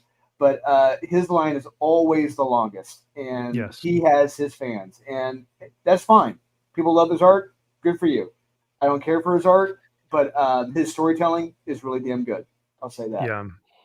The only and the creators across from him were like that had their own booths, because like he had his own booth, and these guys had like were big names. Jason Aaron, Zeb Wells, Ryan Stegman, and Dan Slott, and they were all like right next to him. Dan Slott. None of them had the line that Scotty Young had, and even more so, the line that was the longest, more than any of those comic creators, was Claudio Sanchez from Coheed and Cambria, the writer of Amory Wars. So he had the longest line. The entire con, I didn't see anyone with a longer line. So wow. Yeah. Oh yeah. So Dolan, we've got your number 8 in here coming up. What you got? Coming in hot, number 8. I think this is the first. Mine matches McDizzy's. It's the Sacrificers, number 8. Oh, there you go. All right. So you know what? I think that is very fair. We all kind of had Sacrificers 8 or 9 right there. So I think that's a good spot to put it at. I think that's fair. Yeah, because I think we kind of said it earlier that he really kind of spoiled it, like what's going on with the series, issues earlier on. And I really think it would have been more fun if we got to explore more individually with the characters who are being sacrificed in some of the issues, I guess, like standalone stories. And then like maybe the final issue is we find out what this is all for, what's going on with them. Like that would have been truly terrifying or creepy. But yeah, I did enjoy it. I did like the last the latest issue is really good. The one character got her rightful comeuppance. It was terrific. Yeah. Yeah, beautiful. it's still a really good series. Yeah. No, when he fucking puts her in that seat and he's like, "Give me your fear." Oh, I was all there for it. So Yeah, rightfully really, so, because like, yeah, it really gives me a good Willy Wonka and the Chocolate Factory vibe when I'm reading this, and I like that. yeah, yeah. I remember. I think we read the issue before it, and she was like, I'm gonna go off and save the world, and I was like, oh, here we go, and he destroys that shit quick. So he's my new favorite character. All right, Josh, are you gonna give us a Wakanda Forever take for your number 7? Possibly, but I will back up why this book is in this position. Oh boy. So my number 7 is Nemesis Reloaded. Oh, Whoa! so low. Whoa! I love this book. I love Nemesis as a character. The only reason it's this far down for me is I just did not connect or have really any interest at all of the story of him when he was younger. Like when we got all the stuff as him as a kid, I wanted to go back. I wanted to deal with what was happening in the present. I didn't want to deal with that at all. Wow. I felt because, and here's the thing, I felt like, because I think he came in issue 3 or 4 when that popped up, and I felt like we were building the story and then kind of just like segued. I'm like, you're killing the momentum for me. Just keep with the fucking momentum, because it was high octane, balls to the wall, land here. And had it been a longer run, I wouldn't have minded it as much, or had that kind of been dispersed a little more evenly throughout, I wouldn't have minded it as much. But it felt like just a big punch in the middle of the story when I wanted to keep the momentum and hit that climax. That's what she said. Isn't this McNiven art? No, this was Jorge Jimenez. Yeah. Oh, even better. McNiven did volume 1. That's Which right. was better. Okay, so Jimenez. Okay. Yeah, and look, Jimenez is a great artist. I also have eye twitches when I look at his art sometimes, because it forces me to think of James Tynan's Batman, which I had to painstakingly write reviews about. Yeah. 1,500 words on that. It gives you flashbacks. But yeah. Oh. But no, I love this book. I love this character. I love how much of a dick he is. And it's he's one of those characters that I laugh at things that are inappropriate, and I shouldn't be laughing, and it's clear I'm going to hell because I'm laughing at certain things, but it works. He is one of the coolest villains, and you're 100% right. I root for him so much of the time, and yet you realize that the things that he's doing are just, I mean, straight to hell, right? This dude is the worst dude imaginable, and yet you're kind of like, I want to see him go through with it. I want him to like fucking do it, he's on the boat with those cops, and he's just watching the boat sink with, and you're just like, fuck, this is like, oh, it's so fuck those good. cops, die, you pieces of shit. Oh, it's so bad. It's so bad. Oh, cops are bastards. Go down. Yeah, right. You love to root for this vile, heinous man. It's so dark and twisted, but that's Nemesis. And I gotta say, when he showed up in Big Game, spoilers, you knew there was gonna be some, that was probably one of my favorite scenes in the whole series. But to me, it's one of those things, like how much of the book's success is the presence of the character, and how much of it is actually the story. Yeah. Speaking of Nemesis Reloaded, and my favorite part about Nemesis, I'm going to put Big Game. It's low. I recognize that it is low, but ever since, and I hate. Tell me you have a small penis without telling me you have a small penis. You want to see it? No. I will say the reason why is because ever since, I think it was Kyle, so you can blame Kyle for this. I forget if it was Kyle or if it was someone in the chat, but ever since someone said the final issue was Avengers Endgame, I reread it and I was like, oh no, it's Avengers Endgame.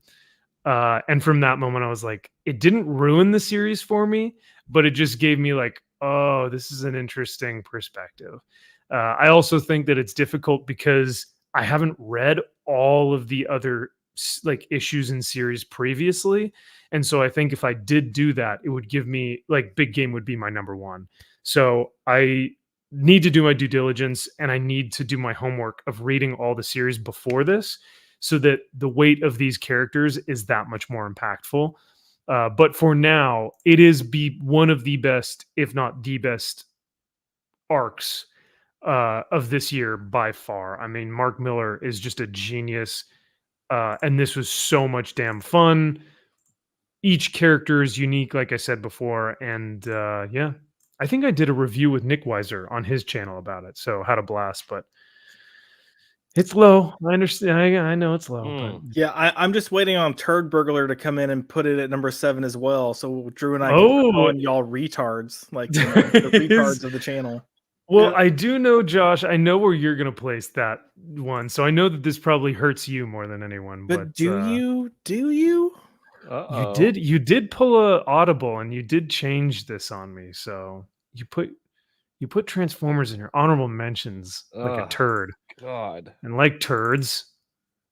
Let's see what Turd Burglar has for his number 7. Please tell me it's the same thing so that I don't feel. No, I actually have a brain. It would not be that. Wow. Number 7 for me is Little Monsters. Oh, lame. The book that no one's really even read. Cool. Yeah, because they don't know how great Jeff Lemire is. Well, no one really beautifully told vampire story, and just what these you think are kids that are living in this world, and it turns out the youngest one there is the one that has lived the longest, and the vampire that turned him has decided he is the one that is tasked with living forever and having to keep vampires alive forever, all the while not being able to speak. So it's a beautiful story, and it's absolutely fantastic in a world to which a vampire story is coming out 4 of them a week. It was something refreshing and different, and I'm just like, oh, okay, you can revamp a vampire story and tell something different. So no, it was fantastic. Yeah, the way that you describe it actually sounds really dope, and I do need to take a look at it because that premise sounds so refreshing. Because normally, like you said, zombies, apocalypse, and vampires are so overdone in every medium. So to have an actual good vampire story is pretty rad. So yeah, no, it's great. Also, he mentioned Jeff Lemire, but Dustin Nguyen's art is also it's perfect. Those two together can do no wrong. Agreed. Nice. Dolan, do you agree with your brother, or do you have a different number 7? Well, mine's in my Little Monsters in my honorable mention. Oh, that's right. Yeah. Okay. So it's still really good. But my number 7 is the Magic Order, number 4. Ah, Mark Millar strikes again. Yep. I'm noticing a theme of Mark Millar at all throughout our yeah, very much so. So this is volume 2? Yeah, volume 4. Volume 4. Magic Order, volume 4. Oh my god. Okay. Yeah, wow, I started to jokingly ask how many Mark Millers are in your top 10s, and I was like, no, let's not give it away. Yeah, because it will be a lot. So that's fair. Yeah, no, that's one that I also need to read. Like I said, I need to do my homework and my due diligence. Check out Magic Order, because when they show up in Bid Game and they're like, "We want to," yeah, I won't say anymore. How Cordelia, she has her wand right next to her. She's like, I would be so easy to blow her head off right now. I will blow your brains out. Yeah, love it. Yeah. Speaking of blowing my brains out. Josh, you want to give us another bad take? Oh, this is probably going to be the hottest take out of all my takes. But what I'm going to say that's why I said I'm going to blow my brains out on this one. This is the one that like Max flipped out about when I sent him my list because I thought I was going to be here. But I'm going to preface this with 6 through 1 for me. If I were to grade them, would be 9.5 out of 10 for every one of these books, and they're all so very different from one another in terms of their genre and themes and tones. But my number 6 is Conan the Barbarian. Ah. I my fingers are Okay. clenching up as I'm typing this. The sphincter is clenching up. Yes, because I'm so frustrated with this pick. But I mean, look, this is one of those books that it's a lot of good, solid action. Like there's definitely some testosterone in this book. That's why it can't be higher on my list because I'm the bundle of sticks of the crew. It's good storytelling. It's I don't want to say fantasy because I think fantasy is the wrong thing, but it's kind of this is one of those stories that I feel like is going to be one of those epics that you're going to end up getting such a strong, consistent story over the course of 30, 40, 50, 60 issues if they can keep a solid creative team there. Yeah. But for me, this is one of those things that I would get it each week. I was excited to read it, but it wasn't like the first thing I was jumping to read. Like it wasn't at the top of my pile. I have to read this first. And even when we had the top comics of November, Drew started talking about the issue in that, and I was like, yeah, I haven't gotten to it yet. It's just one of those things. Like I really enjoy it on a technical level. I think it's incredible. I love the artwork. I love that they use actual pencils. Like to me, that just creates such an environment in the book. But it's just not one of those that I'm like, I have to sit down and read right away. And yeah, it's understandable. I think instead of fantasy, are you looking for sword and sorcery? Is that fair to say? No, that it's more. I switch it to epic, like the fact that it's kind of like how you'd look at Lord of the Rings, how you would look at the Odyssey. That I'm hoping we're gonna get just a super long form story. That'd be cool. It's still low. It's still low for me. But you know what? It's okay because you still have some pretty good takes on here. I mean, later on, you got some good takes. I think if you didn't change it too much, but yeah. For me, this has been a series that I've been praising for all of this evening since we've been talking about our favorite books. The art by Farid Karami is incredible. The story was so much damn fun. The characters are intelligent. They are well written. There are stakes in the book. The story is unique and fresh. Venom Lethal Protector is my. Why is it not copying? Hold on one sec. Yeah, Venom Lethal Protector is my number 6 pick. There it is. And yeah, it's a shame that it is on y'all's honorable mentions, but it is to me, I had way too much fun reading this book. Like every week I was just smiling from ear to ear with like how great Silver Sable looked. Like, hey, we actually get like a sexy, beautiful woman who's like competent and she's not condescending. Like, oh, it was great. It was just so refreshing. And you got, classic David Michelini, who's been writing for decades. So, and the creator of,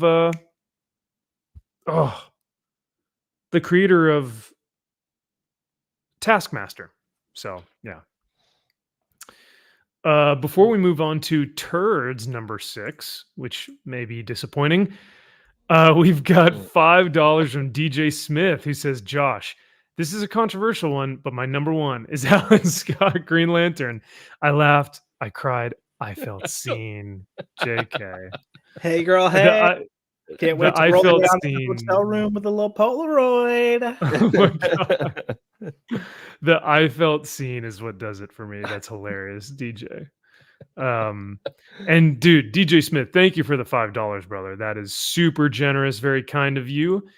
And let's see. I don't have any like super gay Alan Scott Green Lantern clips on here. So I'll give you one of the most masculine. I'll give you the opposite and give you the most masculine thing I can think of. Strength and honor. Strength and honor. What we doing live? Echoes in eternity. Thank you, sir, for the $5. Greatly appreciate it. It's been so amazing recently, a little segue, hearing him talk about the making of that film.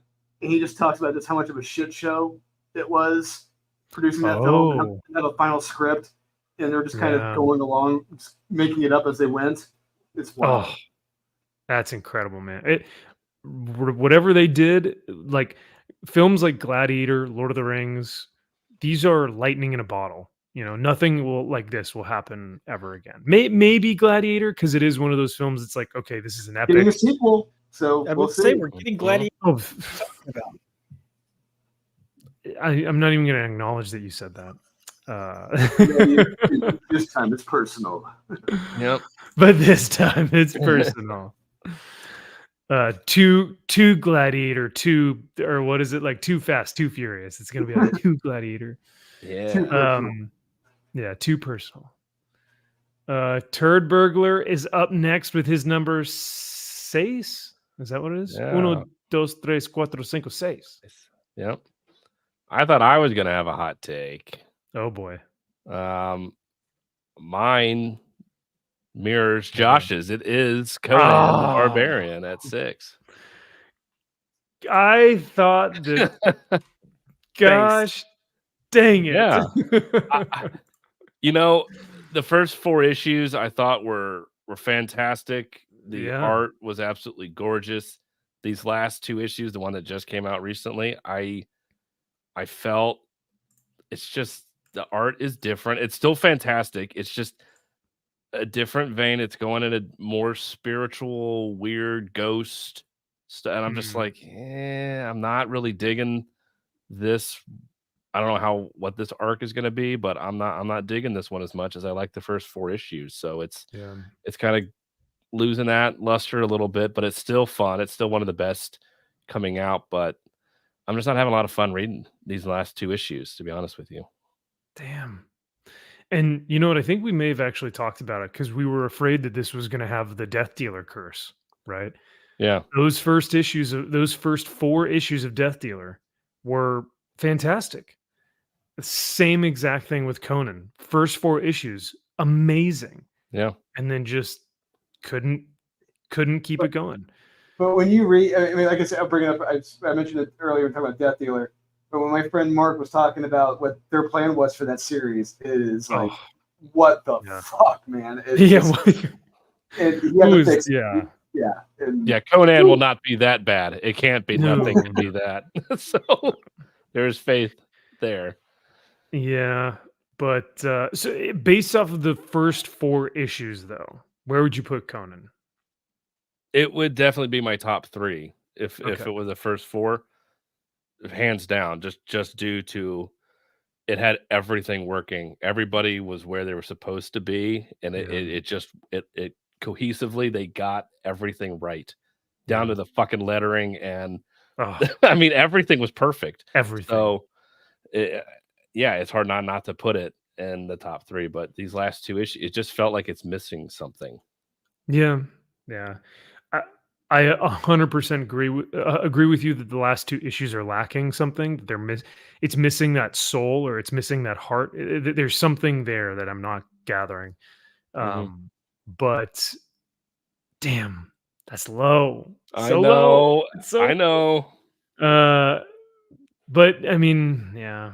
When Josh said, "Yeah, my number 6 is Conan the Barbarian," and I heard Kyle say something like "interesting," I was like, "Fucking Kyle's gonna have a 6 too." Damn it! Like I knew the way that you responded was like, "Yeah, I've got it there too." Dolan, redeem your brother and give us something good for number 6. Well, unfortunately, I think we're gonna break your brain, Max. Don't you fucking dare! Going down at number 6. Because wow. Because look, I mean, like Kyle said, those first 3 issues, it would have been probably my number. The first 4. No, I've already read 6. I've already read the first 6 issues. Yeah, I read yeah. the first 6. Yeah, the first 4-issue run though. The first 4 where they had Yeah, okay, the first same 4 artist. issues. If it was the first 4 issues, it would Mhm. be in my top 2. There's no doubt about that in my mind. Absolutely. But after that, the next 2 issues, like, look, I will acknowledge and I agree and I understand Doug Braithwaite is a terrific artist. He is. But you have to admit his art sets a completely different tone than the original artist. It isn't that same Bronze Age feel that the artist had. It feels like it doesn't belong, which is unfortunate. But and like Kyle said earlier, like the story itself, it's turning into like kind of like a zombie story, and that's okay, but it's not exactly what I wanted in a Conan story. Especially the latest issue 6, it really is turning that way, and it's like okay, that's fine, but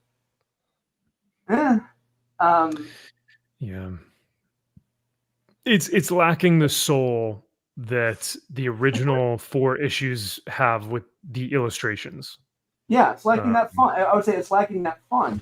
And in issue 5, that story I wanted, if the focus had been on the boat with Belit, how she was killed and everything, that's the story I want for 5 and 6. That's the story right there.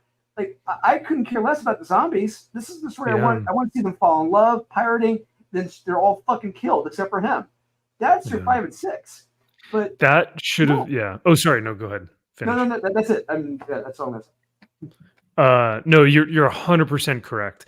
If they were doing a swashbuckling tale where they're on the 7 seas, they're on the pirate ships, and they're like raiding and going through like different port towns and and fighting like on the open ocean, hell yeah, give me that story, but they gave it to us in like 3 pages and then it was done in flashback, and it's like no, that's the story I want right there. Especially because Belit was gorgeous, like how how they've drawn how they illustrated the Celtic woman and how they illustrated Belit were like both beautiful. So well, damn, now y'all are making me rethink where I put Conan. Damn it. Max will be like, it's my number 1. We're like, Chud. Chud, of course. No, you guys just don't have enough testosterone to recognize how great it is. The fact that I gave Josh shit that he put Conan at number 6 and you cucks both put it at number 6 as well is unbelievable. Who's Not the outlier here? You're the outlier. 5 or 7. The same across the board. How does it feel to be wrong all the time? How does it feel? You know what? When everyone was saying, the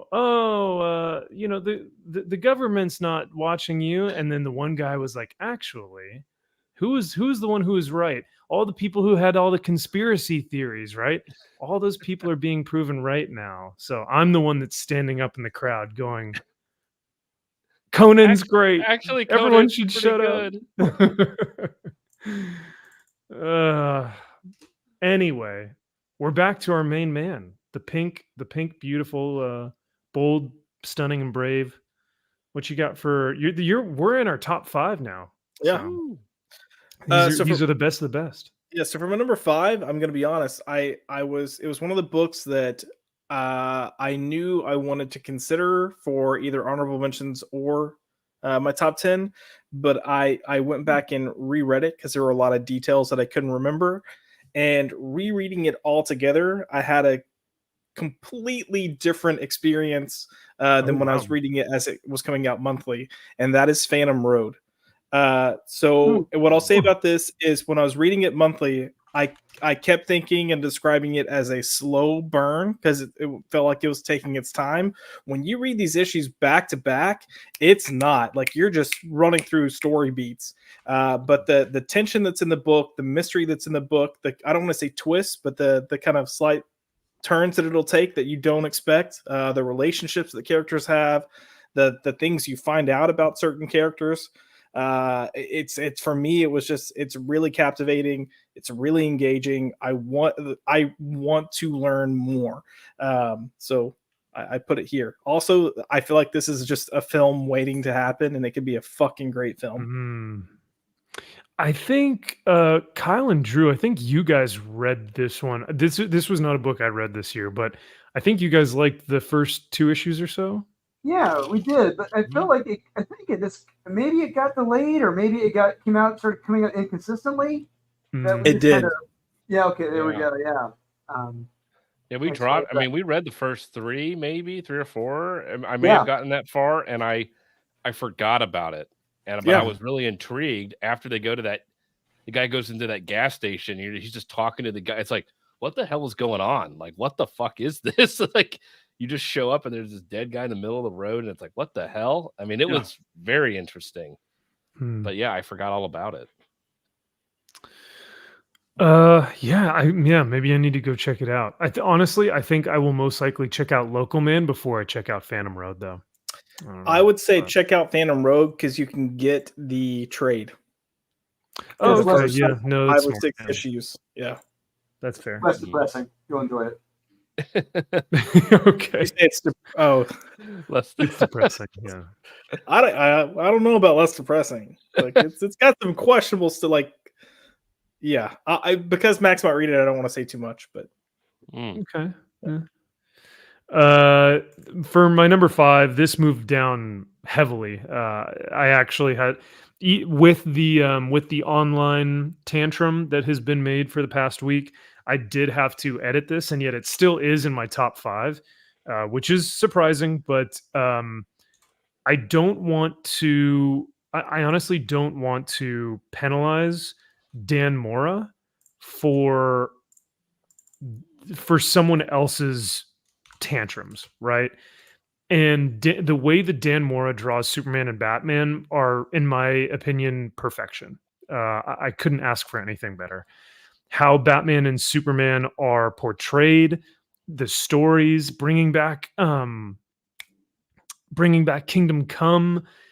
Everything about these guys just makes me feel like this is why I got into comics, was to read superheroes, right? Caped crusaders and, hopeful, optimistic supermen flying around with, it's just the classic quintessential superhero story. It is extremely difficult for me to put this at my number 5 because of the actions and the way that the writer has been, attacking fans. But I still can't. I don't know, man. It's tough because it's like I can easily do this with Tom Taylor and Tom King, but for some reason I have such a strong connection to Superman and Batman that I just can't do it with this series. So it's like a reluctant. I don't want to put it here, but I have to because of how much I just really enjoy the series. So, well. That's reluctantly fair. My number 5. Fair. And you, Conan at number 6, and you call yourself a Lord of the Rings fan? No, I'm kidding. What you got for your top 5? Number 5. Number 5. I feel good about this choice. I have Big Game at number 5. Okay, all right. That's a super solid choice. I think it's where it needs to be. It's right there. It's not showing off. It's not falling behind. It's right in the middle there. Yeah. It's fine. You're wrong, but it's fine. Oh my God. Wait till you see where Josh has put Big Game, if it's still there or not, but we'll see. If it's still there. If it's still imagine there. Where it's at. Unless it's Alan Scott. But it was a fun series. I felt like he had huge aspirations, and he's pretty much stuck the landing with that. I mean, you would talk about comparing it to Endgame. It really is 100%. It's something that, in the hands of a lesser writer, or in the hands of a Jason Aaron or somebody that just wants to have a sandbox full of all your toys and they're all playing. It's like it could have come off hokey, cheesy, like just way too much. He was able to pull that off, and I have to give him credit for doing something that ambitious and to do it well. I mean, I got to give him props for that. Now, a lot of the characters, again, I didn't read Magic Order. Wanted was kind of, I was in and out of it. Only read a few issues. Like, I didn't really have that, love for these characters to really be like, oh, I can't wait till they're back. It was just like, oh, okay. But it was still great. I gotta give him props. That's fair. I like that pick at number 5. I think that's a solid choice. And I know that you've said that, I think you're saying before the stream that you're pretty set on your top 5, confident about it. So so far that's a good start. Drew, are you gonna once again follow your brother and put big game?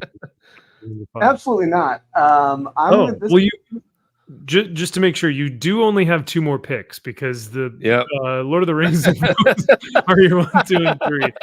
So you really got to make these last 2. Yep, count. be careful. God, that feels so dirty. God.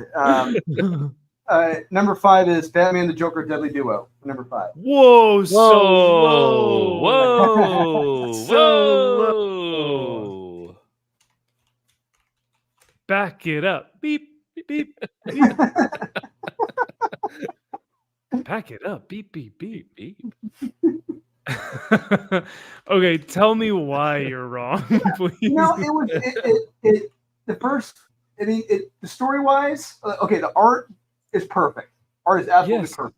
Yes. But I will say the story and like the last 2 issues, mainly in the last one, it really felt like it just kind of really drug.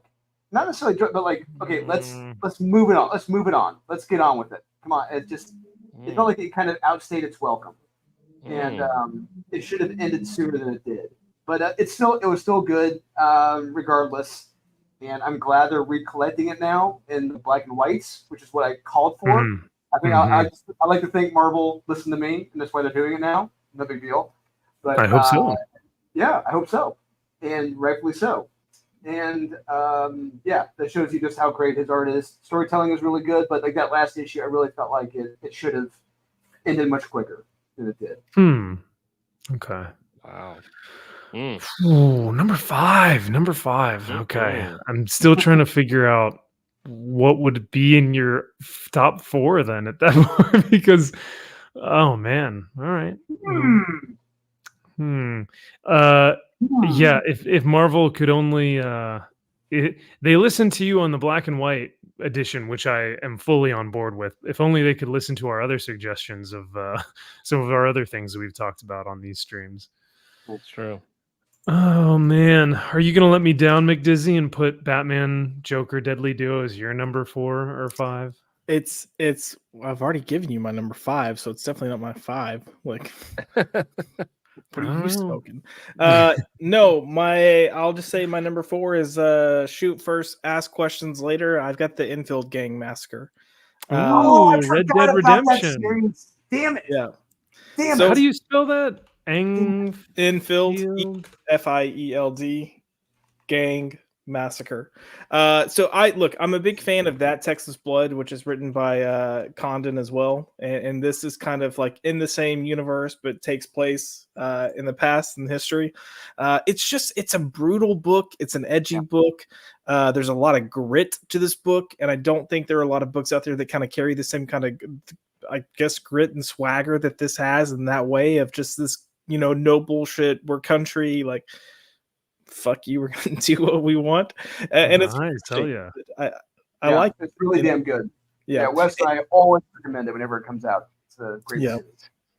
So Enfield Gang Massacre, check it out if you're not reading it. Also, if you haven't read That Texas Blood, go get it. And what I will say is Condon's getting better as a writer for comics. I feel like he's getting to where he can write tighter stories for comics and be a little more effective with the pages that he has. And you're seeing that here. So I can't wait for him to do more stuff. That's dope. Or play Kyle, Red Dead Redemption 2, get a better, you'll get the better story. I was gonna say, Kyle, do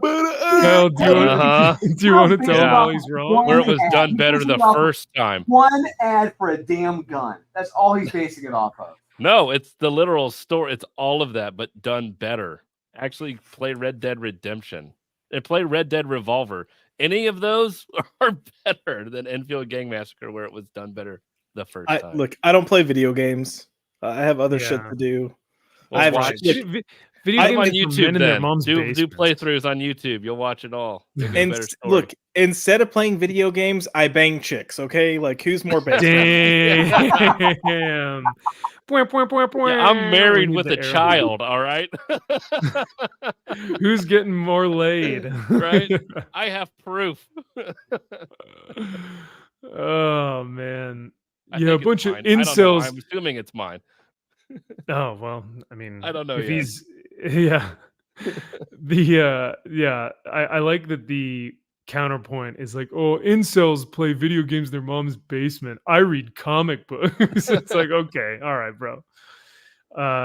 Yeah, no, it's hilarious because when I did see this on your list, Josh, I immediately was like, I can't wait to hear what Kyle says because I did not read this one, nor did I read that Texas Blood.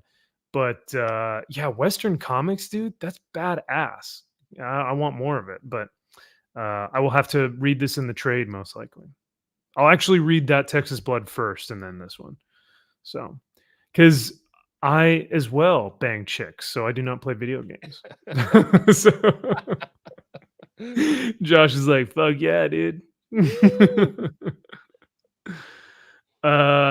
Speaking of badass fucking banging chicks, killing people and doing crazy shit, Nemesis Reloaded is my number 4.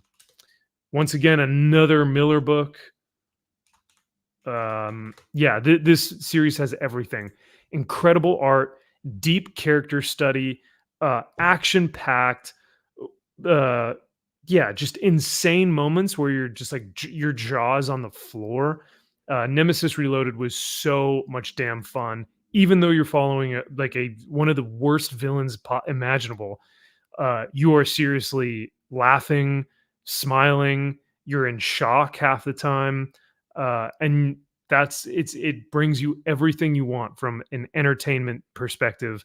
And you are fully encapsulated with this dude's mission. It's crazy. So yeah, it never ceased to amaze me. Number 4 for me is Nemesis Reloaded. I'm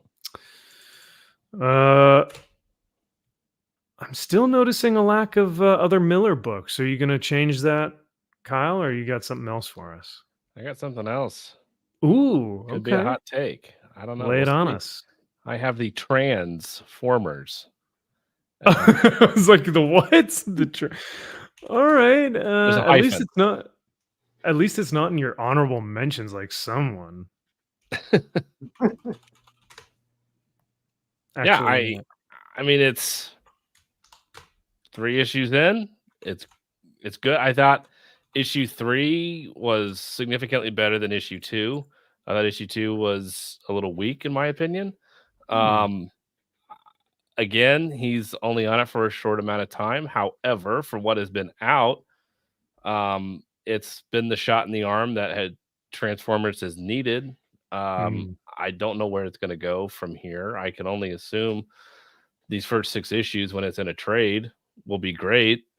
Anything after that, who the hell knows? But it's still a lot of fun. I have a great time reading it. It's one of the first I read whenever it comes out. So it's obviously one of the first books I read. So yeah, it's a solid recommend. I'm having a lot of fun with it for now. Hell yeah. Yeah. Sweet. I didn't catch this earlier, so I apologize. JK, if you do watch the rest of this stream later, she says, gotta go. It's been a long day. We'll watch the rest on the rerun. So I'm so sorry I didn't see this earlier, but JK, Merry Christmas. Have a great holiday weekend. Enjoy your time with family, and we'll see you here next week for when you come back or when you're watching the rerun. So thank you again for being here. Yeah, no, I mean, I would like to see it a little bit higher, but like you said, it's only 3 issues in. I know a lot of people say that the story is fairly, it's fine. I think really what's sticking out is the art. And also Transformers, you're either like a diehard or you're someone who's never really super been into it, I feel like. So I don't know, but I guess I'll give it to you. All right. Thank you. Dolan, what you got? Your last one. Hey, look at that. All right. How about that? Yeah. Yeah. Yeah. My number 4 is just like Kyle's, Transformers. Wow. So low. Man. No, I think it's just right where it's at. Yeah. Where it needs to be.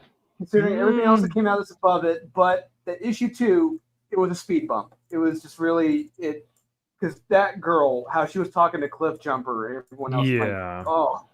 I was hoping Cliff Jumper would just flicker with like his middle finger and she would just come flying across the state. Yep. Yeah. But he's a transformer. He's not a bot. He won't do that. Starscream would, but not Cliff Jumper. But regardless of that, issue 2 did kind of really hit the brakes to really tell more of the story, which was okay, fine. But issue 3 did pick it back up. But on the whole, number 4, fourth place is where it belongs, I would say. Okay.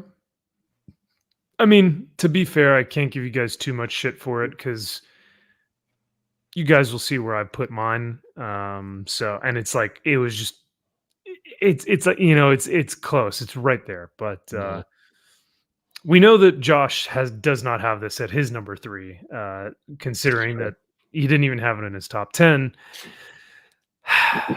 Yeah. So we'll give him a shot to redeem himself. We're now into the top 3. So these are your top 3 books of the entire year. Yeah. So these got to be spicy. My number 3 is a book that I forgot actually came out this year until one of you guys mentioned it, and it's Batman and Joker Deadly Duo.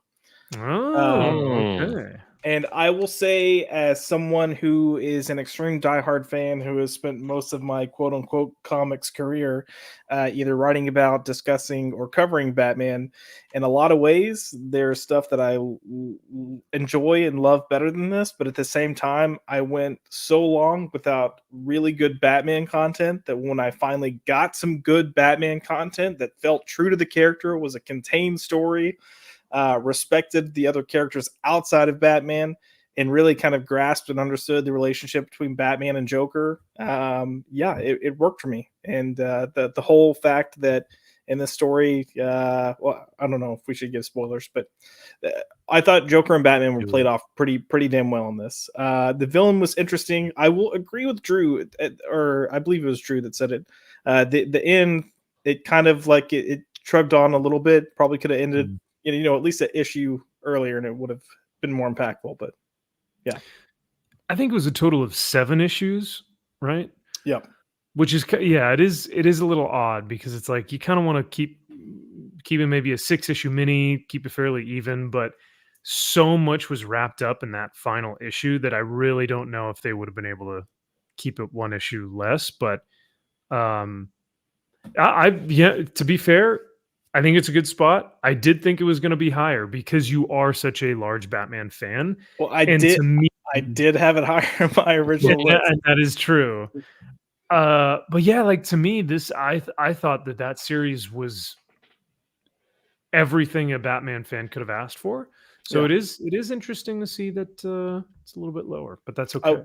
I will also say there's a plot that is very similar to a Serenity plot. So it's got that going for it as well. Yeah. I don't know, man. That train issue where Joker's fucking throwing people off the train and stuff, and you're like, oh, it's so good. So good. But yeah. Anyway. My number 3 is going to be the Transformers. Yeah, so like I said, it's just barely a little bit higher than Turd Burglar and Dolan. I think though I'm not a huge like Transformers guy, I've never read the comics before. I watched I think 2 of the movies. I don't really know a lot of the Transformers stuff. Even some of the animated series, the episodes there, I only watched a few. So to be introduced in this fashion with Daniel Warren Johnson art, where I get to see an Optimus Prime ram his truck self into like a Decepticon and then get to like freaking suplex a dude. Like, this is so much fun for me. The colors by Mike Spicer just pop on every single page. I love this book a lot, and that's coming from a guy who knows really nothing about Transformers. But I've been really enjoying the series, even with the gripes that I have about it. I've just been having a really, really fun time. It's a blast. For me, my top 3 are car books.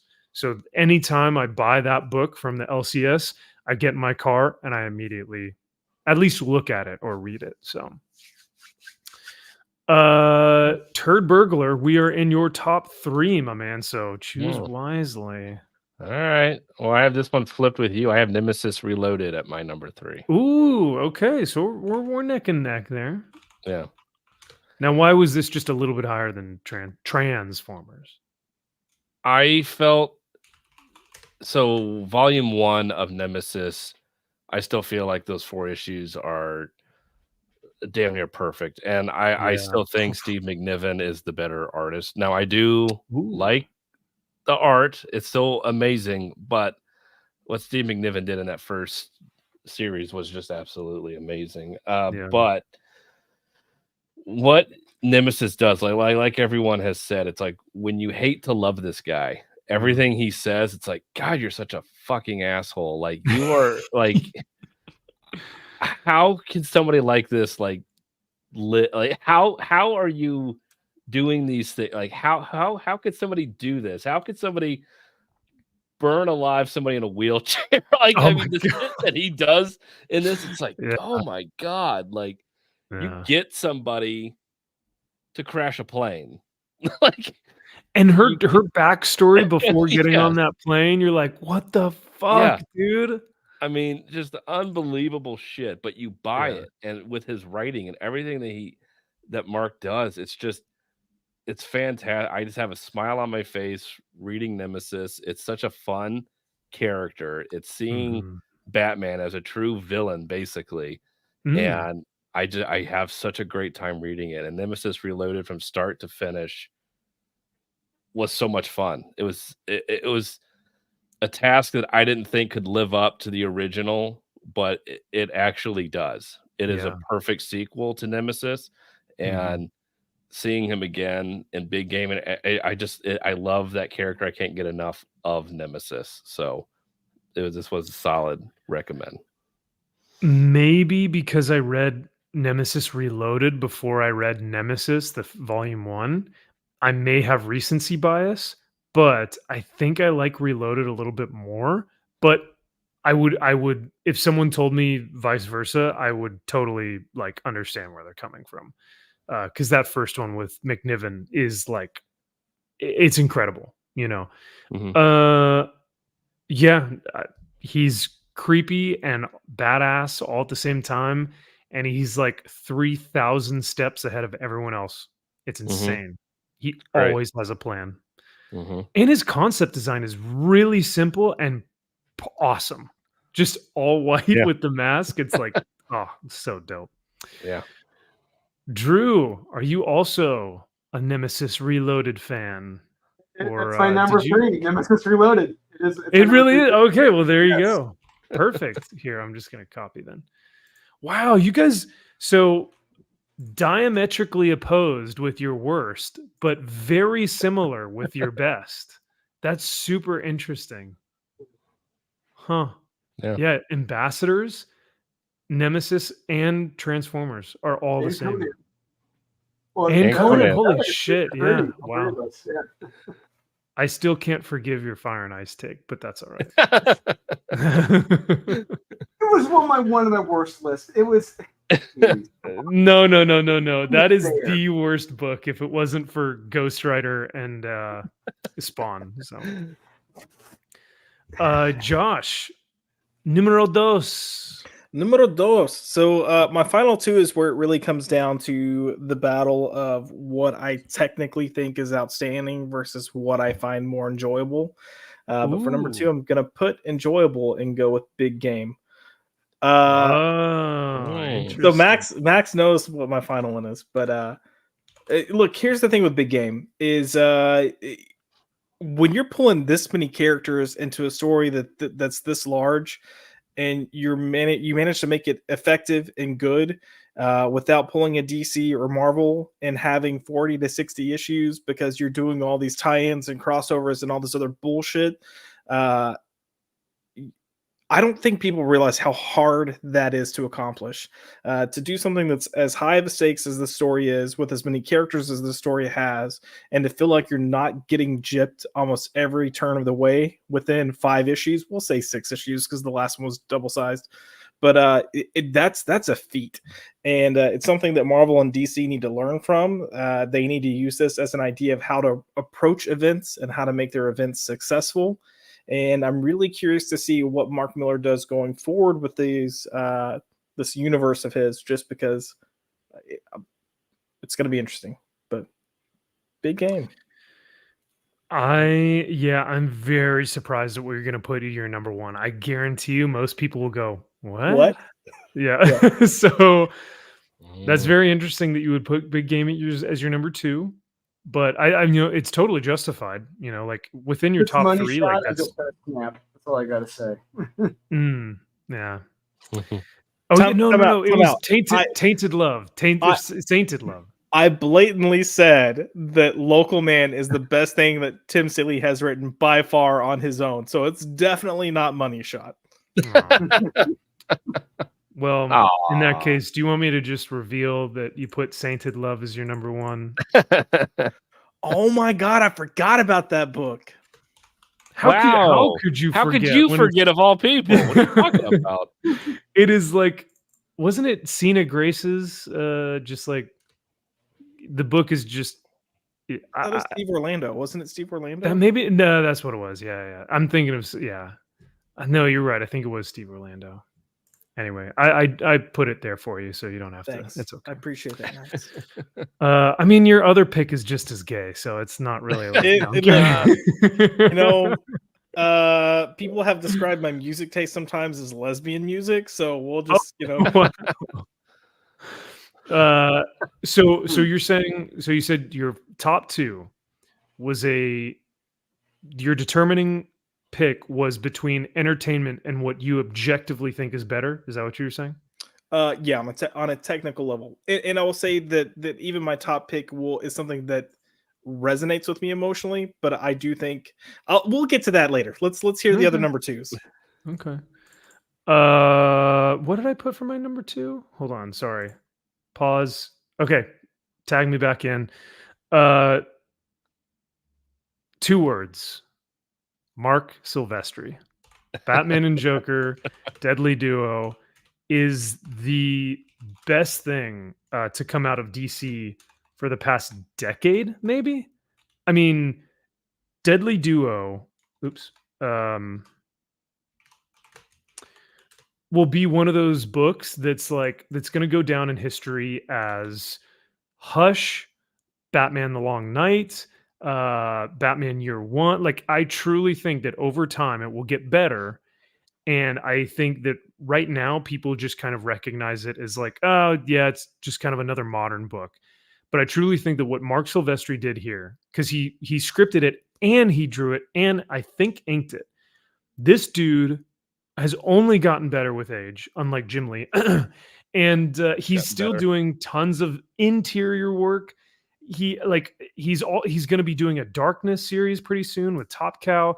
Like, the man is a genius. He's incredibly humble, and talent, one of the biggest talents in comics in the industry in general.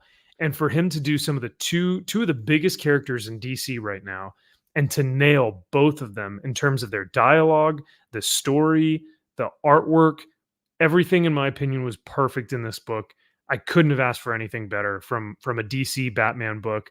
This was excellent and deserves to be at number one, but there was just something much more gooder, if you will. So you're seriously putting Conan at number one? So Kyle, Turd Burglar, what is your number two? Oh my God, you gotta be kidding me. Oh no. You may want to rethink that, bud. I'm sure. You know what? Here's what I'm going to say. I will regret it later. But the first 4 issues, are perfect. They are. They're peak 10 comic out of book. 10. I give you that. Yeah. So My number 2 is the same as yours. Batman Joker Deadly Duo. very well. At least we agree on something. You know what? Yeah. We had such a good run there on our worsts, but our best list just Yes. completely devolved into something completely not. Yeah. Yeah. This issue series, when it started out, when you have Batman fail, like seeing him fail, seeing him not being able to save somebody due to hubris, due to he doesn't have all the answers. When you start out a series like that, and it's like, holy shit, like there are stakes here with Batman. Like it was absolutely phenomenally told, and the art is perfect for the story that he was telling. Yeah, it will go down, I think, as one of the best Batman stories it should ever told. It's just one of those that it should be praised, it should be celebrated, and people shouldn't forget that it exists. Constantly reprint this fucking book. Like, keep pumping this out, keep putting it in the zeitgeist, let people know that it exists. Oh, absolutely. And the more versions, the better. Like, we should get a director's cut. We should get, like Drew said, the black and white editions, but we should also get an artist edition. We should get in 5 years or 10 years, we should get a deluxe hardcover that has sketches, that has interviews. Like, print this book as many times as possible. Soft cover, hardcover, artist edition, black and white, colored. It's all of it, and I will buy all of it. So yes. But it's a good pick. I'm digging your top 5. Okay. Conan could maybe move up one, but that's fine. All right, Dolan, we're in your top 2, my man. So we now it all comes down to this. We may be able to decipher what your number 1 is based off of what you give us for your number 2. My number 2 is Ice Cream Man. Ooh, okay. All right. Wow. I think I know what everyone's number 1s are at this point, but that's all right. Yeah. So why Ice Cream Man so high? Because I mean, I've said it to Wes countless times whenever we recommend it. You never know what you're going to get with each issue, and that's what I love about the series. It's so unpredictable. I mean, it could be a truly heartfelt issue. It could be a truly mind-trippy issue. It could be a very unsettling issue. It could be a horror issue. You don't know. It could be a funny issue. It's what's great about it. Each one is so different in its own way. And I enjoy that. I enjoy it not being predictable a lot of times. It's like that one issue where, I like that. And these 2 guys, they're 2 of the best storytellers right now in the biz. And I told the artist as much. I'm trying to lock him down for an interview with us, see how well that goes. So he's down for it. We're just trying to lock down a date. But if you really want to read a series that it's unpredictable, you don't know what you're going to get, but at least it's going to be great. You know that. It's going to be quality. This is it. And I have fun every time I read it. You know what I find so interesting? Josh's number 1 is by the same creators of Ice Cream Man, but it is not, in fact, Ice Cream Man, which I think is super interesting. So I wonder if Kyle has read this, which if you haven't, you're not a true Ice Cream Man fan. But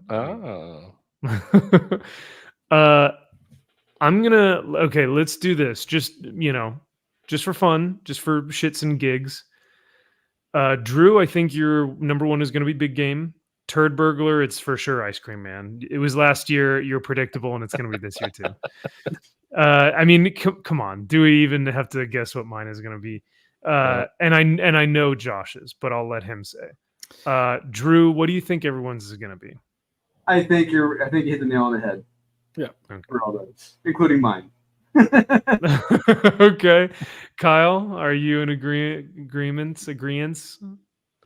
Yeah, for the most part, except mine is an actual single issue. It's not all of ice cream. Pulling an audible. All right. Yeah. So you're saying that you don't think Ice Cream Man as a whole is worthy of your top 10. Got it. That's pretty much what I heard. So. Oh no, it's the greatest series ever written, but this specific issue hit home. Aren't you like a superhero guy? Yeah, I am. But no. When a story can hit me in the feels every time they write it, and I'm like, holy shit, I don't even know what my life is anymore. Like, it makes me contemplate everything I've ever known. You got to give it praise. Yeah, that's a good point. Josh, do you want me to just type it out and see if the guys know what it is? Sure. Is it Art Brute? No. Oh. Swan Song. I haven't read Swan Song. Anyone? Bueller? Honestly, when Josh told me about this, I was like, this sounds awesome. I need to go read this right now. So. So it's W. Maxwell Prince. So he is writing this. It's in another anthology book that he's doing, and his approach with this is every issue is focusing on things that end, and there's an underlying resonance of how nothing actually does end. So like the first issue focuses on the end of the world. The second issue focuses on the end of a marriage. The third, it kind of keeps going. There's an issue that's like the end of the sidewalk, which is clearly metaphor for your path. But it's one of those things that it's written. I love comic books. I think they're a ton of fun. I think there are comic books that are great art. I would almost never consider any comic books quote unquote literature, as in the way that it's written, the language that's used, how the characters are portrayed, just the structure of the story itself, the structure of the sentence itself. And I feel like you get literature with how this book is written. There's so much texture to what happens in these stories, and so many little things, and the nuances, especially like if you've ever been in a long-term relationship and you read the second issue and you don't like go, okay, yeah, like definitely been there.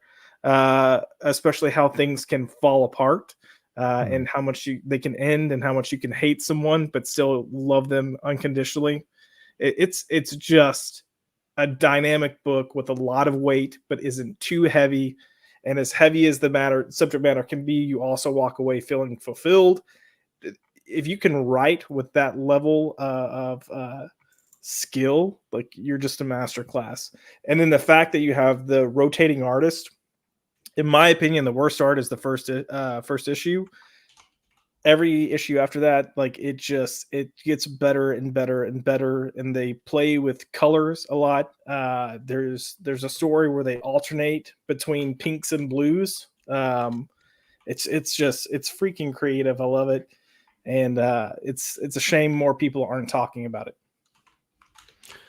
I legitimately didn't even know that this existed until you texted it to me.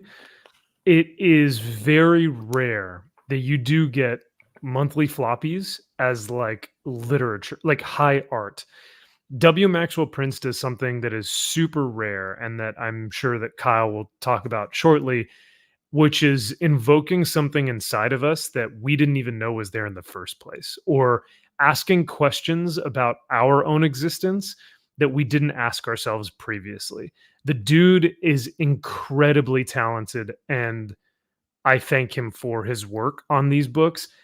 I am going to read Swan Song immediately, the next chance I get, because if it's anything like Ice Cream Man, yeah, man, it sounds incredible. So I'm very much looking forward to it. And thanks to Josh for recommending it, because I would have, like I said, I would have had no idea that it existed. So it's such a cool premise, such an interesting premise to delve into. Anything else before we move on to our next number one? Oh wait, you're the next number one. Let's just skip to Turd Burglar. I think we're good. All I'm just gonna say is sword, sorcery, boobs, and action. I mean, what else do you want? Like, it's fucking perfect. But yeah, Turd Burglar. Oh no. Consistency for 4 issues, baby. Those 4 issues are fucking perfect. Hey, 10 out of 10s every single time. Believe it or not, you get some sword, sorcery, boobs, and action in Swan Songs as well. So Hell yeah, let's go. I love it. Yeah, no, like I said, I could talk about those first 4 issues of Conan till I'm blue in the face, but you guys know me and you guys know my interests. Huge Lord of the Rings fan. I love the Warhammer 40K stuff. Anyone who takes the time to introduce a universe, characters, a great storyline centered around that type of atmosphere, that setting of sword and sorcery or fantasy or sci-fi, whatever it is.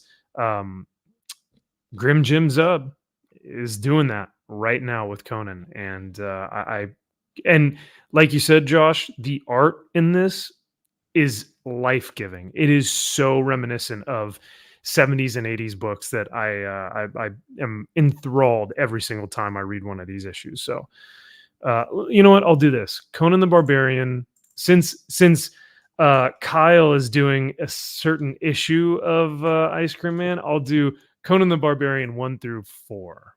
So That's fair. all right, Ice Cream Man number. Which one is it? 35. And which issue was that? The Fluffykins?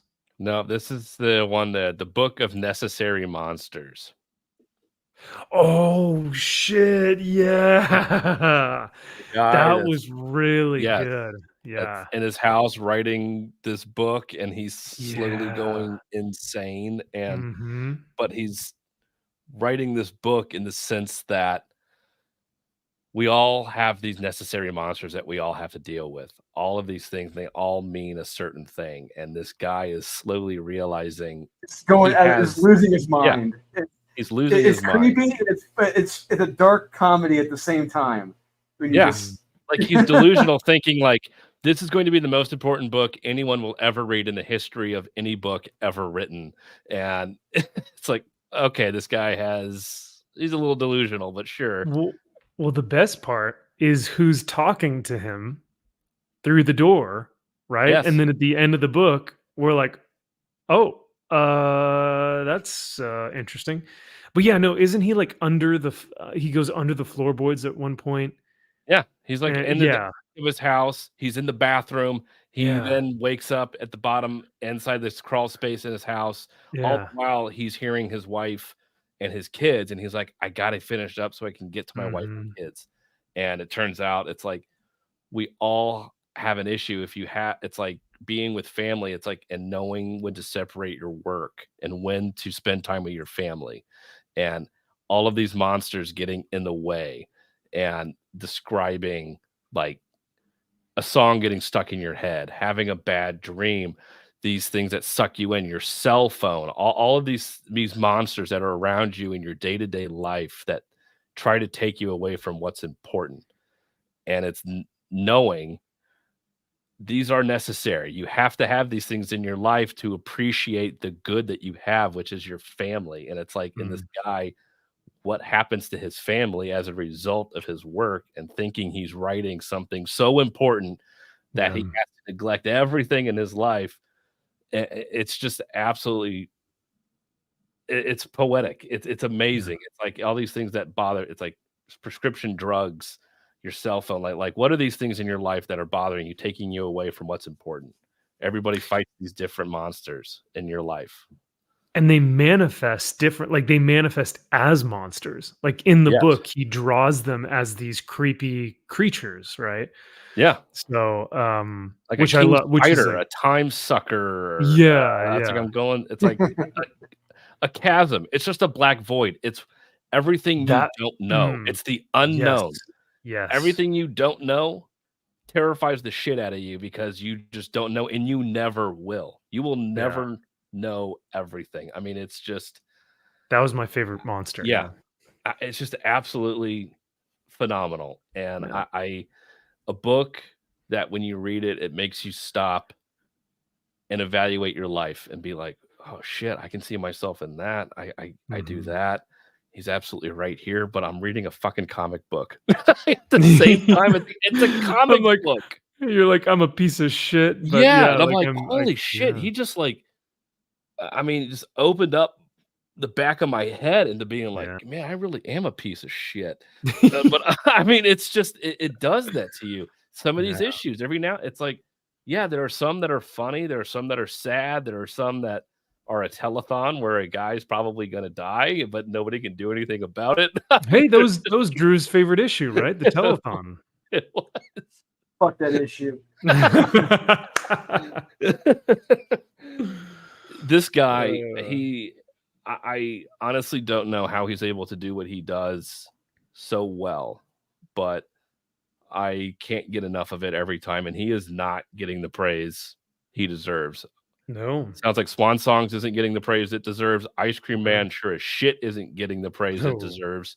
No. These books are things that have to be talked about because nobody else is doing this. And the fact that he is able to do this, not just in one book, multiple books, it's just this guy is absolutely amazing. Yeah. This series will always be at my top of my list, barring anything crazy. I don't see how it couldn't be. Yeah, no, that's fair. I'm very interested to see when this comes out in like collected editions, or because like right now the industry is in disarray. I wonder what if he were to be writing issues in like the early 90s or even like late 90s, early 2000s. I wonder if it would have the same effect, or if it would have been selling worse or less. I feel like he's not getting the due that he's deserved because of the low sales currently in the comic book industry. So to be honest, if you were writing in the 80s or 90s, this would honestly probably be a series at Kamiko or Eclipse or Pacific. It wouldn't even be an Image, I think. Honestly, it would have been one of those underground, not underground, but like a lesser known indies coming out, and who knows what it would which is why I wonder if it's better that he is doing it right now, because if it were made in the 90s, I don't think people would understand it. But the fact that he's writing it now, I think may be perfect for its time. I can't wait to see what he does next, because like you guys said, every issue you have no idea what's about to happen, and that's kind of the beauty of it. But the man is a genius.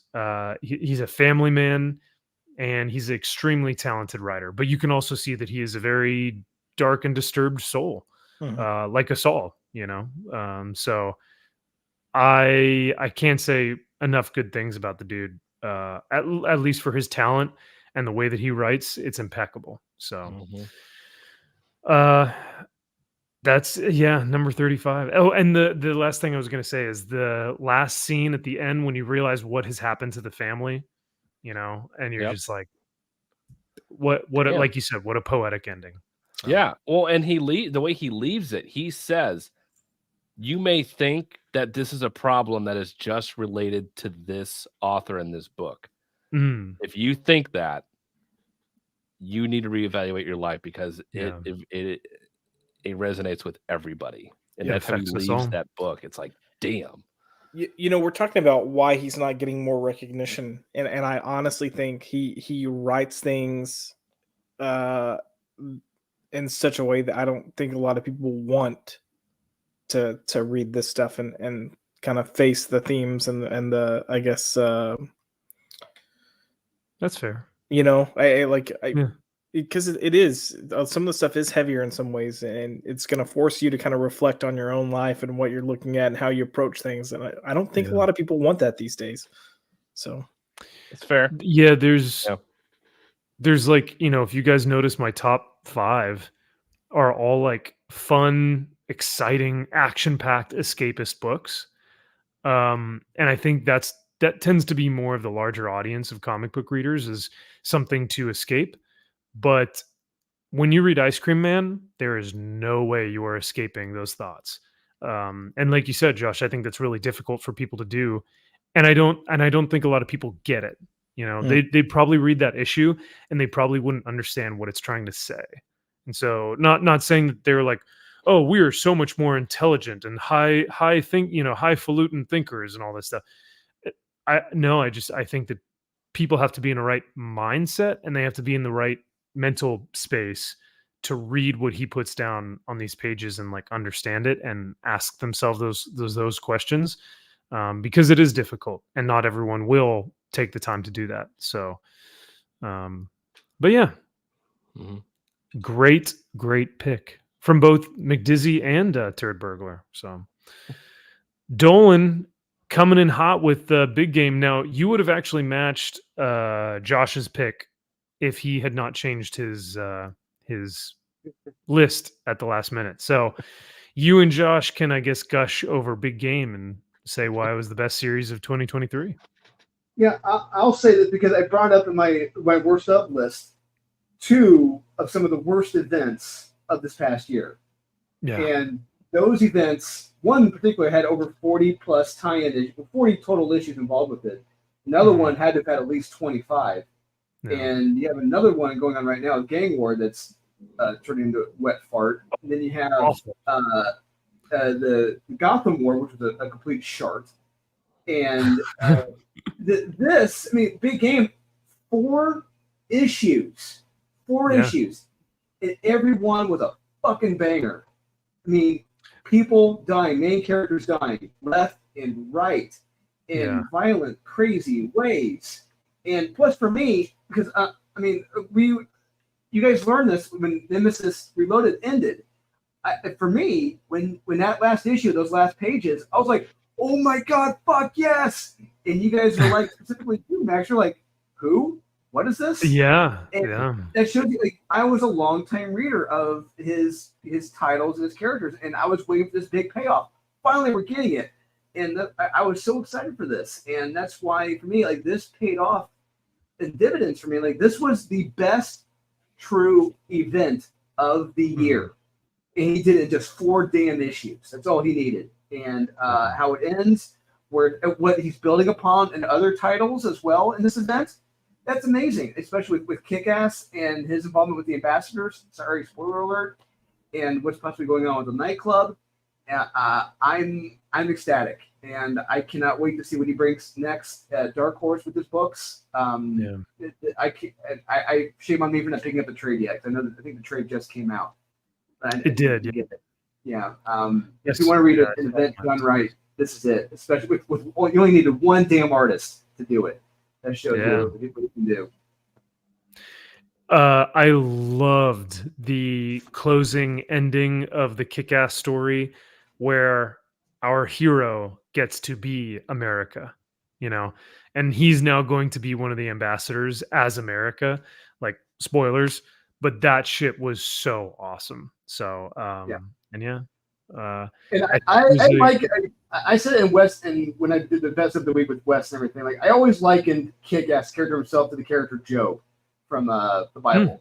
They always constantly tested, and he never wavered in his faith. He always kept his faith in being a hero, the superheroics, never quitting, and justly he is rewarded for his faith and everything at the end of the story. And I truly dig that. And isn't that how we want all of our superheroes to be unwavering in their faith and their hope and their optimism? You know what I mean? Yes, there are stories that superheroes are deconstructed and it works, but for the most part, those should be one-offs. Those should be tales that are kind of Elseworld stories. For the most part, we want to see our heroes be hopeful, optimistic, and something to strive towards. And we're just not seeing that as of late. So, well, gentlemen, thank you so much. This is the definitive top 10 books of 2023 told by Dolan, Turd Burglar, myself, and McDizzy. I want to respect y'all's time. So I will say we can go through the games radar list very quickly if you guys just want a good troll and a fun laugh. Absolutely. Why not? Okay. All right, why not? It's their number 1 is fucking astonishing. Yeah. What they I put mean, as their look, number one. most of the stuff on this list is when I saw it and I was like, oh fuck, I've got to send this to the guys. Yeah. Yeah. All right, let me share this bad Larry and get into it, and we'll get out of here for the evening. This is so chat. You guys have just heard our top 10 of 2023, our worst and best top 10 lists with some honorable mentions and dishonorable mentions. This is Games Radar's top 25 books. Oh, starting off strong, Josh. This was one of your top books, Local Man. All right. Okay. Oh, so Josh wrote this article. Got it. Yeah. Okay, Oh, you know what? Josh, I that's knew it. why you sent this to me, because you wrote this. Okay. That's right. Peacemaker Tries Hard. cool. Oh my god. I didn't read I that. read that first but issue. I wanted to blow my fucking brains out. Yeah, I cannot stand Like, it. what is this? Like, who remembers this? was that another Tom Taylor? Oh no, it was No, it's Cal Starks. He thinks he's hysterical. He's not. oh yeah. Kill Your Darlings? I think I remember it, but I don't I remember seeing it. I never read it. Scarlet Witch, Stunning and Brave from God. Marvel. So Yeah. stunning, so brave. It's so stunning and brave that it's canceled ahead of time. Go figure. Yep. Oh, that's right. Yeah, just after a few issues, eh? Yeah, that's a shame. 2000 AD. Okay. Miracle there's some- Man. we'll get into that later. We'll Okay. get into that off screen about that. I want to do that. But Miracle Man, it's low at number 20. It's low. I'll blame the inconsistency for that. How it's been coming out. Yeah. I'll blame that they're retarded and they don't understand what it actually means. Fair enough. Void Rivals. So that was the big Skybound event. It's been good, not great. I'll say that. Yeah. I haven't been reading it. ASM. Fuck off. Fuck off. The fact that it's even on their top list. That's bullshit. That's No. absolute. What the No. fuck? They're not even reading it. They're not. They can't be reading it. Even League of Comic Geeks puts ASM like it's at like a 50% every week. Even League of Comic Geeks, and those dudes are shills. So Look, Yeah. we're saying they can't be reading it. Just wait till we start getting in the top 10. oh no. To be fair, I only saw number 1 because I just scrolled straight to number 1 to see what it was. Oof. So I actually haven't seen the rest of this list. Oh, just get ready. Get ready. Oh, Oh, man. Hail to my man Nick, 32 Flavors. Great to see you, brother. Have a great evening. And Merry Christmas to you, man. I saw this on Comixology, but I never actually read it. The Same. art looks beautiful, but I mean, Scott Snyder. Barnstormers? That's Scott Snyder. That's all I need to know. I think it was like Ah. a female piloting story where females get it done. Don't Female say. pilot ever.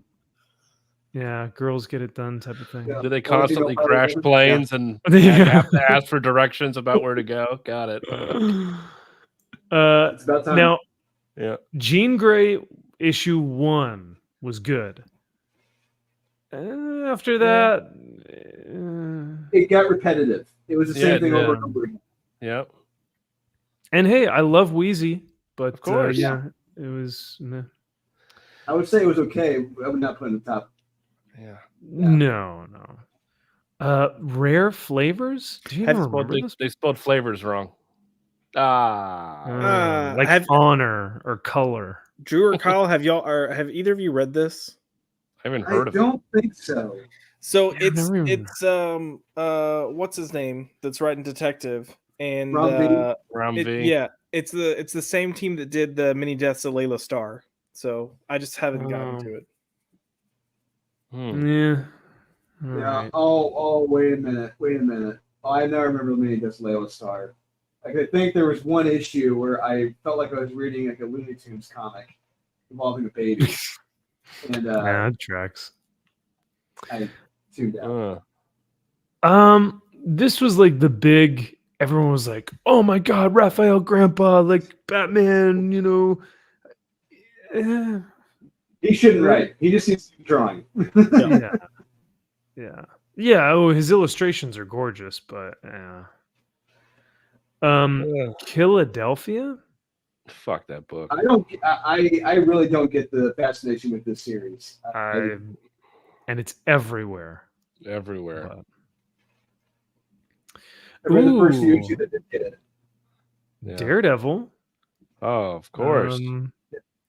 This one was a head scratcher. I never would have put this in maybe 25, maybe, but maybe. Yeah, but I mean, we didn't even have it in our honorable mentions. No, there hasn't been enough to even judge it, other than it's inconsistent. Yeah. Like And the did they even premise mention- is okay. Does the jackass who wrote this even mention like they've gone through 4 artists now? Oh Yeah. no, they wouldn't mention that. At least I don't think so. I don't know. Ooh, Kyle, you put this on your worst list, Ultimate Invasion. Oh my god. You cannot there's nothing in No. Densely plotted storyline. Yeah, that's densely compliment. densely plotted. Oh my god. Everyone's standing around rooms talking about things. I was gonna say that's a good way of saying nothing happens. Yep. Densely plotted. Oh, That's Captain Nick for you. no. People standing around talking. yeah. All right, guys, hold on to your butts. Oh boy, here we go. We're into the top 10 now. There's no going back. Specifically, Cy Spurrier, the Flash. Oh, my. and Mike Diodato Jr. Absolutely not. No. This series it's been too dark. It's been boring. It's been stupid. Reading the dialogue, especially in that first issue, I really wanted to blow my brains out. It was so incredibly stupid. And what they're kind of hinting and teasing about maybe Linda and Wally getting a divorce, breaking up. It's like, hold you, Spurrier, you better push the fucking brakes on that. The fans will not let you do that. If you do that, you're a fucking dead man. I don't know, guys. They say it's a fabulously unexpected reinvention of a major character. Unexpected. Unexpected. Oh my Subverted your God. expectations. Nah, that makes it good. Yeah. Oh my god. They put a distillery book on here. So This is I think a This- jock. Is this the jock? Oh no, never mind. It's not. No, Somna. Oh, it's Becky Cloonan, half of the Wonder Woman team. Becky Cloonan. Ugh. Yeah, I look. I haven't read this yet. I do have it. If it is good, I promise you, Tula Lote is carrying most of it. Mm. It's only been one issue. It's only been one fucking issue. Yeah. I will say this. My comic shop could not give those away. Oh, same with mine. They had way too many copies. Ordered heavy. No one wanted it. It's like a magazine oversized edition. The cover tells you nothing about the book. Each story is just kind of meh at best. My comic shop was barely able to give them away. So And, then, and real quick, on all of our lists, almost every single title we mentioned had at least 4 issues under its belt. This only had 1, and it's in the top 10. Yep. It's just that good. Apparently, it's possible. Yeah, and I do think these are longer than 20 pages. This might be like a self-contained one-and-done story. I really don't know, but still questionable. But not as questionable as about the stuff we're about to get into. Dude, this number 8, come on. Fantastic Four. Fuck off. That's impossible. Oh my god. No, hold on. Oh, guys. Wait. Hold on a second. Number 7. No. What the hell? No. I Like recall. I said, they're trolling. They are trolling at this point. Yeah, this No is way. for sure just because they want to make someone mad. Yeah. Wait, okay, let's give it a chance. Let's Give it a Fantastic Four. chance. No. I might change my mind. Hold on. No, when I mean give it a chance, I want to hear what they say about it. Like I want to hear their reasoning, right? Got it. I'm not going to talk about Fantastic Four. It's inconsequential. If they're putting Fire and Ice in their top 10, done with being underestimated in Joanne Starr, Natasha Bustos, Tamara Bonvillain, effortlessly fresh and funny book. What? The Doom Beauty Salon in Smallville, robot Elrond, determined to make a name for themselves, taking on the enemies that have slipped through the cracks.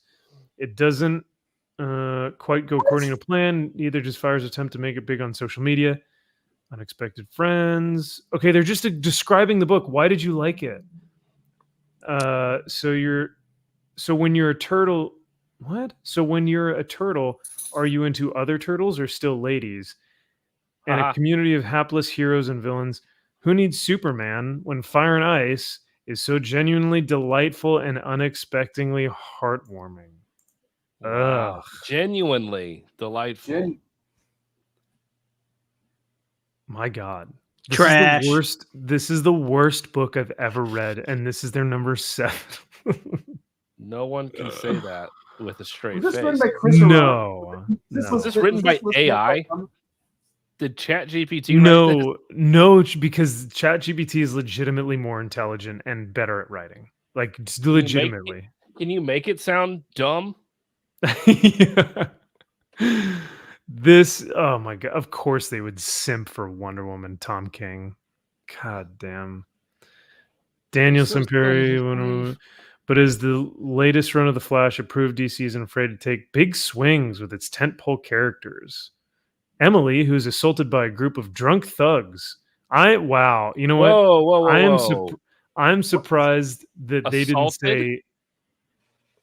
Well, that I expected from them, but the fact that they didn't say a bunch of MAGA hat wearing January 6 protesters. I don't think she was really assaulted. I think some guy grabbed her ass, and I think right? Or it's implied. It's implied that 10 people in that bar. More. I think 20 people in that bar. Yeah. And she kills all the men though, Drew. She doesn't kill any women. It's all the men. Because Tom King has a fetish with being humiliated. She fights back and ends up killing them all, an act that sparks a new wave of anti-Amazon sentiment.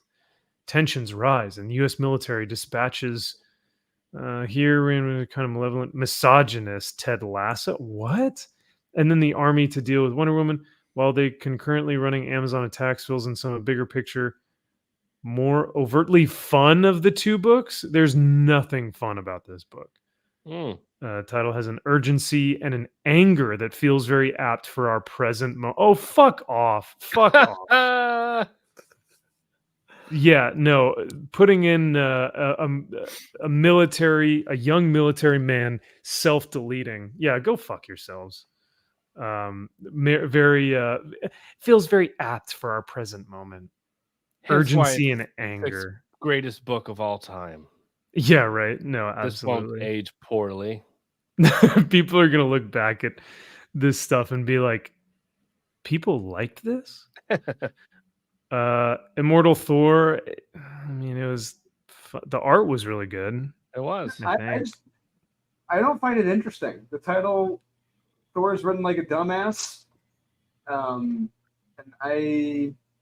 Loki is it just reminded me, like, all the shit that Loki has done. Thor is just like, hey, don't you go doing it again. All right. He welcomes Loki right back into Asgard. Yeah. He's like, he's just Loki bebopping and scotting everywhere, like, hey, Thor, you have another trick you got to solve if you want to save everybody. And he's like, oh, you Loki dickhead, I guess I'll go ahead and solve this problem. I love you. It's like, God damn it. Too funny. This next one is like, okay, yep. Now we're getting predictable. Birds of Prey. Harley Quinn and Black Canary and Kelly Thompson and Big Barda and all of our favorite characters. Damn, number 4. Wow. I still have not seen Batman Joker Deadly Duo. I've still not seen any Mark Miller, like zero Mark Miller at all. I think we'll see it next. I have a feeling. Oh, you think so? I think so. Big game for sure, right? It's impossible not to keep. You can't keep that off your list. Yeah. Oh, No, sorry, it's not, Kyle. It's World Tree. It's World 3? World 33? World 333. Whoa. It's James Tiny Yen. Tiny Onion. Tiny Onion. Another great series by him. Yeah. Well, Honestly, if anything Hmm. says Tom King or Tiny Onion, it's on a best list somewhere. It has to be because he's the greatest writer of all time. Yeah. The greatest. Josh, why are you... Oh, Yeah. go ahead. No, go ahead. What? I was gonna say, why are you not responding to any of these picks on this list? Aren't these your favorite too? Because I've already looked at this list. I'm just amused at watching you guys kind of discover. Oh, But, so you suffered through this, so now you're watching us having to suffer through this. that's now. right. Okay. I will say, like, this World Tree book, I did check it out just to kind of see what it was about. I think I read the first 2 issues. It's unsettling, but in a way that, like, I felt dirty after reading it. Like, I felt like I needed to go pray. Because the Ooh, first yeah. issue was enough for me to be like, I don't know if I want to go down this road. right, it felt inherently evil, but not in a way of like, yo, Ooh. like this is creepy. Like it just Yeah. Yeah, I don't like. It's like when you watch those horror movies about like demonic possession, and there's like something unnatural and satanic about it, and you're like, no, I'm done with this. I'm not here for this. Pay my fill. This next one is interesting because it's actually the one that I probably agree with, but it's Transformers. Okay. Oh my god! I mean, fair. they got one right. Did they say issue 2 is the best issue of this? This was Yeah, obligatory. right. They had to put this in here. They're like, I love the way that Lona Steelrose or whatever the fuck her name is gives it to Cliff Jumper. I mean, they do put, but really the main reason for its success is simple. Johnson is a master of comics. His art style striking, the right balance, detailed and cartoony, kinetic and weighty. If you're looking for a seriously fun, you're scrolling sorry. up so I can't read, My bad. non-superhero comic, then this is it. So, Sorry, Okay. I was trying to see if this was written by Will Salmon. Is he this? Okay, so these are all Will Salmon then. Okay. some of them were a few other people, but he's been most of them. He was the one that did Fire and Ice. So, And see unreal. yeah. You can't put Transformers and Fire and Ice in the same sentence. You just No. can't. At least they put Transformers Somewhere. I can't lower on the comprehend a list. brain that operates that way. I don't understand. I don't understand that.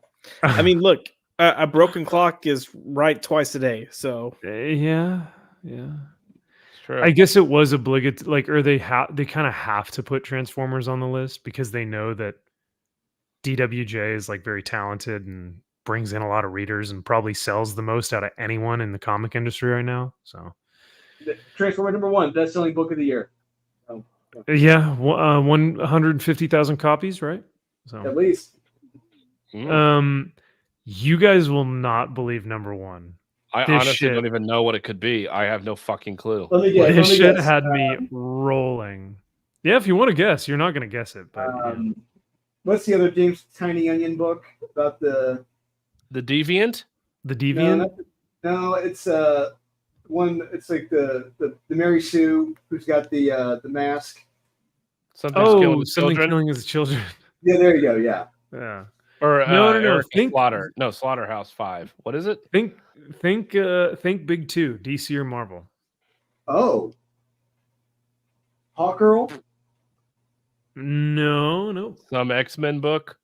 No. Well, you're close. You're close.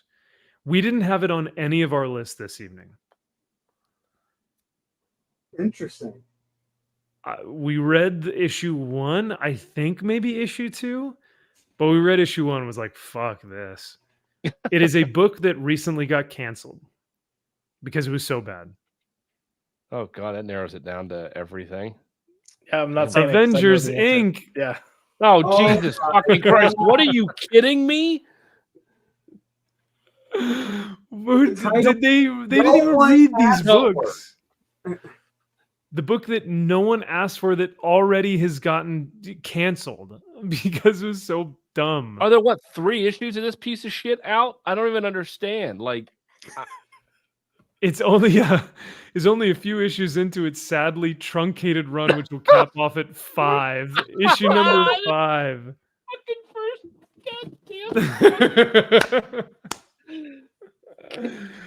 Conan's love already how- on issue 6. I love how like the one buyer of this admit. Yeah, who's like, oh yeah, I love this series so much. It's my number 1.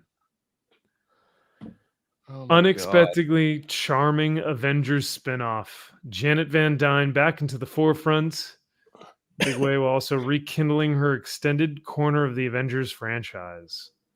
Oh, did I get cut off when I was talking? Yep. Yeah, sorry, you roboted. So I love how the one fan, the one buyer of this whole series, they twitters to Tom Brevoort, "Oh, I love your series. It's so amazing. I hope we get to see more of it." Nope, sorry, got canceled. Or what did he say? What did he say? He was like, yeah, I wish we had more fans like you. Yeah. But guys, it's far past due time for Janet Van Dyne to reclaim a seat at the Avengers table. Yeah, Fine. about time. Sure. He literally Go said ahead. it's about time. Yeah. Who cares? I Fine. consider this title like this is the Baywatch Nights of the Avengers. It just no one wanted this. I don't care what these characters do in their after hours, like a private investigation. Who gives a fuck? Give me the costumes. I don't want to see them wearing suits, walking around, eating, chatting. No, I want superheroics. I don't want early 2000s lack of costumes. We're doing investigating shit. No, that shit is boring and stupid. It's a time capsule form of telling stories. Get away from that. No. I don't know, Drew. Looks like you're wrong. It was their number 1 pick. Games Radar is never wrong, so I don't know. Never ever. Never wrong with Newsarama. Newsarama's never wrong. Yeah. It's fair. They're batting 1,000, and it's great for them. What if like the last one, the number 1, instead of that Will Salmon guy or whatever his name was, it just said Josh McDonald. It's like, you motherfucker. They see me trolling. Yeah, it was you all along. That would have actually been pretty funny if you like legit trolled some Games Radar website and was like, yeah, I'll write you guys a best of the year. I read all the comics. But oh man, too funny. Well, I cannot thank you guys enough for being with me this evening for 5.5 hours. This has truly been so much fun. This was our big event of the year. This was like our big culminating event where we got the Avengers and the X-Men and the Justice League, and we teamed up and we put our list together, and this is what we came up with. So our big game, if you will. So before we leave, is there anything else you guys want to say about the worst or the best list that we have? Like I said, I'll put these up on Twitter and YouTube so that y'all can go read these and so that you guys can actually see what we had put down. And if you guys want any recommendations, please, we would highly encourage y'all to go look at any of our honorable mentions or top 10 for the best of. And if you want a good laugh, go check out our worst books, because that will actually make you smile and laugh a lot. So, but other than that, I think that's it. Josh, thank you for joining us, man. I know it was last minute, but dude, of course, that was coming in clutch. That was awesome. Yeah, hell yeah. Happy birthday, Mom. Thanks for ruining my night. I'm kidding. No, really, happy birthday, Mom. Happy birthday, Mrs. McDonald. I guess the only way I can actually end the stream from my end is, hey, go bang some chicks. Yeah. Go read Enfield Gang Massacre, some cowboys, go bang some chicks. Don't play Red Dead Redemption. Yeah. No. Yeah, because if you play Red Dead Redemption, it's gonna be more like I wish I knew how to quit you, Yeah, that one Except scene much gayer than that, if that's even possible. Spits on his hand. Yeah. And if you guys truly have that happens in the movie, but okay, carry on. I'm just saying. I will also say before we leave, if y'all have enough testosterone, go read Conan the Barbarian issues number 1 through 4. Only if you have enough But that's testosterone. it. Stop But if it. you don't, then don't dare read it. You won't be able to handle it. So, but that'll be it for me this evening. Thank you to my lovely co-hosts, Dolan, Kyle, and our special guest Josh tonight. This has been fantastic. Chat, you guys are amazing as always. Please enjoy this. I know it's a long one, but we put this list together for you guys, and we hope that you guys enjoy. We will see you guys after Christmas, so enjoy y'all's Christmas. Merry Christmas to everyone. Spend as much time with your family as you can, and we will see you guys after. And if you guys have any recommendations of your own for your top 10 for best or the worst, let us know in the comment section below. We love y'all. Have a great Christmas, and we'll see you next week. Take care.